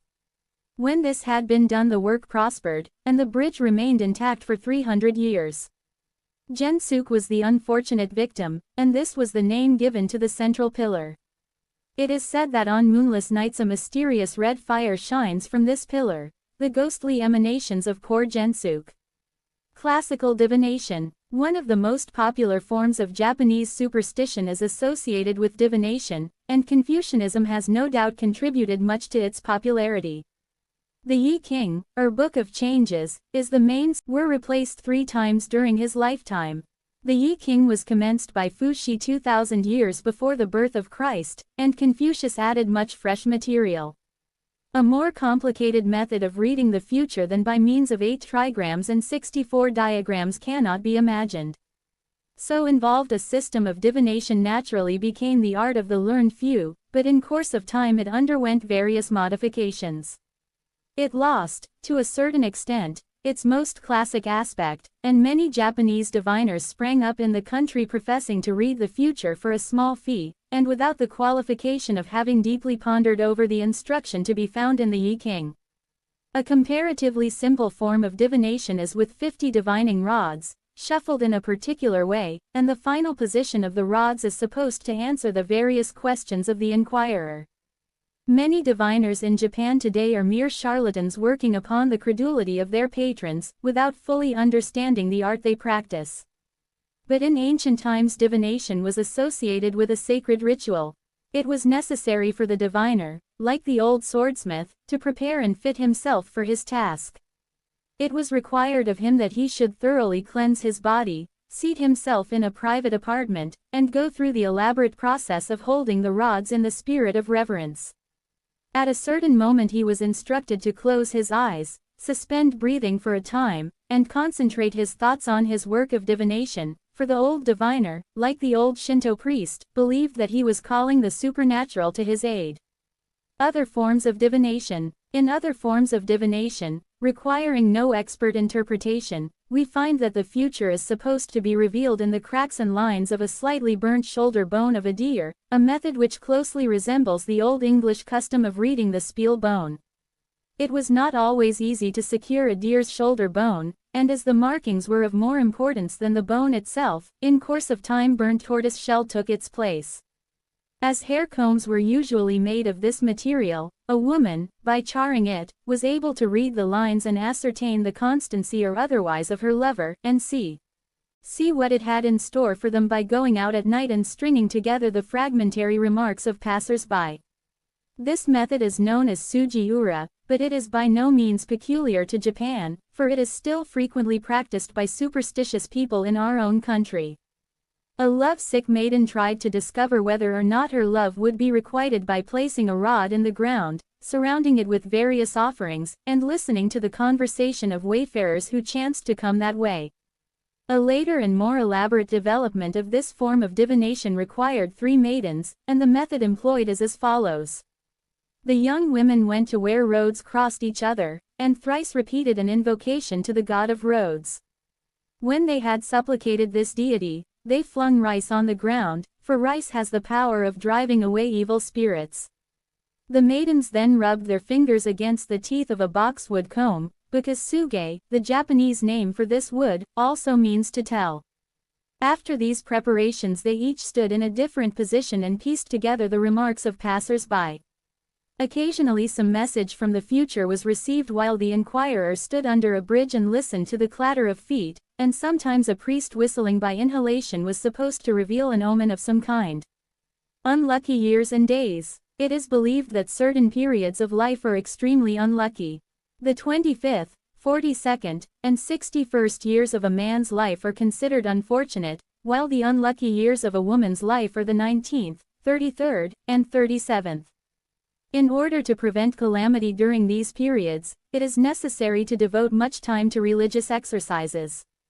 Men and women are advised not to take a journey during the 16th, 25th, 34th, 43rd, 52nd, and 61st year. When superstitious women wish to make a new garment, they utter an invocation, and later on sprinkle 3 pinches of salt on the shoulder gusset.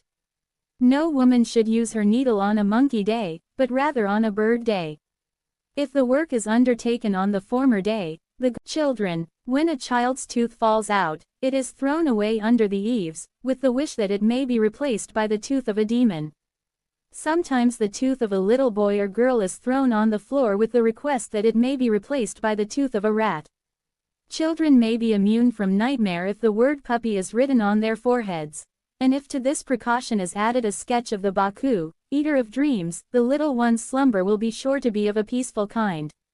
The word dog inscribed on a child's forehead is a protection against the magic of foxes and badgers.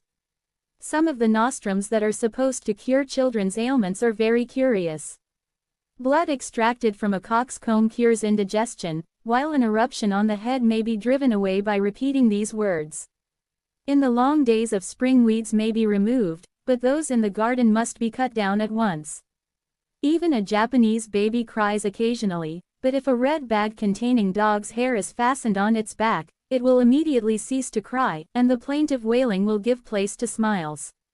Blindness is frequently the result of smallpox, but this calamity may be prevented by throwing 7 peas into a well, reciting 7 prayers, and then drawing off all the water from the well. Charms. Many Japanese charms are pieces of paper bearing an inscription designed to avert evil. Another variety is inscribed with the name of a god.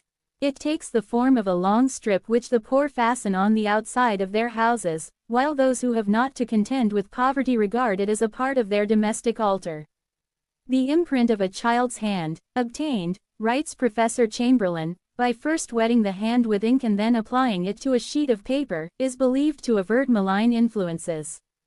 Fragments of temples, rice grains carved to represent the gods of luck, Minute Sutras, copies of Buddha's footprint, and many other quaint conceits. There is a certain Japanese tree, called Tegashiwa, and its leaves in shape are not unlike a hand.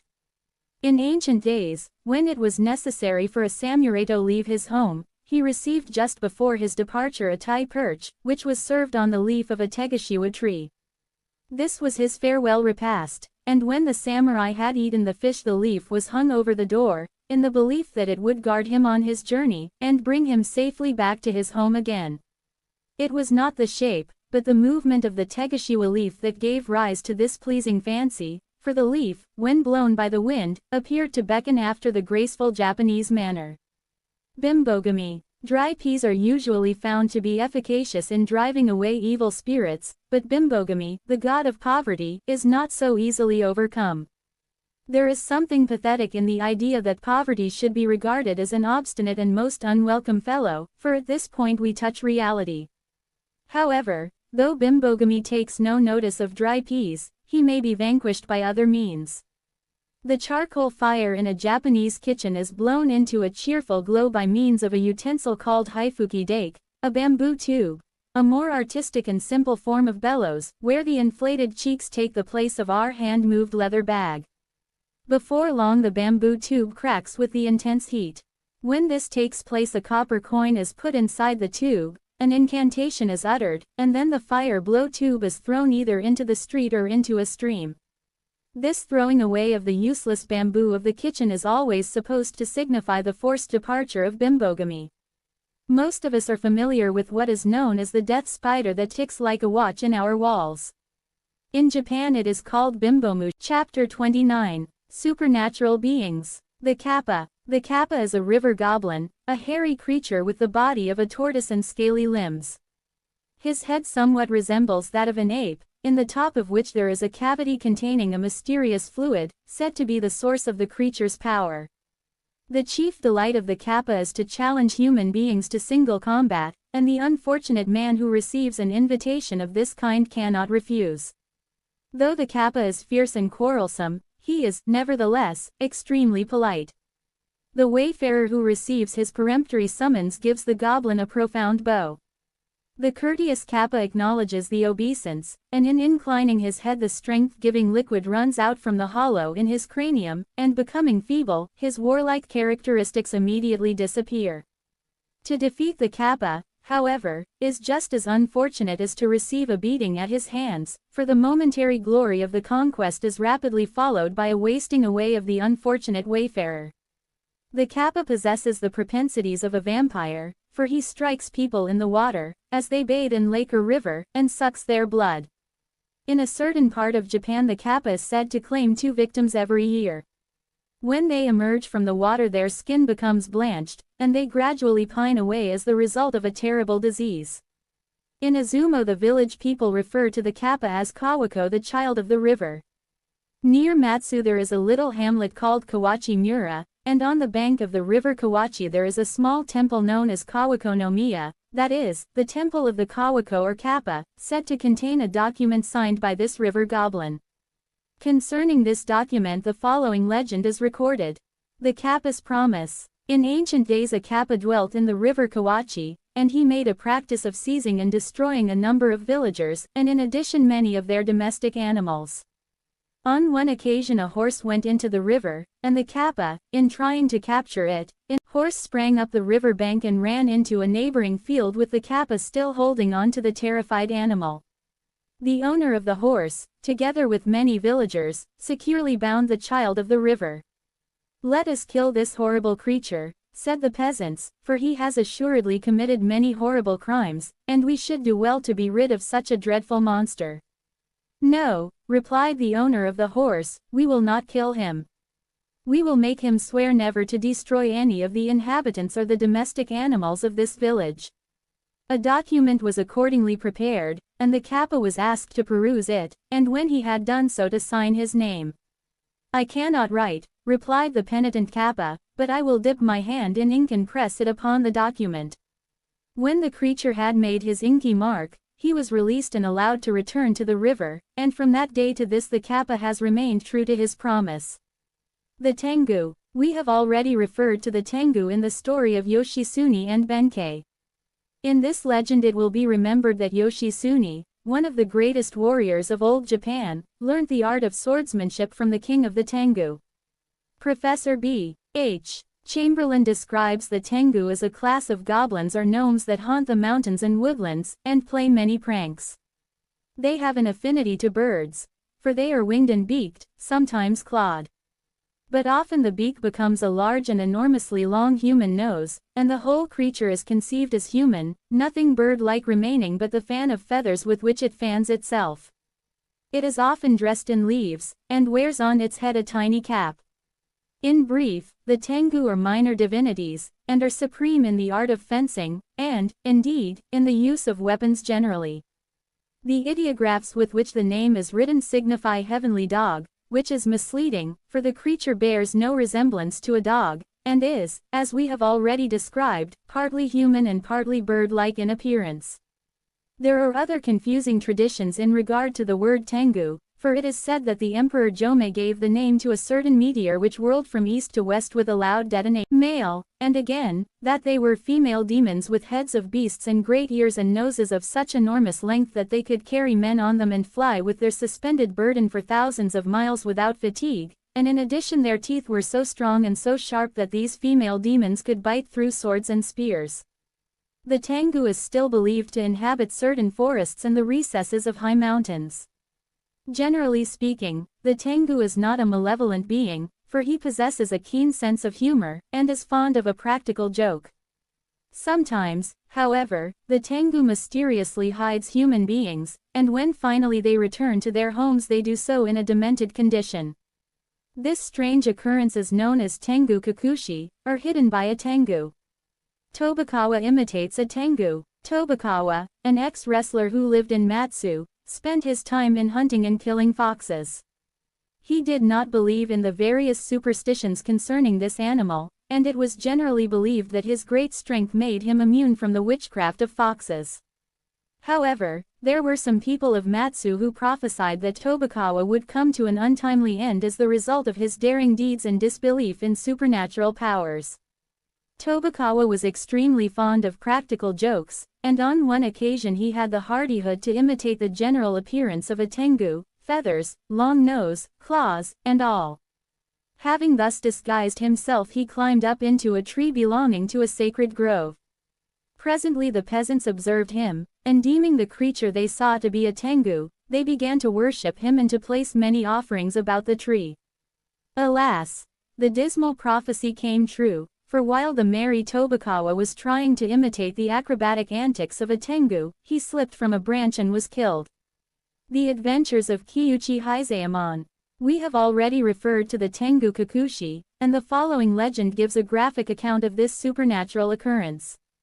One evening, Kiyuchi Hisaemon, a retainer, mysteriously disappeared. Kiyuchi's friends, when they heard of what had taken place, searched for him in every direction. Eventually they discovered the missing man's clogs, scabbard, and sword, but the sheath was bent like the curved handle of a tea kettle. They had no sooner made this lamentable discovery than they also perceived Kyuchi's girdle, which had been cut into 3 pieces. At midnight, those who searched heard a strange cry, a voice calling for help. Suzuki Shichiro, one of the party, chanced to look up, and he saw a strange creature with wings standing upon the roof of a temple. When the rest of the band had joined their comrade, they all looked upon the weird figure, and one said, "I believe it is nothing but an umbrella flapping in the wind." "Let us make quite sure," replied Suzuki Shichiro, and with these words he lifted up his voice, and cried loudly, "Are you the lost Kyuchi?" "Yes," was the reply, "and I pray that you will take me down from this temple as speedily as possible." When Kyuchi had been brought down from the temple roof, he fainted, and remained in a swoon for 3 days. At length, gaining consciousness, he gave the following account of his strange adventure.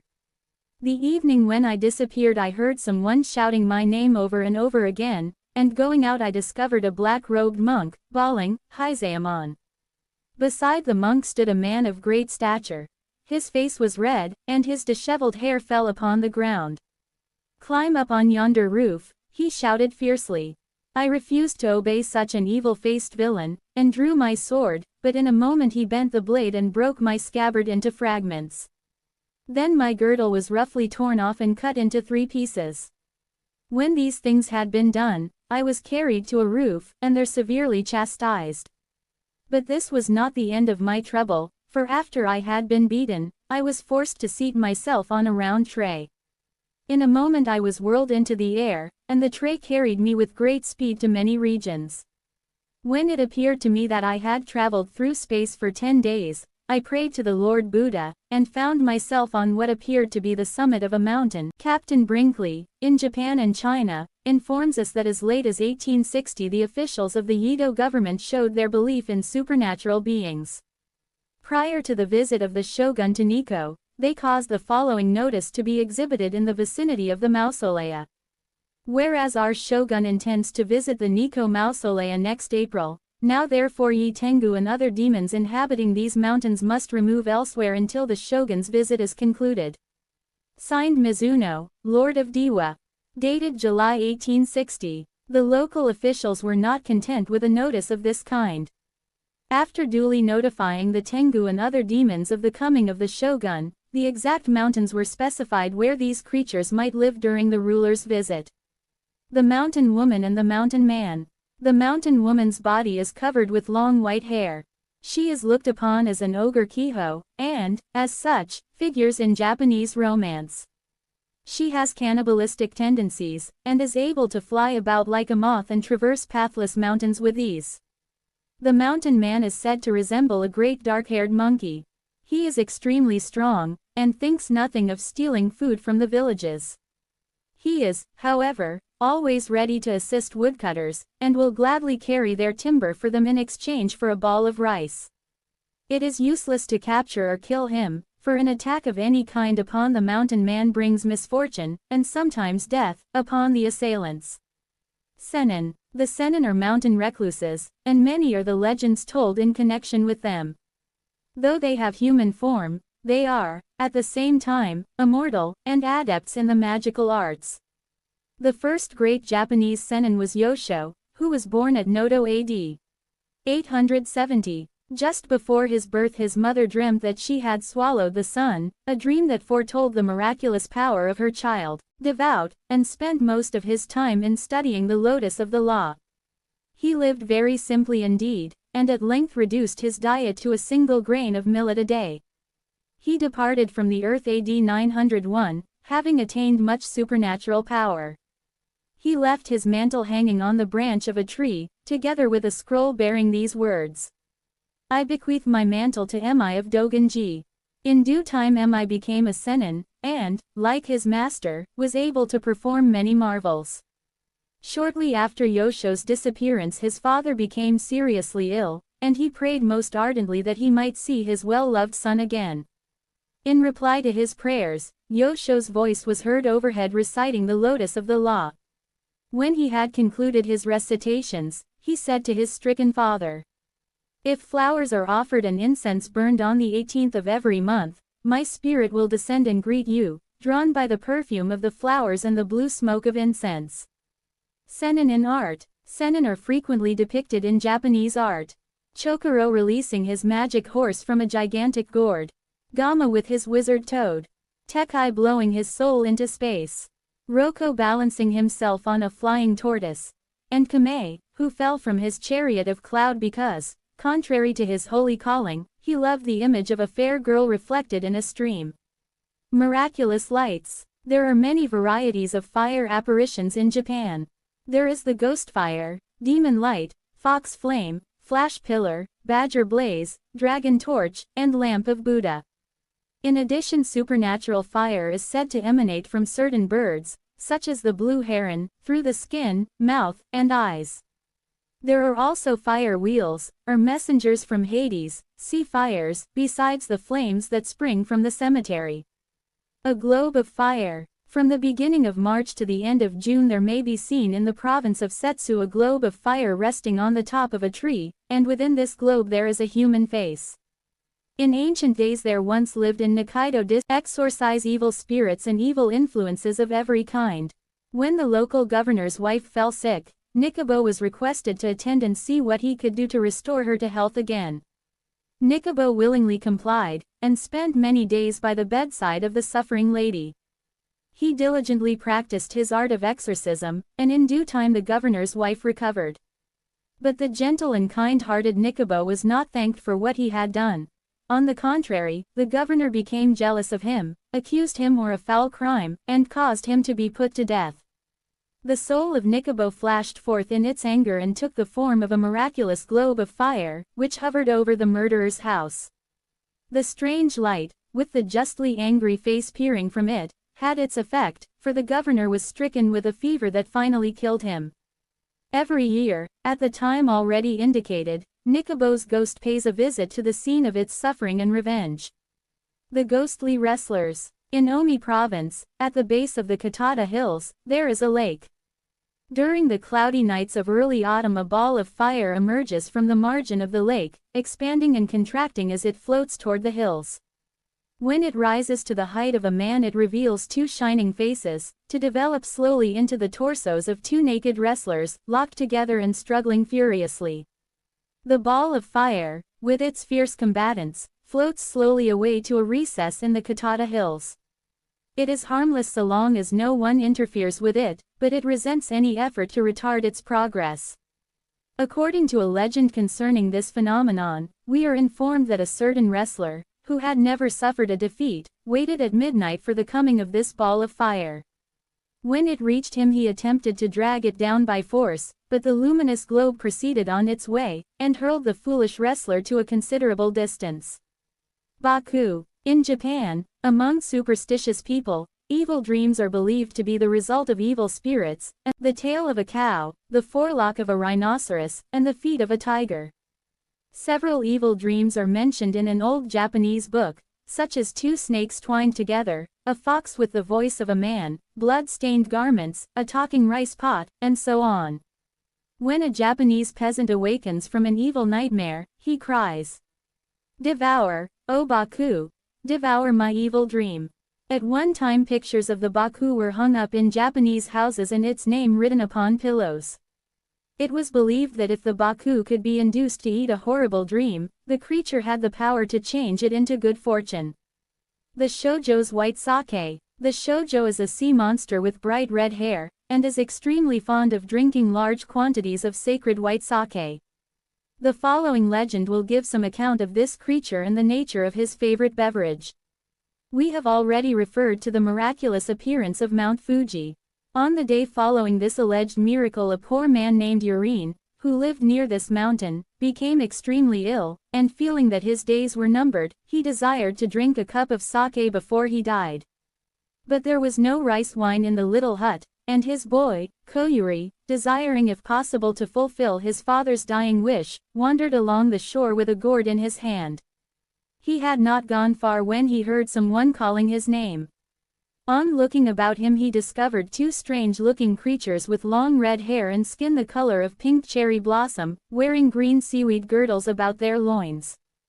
Drawing nearer, he perceived that these beings were drinking white sake from large flat cups, which they continually replenished from a great stone jar. "My father is dying," said the boy, "and he much desires to drink a cup of sake before he departs this life. But alas, we are poor, and I know not how to grant him his last request." "I will fill your gourd with this white sake," replied one of the creatures, and when he had done so Koyuri ran with haste to his father. The old man drank the white sake eagerly. "Bring me more," he cried, "for this is no common wine. It has given me strength, and already I feel new life." So Koyuri returned to the seashore, and the red-haired creatures gladly gave him more of their wine. Indeed, they supplied him with the beverage for 5 days, and by the end of that time Yurine was restored to health again. Now Yurine's neighbor was a man called Mamikiko, and when he heard that Yurine had recently obtained a copious supply of sake he grew jealous, for above all things he loved a cup of rice wine. One day he called Koyuri and questioned him in regard to the matter, saying, "Let me taste the sake." He roughly snatched the gourd from the boy's hand and began to drink, making a wry face as he did so. "This is not sake," he exclaimed fiercely. "It is filthy water," and having said these words, he began to beat the boy, crying, "Take me to those red people you have told me about. I will get from them fine sake, and let the beating I have given you warn you never again to play a trick upon me." Koyuri and Mamikiko went along the shore together, and presently they came to where the red-haired creatures were drinking. When Koyuri saw them he began to weep. "Why are you crying?" said one of the creatures. "Surely your good father has not drunk all the sake already." "No," replied the boy, "but I have met with misfortune. This man I bring with me, Mamikiko by name, drank some of the sake, spat it out immediately, and threw the rest away, saying that I had played a trick upon him and given him foul water to drink. Be so good as to let me have some more sake for my father." The red-haired man filled the gourd, and chuckled over Mamikiko's unpleasant experience. "I should also like a cup or sake," said Mamikiko. "Will you let me have some?" Permission having been granted, the greedy Mamikiko filled the largest cup he could find, smiling over the delicious fragrance. But directly he tasted, the red man thus made answer. "You are evidently not aware that I am a shoujo, and that I live near the Sea Dragon's palace. When I heard of the sudden appearance of Mount Fuji I came here to see it, assured that such an event was a good omen and foretold of the prosperity and perpetuity of Japan. While enjoying the beauty of this fair mountain I met Koyuri, and had the good fortune to save his honest father's life by giving him some of our sacred white sake that restores youth to human beings, together with an increase in years, while to shoujo it vanquishes death. Koyuri's father is a good man, and the sake was thus able to exert its full and beneficent power upon him. But you are greedy and selfish, and to all such this sake is poison." "Poison!" groaned the now contrite Mamikiko. "Good shoujo, have mercy upon me and spare my life." The shoujo gave him a powder, saying, "Swallow this in sake and repent of your wickedness." Mamikiko did so, and this time he found that the white sake was delicious. He lost no time in making friends with Yurine, and some years later these men took up their abode on the southern side of Mount Fuji, brewed the shoujo's white sake, and lived for 300 years. The dragon. The dragon is undoubtedly the most famous of mythical beasts, but, though Chinese in origin, it has become intimately associated with Japanese mythology. The creature lives for the most part in the ocean, river, or lake, but it has the power of flight and rules over clouds and tempests. The dragon of China and Japan resemble each other, with the exception that the Japanese variety has 3 claws, while that of the Celestial Kingdom has 5. The Chinese Emperor Yao was said to be the son of a dragon, and many rulers of that country were metaphorically referred to as dragon-faced. The dragon has the head of a camel, horns of a deer, eyes of a hare, scales of a carp, paws of a tiger, and claws resembling those of an eagle. In addition, ascend to heaven at will. This is merely a general description and does not apply to all dragons, some of which have heads of so extraordinary a kind that they cannot be compared with anything in the animal kingdom. The breath of the dragon changes into clouds from which come either rain or fire. It is able to expand or contract its body, and in addition it has the power of transformation and invisibility. In both Chinese and Japanese mythology, the watery principle is associated with the dragon, as we have already seen in the story of Urashima, the Empress Jingo, and the adventures of Hori and C. The dragon Tatsu is one of the signs of the zodiac, and the four seas, which in the old Chinese conception limited the habitable earth, were ruled over by four dragon kings. The celestial dragon ruled over the mansions of the gods, the spiritual dragon presided over rain, the earth dragon marked the courses of rivers, and the dragon or hidden treasure guarded precious metals and stones. A white dragon, which lived in a pond at Yamashiro, transformed itself every 50 years into a bird called Ogancho, with a voice resembling the howling of a wolf. Whenever this bird appeared, it brought with it a great famine. On one occasion, while Fukai was standing by the Yellow River, the yellow dragon presented him with a scroll inscribed with mystic characters. This tradition is said to be the legendary origin of the Chinese system of Chapter XXX, the transformation of Issunboshi, and Kintaro, the Golden Boy. A prayer to the Empress Jingo. An old married couple went to the shrine of the deified Empress Jingo, and prayed that they might be blessed with a child, even if it were no bigger than one of their fingers. A voice was heard from behind the bamboo curtain of the shrine, and the old people were informed that their wish would be granted.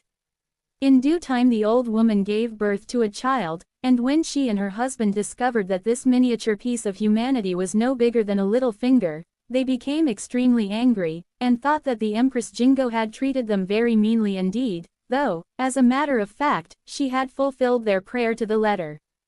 1-inch priest. The little fellow was called Issunboshi 1-inch priest, and every day his parents expected to see him suddenly grow up as other boys. But at 13 years of age he still remained the same size as when he was born. Gradually his parents became exasperated, for it wounded their vanity to hear the neighbors describe their son as little finger, or grain of corn.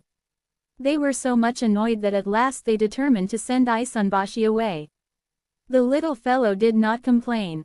He requested his mother to give him a needle, a small soup bowl, and a chopstick, and with these things he set off on his adventures. Issunboshi becomes a page. His soup bowl served as a boat, which he propelled along the river with his chopstick. In this fashion he finally reached Kyoto. Prince Sanjo himself heard the little voice, and it was some time before he could discover where it came from. When he did so he was delighted with his discovery, and on the little fellow begging that he might live in the prince's house, his request was readily granted. The boy became a great favorite, and was at once made the Princess Sanjo's page. In this capacity he accompanied his mistress everywhere, and though so very small, he fully appreciated the honor and dignity of his position.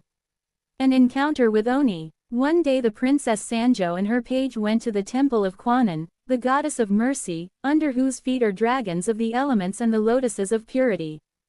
As they were leaving the temple, 2 Oni evil spirits sprang upon them. Issunboshi took out his needle sword from its hollow straw, and loudly denouncing the Oni, he flourished his small weapon in their evil-looking faces. One of the creatures laughed. "Why," said he scornfully, "I could swallow you, as a cormorant swallows a trout, and what is more, my funny little bean seed, I will do so." The Oni opened his mouth, and Issunboshi found himself slipping down a huge throat until he finally stood in the creature's great dark stomach. Issunboshi, nothing daunted, began boring away with his needle sword. This made the evil spirit cry out and give a great cough, which sent the little fellow into the sunny world again. The second Oni, who had witnessed his companion's distress, was extremely angry, and tried to swallow the remarkable little page, but was not successful. This time Issunboshi climbed up the creature's nostril, and when he had reached the end of what seemed to him to be a very long and gloomy tunnel, he began piercing the Ona's eyes. The creature, savage with pain, ran off as fast as he could, followed by his yelling companion. On their way home the princess happened to pick up a small wooden mallet. "Oh," said she, "this must have been dropped by the wicked Oni, and it is none other than a lucky mallet. You have only to wish and then tap it upon the ground, and your wish, no matter what, is always granted. My brave Isunbashi, tell me what you would most desire, and I will tap the mallet on the ground." After a pause the little fellow said, "Honorable princess, I should like to be as big as other people." The princess tapped the mallet on the ground, calling aloud the wish of her page. In a moment Isunbashi was transformed from a bijou creature to a lad just like other youths of his age. These wonderful happenings excited the curiosity of the emperor, and Isunbashi was summoned to his presence. The emperor was so delighted with the youth that he gave him many gifts and made him a high official. Finally, Isunbashi became a great lord and married Prince Sanjo's youngest daughter. Kentaro, the Golden Boy. Sakata Kurando was an officer of the emperor's bodyguard, and though he was a brave man, well versed in the art of war, he had a gentle disposition, and during his military career chanced to love a beautiful lady named Yaojiri. Kurando eventually fell into disgrace, and was forced to leave the court and to become a traveling tobacco merchant. Yaojiri, who was much distressed by her lover's flight, succeeded in escaping from her home, and wandered up and down the country in the hope of meeting Kurando. At length she found him, but the unfortunate man, who, no doubt, felt deeply his disgrace and his humble mode of living, put an end to his humiliation by taking his miserable life. Animal companions. When Yaojiri had buried her lover she went to the Ashigara mountain, where she gave birth to a child, called Kentaro, or the Golden Boy. Now Kentaro was remarkable for his extreme strength. When easily as an experienced woodcutter. Ashigara mountain was a lonely and desolate spot, and as there were no children with whom Kentaro could play, he made companions of the bear, deer, hare, and monkey, and in a very short time was able to speak their strange language. One day, when Kentaro was sitting on the mountain, with his favorites about him, he sought to amuse himself by getting his companions to join in a friendly wrestling match. A kindly old bear was delighted with the proposal, and at once set to work to dig up the earth and arrange it in the form of a small dais. When this had been made, a hare and a monkey wrestled together, while a deer stood by to give encouragement and to see that the sport was conducted fairly.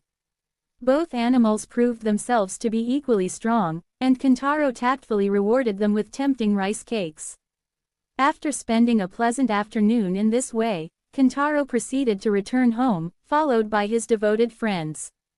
At length they came to a river, and the animals were wondering how they should cross such a wide stretch of water, when Kentaro put his strong arms round a tree which was growing on the bank, and pulled it across the river so that it formed a bridge. Now it happened that the famous hero, Yorimitsu, and his retainers witnessed this extraordinary feat of strength, and said to Watanabe Isuna, "This child is truly remarkable. Go and find out where he lives and all about him. A famous warrior." So Watanabe Isuna followed Kentaro and entered the house where he lived with his mother. "My master," said he, "Lord Yorimitsu, bids me find out who your wonderful son is." When Yaojiri had narrated the story of her life and informed her visitor that her little one was the son of Sakata Kurando, the retainer departed and told Yorimitsu all he had heard. Yorimitsu was so pleased with what Watanabe Isuna told him that he went himself to Yaojiri and said, "If you will give me your child I will make him my retainer." The became a famous warrior, and the stories of his wonderful deeds are recited to this day. Children regard him as their favorite hero, and little boys, who would fain emulate the strength and bravery of Sakata Kintoki, carry his portrait in their bosom. Chapter 31. Miscellaneous Legends. Kato Sayemon. Kato Sayemon lived in the palace of the Shogun Ashikaga, where he had his separate apartments, and as there was no war at that time, he remained contentedly with his wife and concubines. Kato Sayemon was a man who loved luxury and ease, and he regarded domestic peace as the greatest of all earthly blessings. He honestly believed that among all his smiling, courteous women there was nothing but harmony, and this thought made life particularly sweet to him. One evening Kato Sayemon went into the palace garden and was enchanted by the ever-moving cloud of fireflies, and he was scarcely less pleased with the gentle song of certain insects. "What a charming scene," murmured Sayamon, and what a charming world we live in. Bows and smiles and abject humility from my women. Oh, it's all very wonderful and very delightful. I would have life always so. Thus voicing his thoughts in this self-satisfied manner, he chanced to pass his wife's room, and peeped in with a loving and benevolent eye. He observed that his wife was playing Go with one of his concubines. Such polite decorum, murmured Sayamon. Surely their words are as sweet as honey and as soft and fair as finely spun silk. But stay, what strange thing is this? The hair of my wife and the hair of my concubine have turned into snakes that twist and rear their heads in anger. All the time these women smile and bow and move their pieces with well-ordered charm and grace. Gentle words come from their lips, but the snakes of their hair mock them, for these twisting reptiles tell of bitter jealousy in their hearts. Sayamon's beautiful dream of domestic happiness was forever shattered. I will go forth, said he, and become a Buddhist priest. I will leave behind the hot malice and envy of my wife and concubines, and in the teaching of the Blessed One I shall indeed find true peace. The next morning Sayamon left the palace secretly, and though search was made for him, reduced the establishment and lived quietly with her little son, Ishidomaro. 2 years went by and still there came no news of her husband. At length Sayamon's wife and child went in search of the missing man. For 5 years they wandered about the country, till at length they came to a little village in Kishu, where an old man informed the weary and travel-stained wanderers that Sayamon was now a priest, and that a year ago he lived in the temple of Kongobuji, on Mount Koya. The next day the woman and her son found that at the temple of Kongobuji no women were permitted to enter, so Ishidomaro, after carefully listening to his mother's instructions, ascended the mountain alone. When the boy, after a long and arduous climb, reached the temple, he saw a monk, and said, "Does a priest called Kato Sayamon live here? I am his little son, and my good mother awaits me in yonder valley. 5 years we have sought for him, and the love that is in our hearts will surely find him." The priest, who was none other than Sayamon himself, thus addressed his son.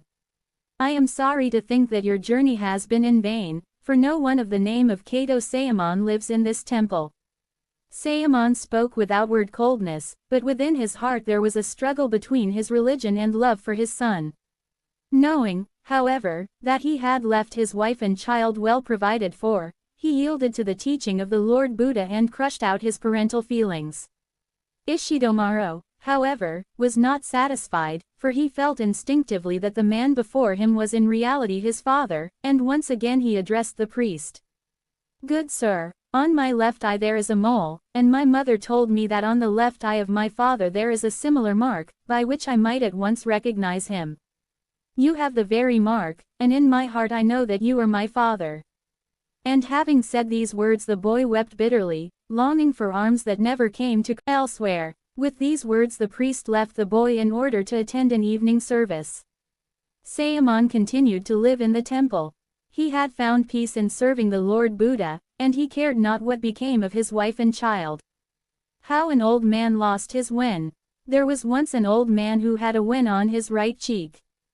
This disfigurement caused him a good deal of annoyance, and he had spent a considerable sum of money in trying to get rid of it. He took various medicines and applied many lotions, but instead of the wen disappearing or even diminishing, it increased in size. One night, while the old man was returning home laden with firewood, he was overtaken by a terrible thunderstorm, and was forced to seek shelter in a hollow tree. When the storm had abated, and just as he was about to proceed on his journey, he was surprised to hear a sound of merriment close at hand. On peeping out from his place of retreat, he was amazed to see a number of demons dancing and singing and drinking.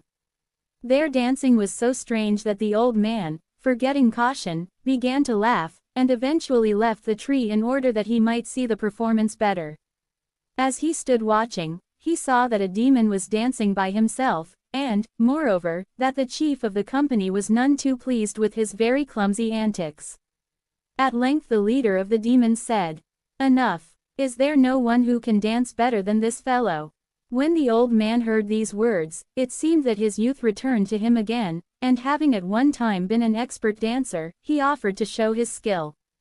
So the old man danced before that strange gathering of demons, who congratulated him on his performance, offered him a cup of sake, and begged that he would give them the pleasure of several other dances. The old man was extremely gratified by the way he had been received, and when the chief of the demons asked him to dance before them on the following night, he readily complied. "That is well," said the chief, "but you must leave some pledge behind you.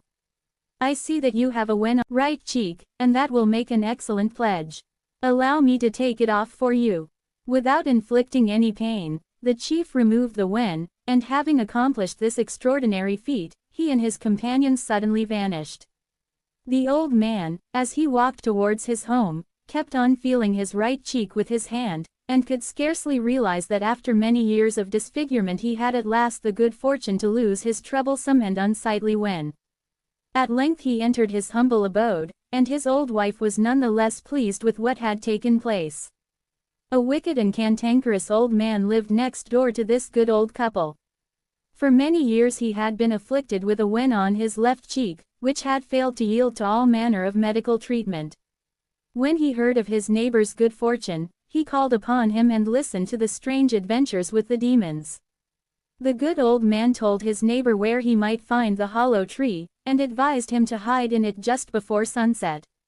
The wicked old man found the hollow tree and entered it. He had not remained concealed more than a few minutes when he rejoiced to see the demons. Presently one of the company said, "The old man is a long time coming. I made sure he would keep his promise." At these words the old man crept out of his hiding place, flourished his fan, and began to dance. But, unfortunately, he knew nothing about dancing, and his extraordinary antics caused the demons to express considerable dissatisfaction.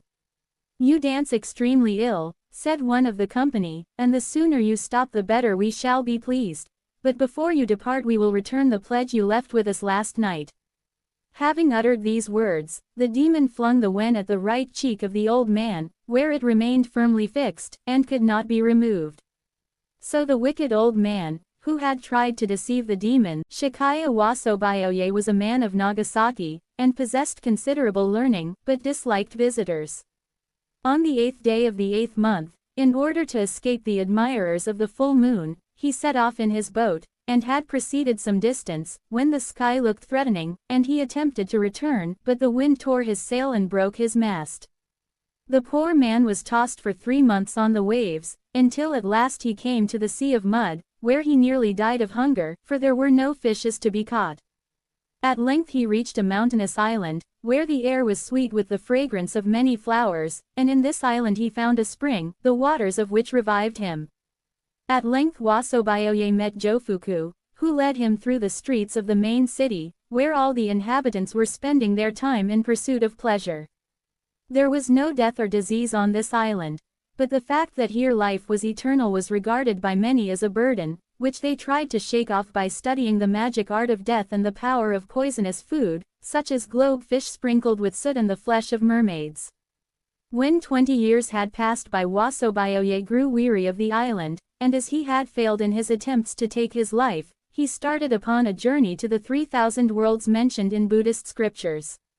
He then visited the land of endless plenty, the land of shams, the land of the followers of the antique, the land of paradoxes, and, finally, the land of giants. After Wasobyoye had spent 5 months riding on the back of a stork through total darkness, he at length reached a country where the sun shone again, where trees were hundreds of feet in girth, where weeds were as large as bamboos, and men 60 feet in height. In this strange land a giant picked up Wasobyoye, took him to his house, and fed him from a single grain of monster rice, with chopsticks the size of a small tree. For a few weeks Wasobyoye attempted to catechize his host in regard to the doctrines of the old world whence he came, but the giant laughed at him and told him that such a small man could not. The jeweled tears of Samebito. One day, while Totaro was crossing the long bridge of Seta, he saw a strange-looking creature. It had the body of a man, with a skin blacker than that of a Negro.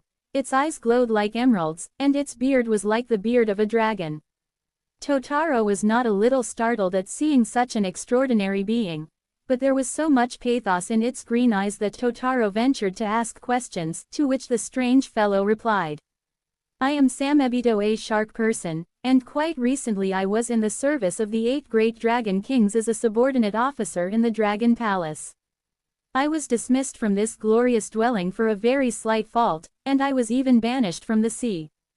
Ever since I have been extremely miserable, without a place of shelter, and unable to get food. Pity me, good sir. Find me shelter, and give me something to eat. Totaro's heart was touched by Samebito's humility, and he took him to a pond in his garden and there gave him a liberal supply of food. In this quiet and secluded spot this strange creature of the sea remained for nearly half a year. Now in the summer of that year there was a great female pilgrimage to the temple called Midera, situated in the neighboring town of Otsu. Totaro attended the festival, and there saw an extremely charming girl. Her face was fair and pure as snow, and the loveliness of her lips assured the beholder that their very utterance would sound as sweet as the voice of a nightingale singing upon a plum tree. Single quote. Totaro at once fell in love with this maiden. He discovered that her name was Tamana, that she was unmarried, and would remain so unless a young man could present her with a betrothal gift of a casket containing no fewer than 10,000 jewels. When Totaro learned that this fair girl was only to be won by what seemed to him an impossible gift, he returned home with a heavy heart. The more Totaro worried himself into an illness, and when a physician came to see him, he shook his head, and said, "I can do nothing for you, for no medicine will cure the sickness of love." And with these words he left him.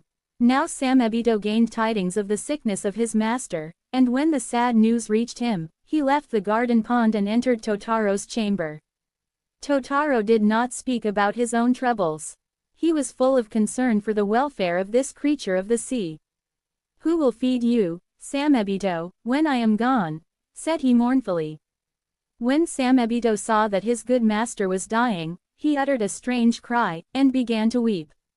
He wept great tears of blood, but when they touched the floor they suddenly turned into glowing rubies. When Totaro saw these jeweled tears he shouted for joy, and new life came back to him from that hour. "I shall live, I shall live," he cried with great delight. "My good friend, you have more than repaid me for the food and shelter I have given you. Your wonderful tears have brought me untold happiness." Then Samebito stopped weeping, and asked his master to be so good as to explain the nature of his speedy recovery. So Totaro told the shark man of his love affair and of the marriage gift demanded by the family of Tamana. "I thought," added Totaro, "that I should never be able to get 10,000 jewels, and it was that thought that brought me so near to death. Now your tears have turned into jewels, and with these the maid will become my wife." Totaro proceeded to count the jewels with great eagerness. "Not enough, not enough," he exclaimed with considerable disappointment. "Oh, Samebito, be so good as to weep a little more." These words made Samebito angry. "Do you think," said he, "I can weep at will like women? My tears come from the heart, the outward sign of true and deep sorrow. I can weep no longer, for you are unless I get 10,000 jewels, I cannot marry the fair Tamana," said Totaro. "What am I to do? Oh, good friend, weep, weep." Samebito was a kindly creature. After a pause, he said, "I can shed no more tears today. Let us go tomorrow to the long bridge of Seta, and take with us a good supply of wine and fish. It may be that as I sit on the bridge and gaze toward the Dragon Palace, I shall weep again, thinking of my lost home, and longing to return once more." On the morrow they went to the Seta Bridge, and after Samebito had taken a good deal of wine, he gazed in the direction of the Dragon Kingdom. As he did so his eyes filled with tears, red tears that turned into rubies as soon as they touched the bridge. Totaro, without very much concern for his friend's sorrow, picked up the jewels, and found at last that he had 10,000 lustrous rubies. Just at that moment they heard a sound of sweet music, and from the water there rose a cloud-like palace, with all the colors of the setting sun shining upon it. Samebito gave a shout of joy and sprang upon the parapet of the bridge, saying, "Farewell, my master, the Dragon Kings are calling." With these words he leapt from the bridge and returned to his old home again. Totaro lost no time in presenting the casket containing 10,000 jewels to Tamana's parents, and in due season he married their lovely daughter. A note on Japanese poetry. There is a subtle charm about Japanese poetry peculiarly its own. I recall with pleasure the unforgettable hours I spent in reading Mr. Yon Noguchi's Pilgrimage. I was compelled, through sheer delight, to read the 2 volumes at a sitting. It is true that Mr. Noguchi is very much under the influence of Walt Whitman, and it has left its impress upon his work, but that only tends to heighten the effect of the purely Japanese element. A brief, haunting phrase of Mr. Noguchi has far more charm than an imitation of his American directions, she borrowed so much. I have mentioned Mr. Yon Noguchi because his work forms an excellent starting point for the study of Japanese poetry. This charming poet, writing in English, has given us for the first time an intimate knowledge of the very spirit of Japanese poetry. When a book is written on comparative poetry, that of Japan will take a very high place. It is far easier to describe what Japanese poetry is not than what it actually is. To begin with, there are no Japanese epics, such as the Iliad and Odyssey, the Kalevala, and the Mahabharata, and their phrase Naga Uta long poetry is to us a misnomer, for they have no really long poems. Philosophy, religion, satire are not themes for the Japanese poet. He even goes so far as to consider war no fit subject for a song. The tanka and haiku. Where, then, are the charm and wonder of Japan's Pegasus? The real genius is to be found in the tanka, a poem of 5 lines or phrases and 31 syllables. In many ways the tanka shows far more limitation than an English sonnet, and our verbose poets would do well to practice a form that engenders suppression and delicately gives suggestion the supreme place. It is surprising what music and sentiment are expressed within these limits. The tanka is certainly brief in form, but it frequently suggests, with haunting insistency, that the fragment really has no end, when imagination seizes it and turns it into 1,000 lines. The tanka belongs as much to Japan as Mount Fuji itself. One cannot regard it without thinking that a Japanese poet must essentially have all the finer instincts of an artist. In him the 2 arts seem inseparable. He must convey in 5 lines, in the most felicitous language at his disposal, the idea he wishes to express. That he does so with extraordinary success is beyond dispute. These brief poems are wonderfully characteristic of the Japanese people, for they have such a love for little things. The same love that delights in carving a netsuke, the small button on a Japanese tobacco pouch, or the fashioning of a miniature garden in a space no bigger than a soup plate is part of the same subtle genius. There is an even more Lilliputian form of verse. It is called the haiku, and contains only 17 syllables, such as, "What I saw is a fallen blossom returning to the branch, lo, it was a butterfly." Butterflies were no mere flying insects in old Japan. The sight of such a brightly colored creature heralded the approach of some dear friend. On one occasion great clouds of butterflies were thought to be the souls of an army. The Hyaku nin Isshiu. Those who are familiar with the Hyaku nin Isshiu single verses by 100 people, written before the time of the Norman conquest, will recognize that much of the old Japanese poetry depended on the dexterous punning and the use of pivot and pillow words. The art was practiced, not with the idea of provoking laughter, which was the aim of Thomas Hood, but rather with the idea of winning quiet admiration for a clever and subtle verbal ornament. No translation can do full justice to this phase of Japanese poetry, but the following tanka, by Yasuhide Bunya, may perhaps give some idea of their wordplay. The mountain wind in autumn time is well called hurricane. It hurries canes and twigs along, and whirls them o'er the plain, to scatter them again. The cleverness of this verse lies in the fact that Yamake's mountain wind is written with 2 characters. When these characters are combined they form the word arashi hurricane. Clever as these pillow and pivot words were, they were used but sparingly by the poets of the classical period, to be revived again in a later age when their extravagant use is to be condemned as a verbal display that quite overshadowed the spirit of the poetry itself. Love poems. There are Japanese love poems, but they are very different from those with which we are familiar. The tiresome charms, either briefly or at length, is happily an impossibility in the tanka. There is nothing approaching the sensuousness of a Swinburne or a D.G. Rossetti in Japanese poetry, but the sentiments are gentle and pleasing nevertheless.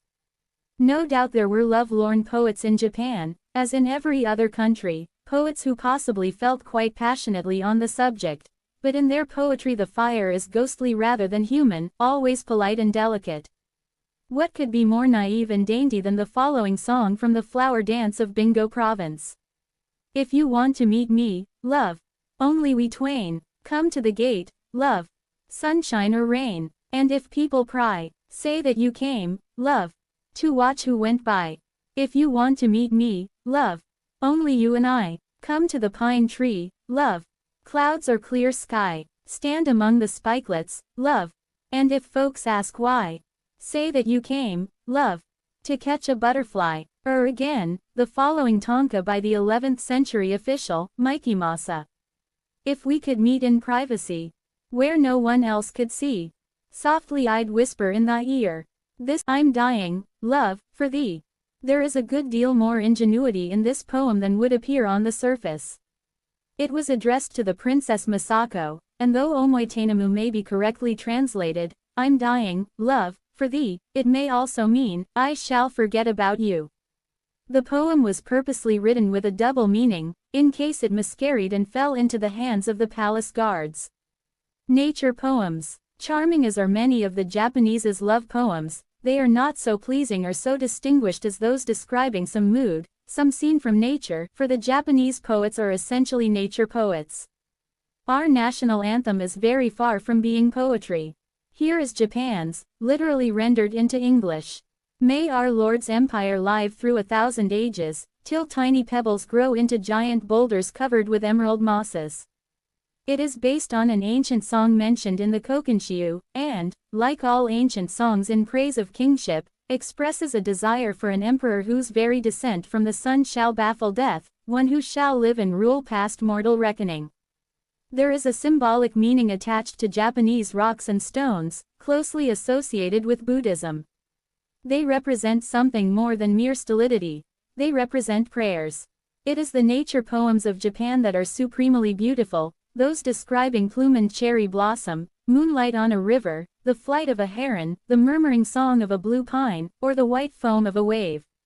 The best of these poems are touched with pathos. Here is one by Issei. Cold as the wind of early spring, chilling the buds that still lie sheathed in their brown armor with its sting, and the bare branches withering. So seems the human heart to me. Cold as the March wind's bitterness. I am alone, none comes to see or cheer me in these days of stress.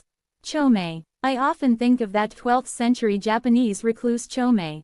He lived in a little mountain hut far away from City Royal, and there he read and played upon the biwa, went for walks in the vicinity, picking flowers and fruit and branches of maple leaves, which he set before the Lord Buddha as thank offerings. Chomei was a true lover of nature, for he understood all her many moods. In the spring he gazed upon the festoons of the wisteria, fine to see as purple clouds. In the west wind he heard the song of birds, and when autumn came he saw the gold coloring of the trees, while the piling and vanishing of snow caused him to think of the ever-waxing and waning volume of the world's sinfulness. He wrote in his charming Hojoki, the most tender and haunting autobiography in the Japanese language. All the joy of my existence is concentrated around the pillow which giveth me nightly rest. All the hope of my days I find in the beauties of nature that ever please my eyes. He loved nature so well that he would fain have taken all the color and perfume of her flowers through death into the life beyond. That is what he meant when he wrote, alas, the moonlight behind the hill is hidden in gloom and darkness. Oh, would her radiance ever my longing eyes rejoiced. Here is a touching haiku, written by Chiyo, after the death of her little son. How far, I wonder, did he stray, chasing the burnished dragon-fly today? The souls of Japanese children are often pictured as playing in a celestial garden with the same flowers and butterflies they used to play with while on earth.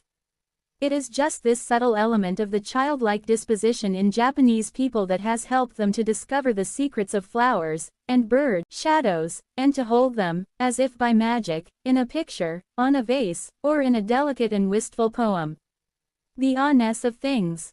There is a Japanese phrase, Mono no aware wo shiru, the awe-ness of things, which seems to describe most accurately the whole significance of Japanese poetry.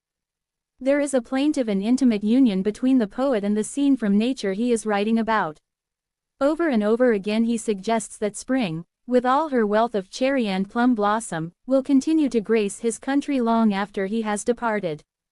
Nearly all Japan's people, from the peasant to the Mikado himself, are poets. They write poetry because they live poetry every day of their lives. That is to say, before Japan dreamed of wearing a bowler hat and frock coat, or became a wholesale buyer of everything Western. They live poetry, always that poetry steeped in an intimate communion with nature. And when in July the Festival of the Dead takes place, there comes a great company of poet souls to see nippons blossom again, to wander down old familiar gardens, through red torii, or to lean upon a stone lantern, and drink in the glory of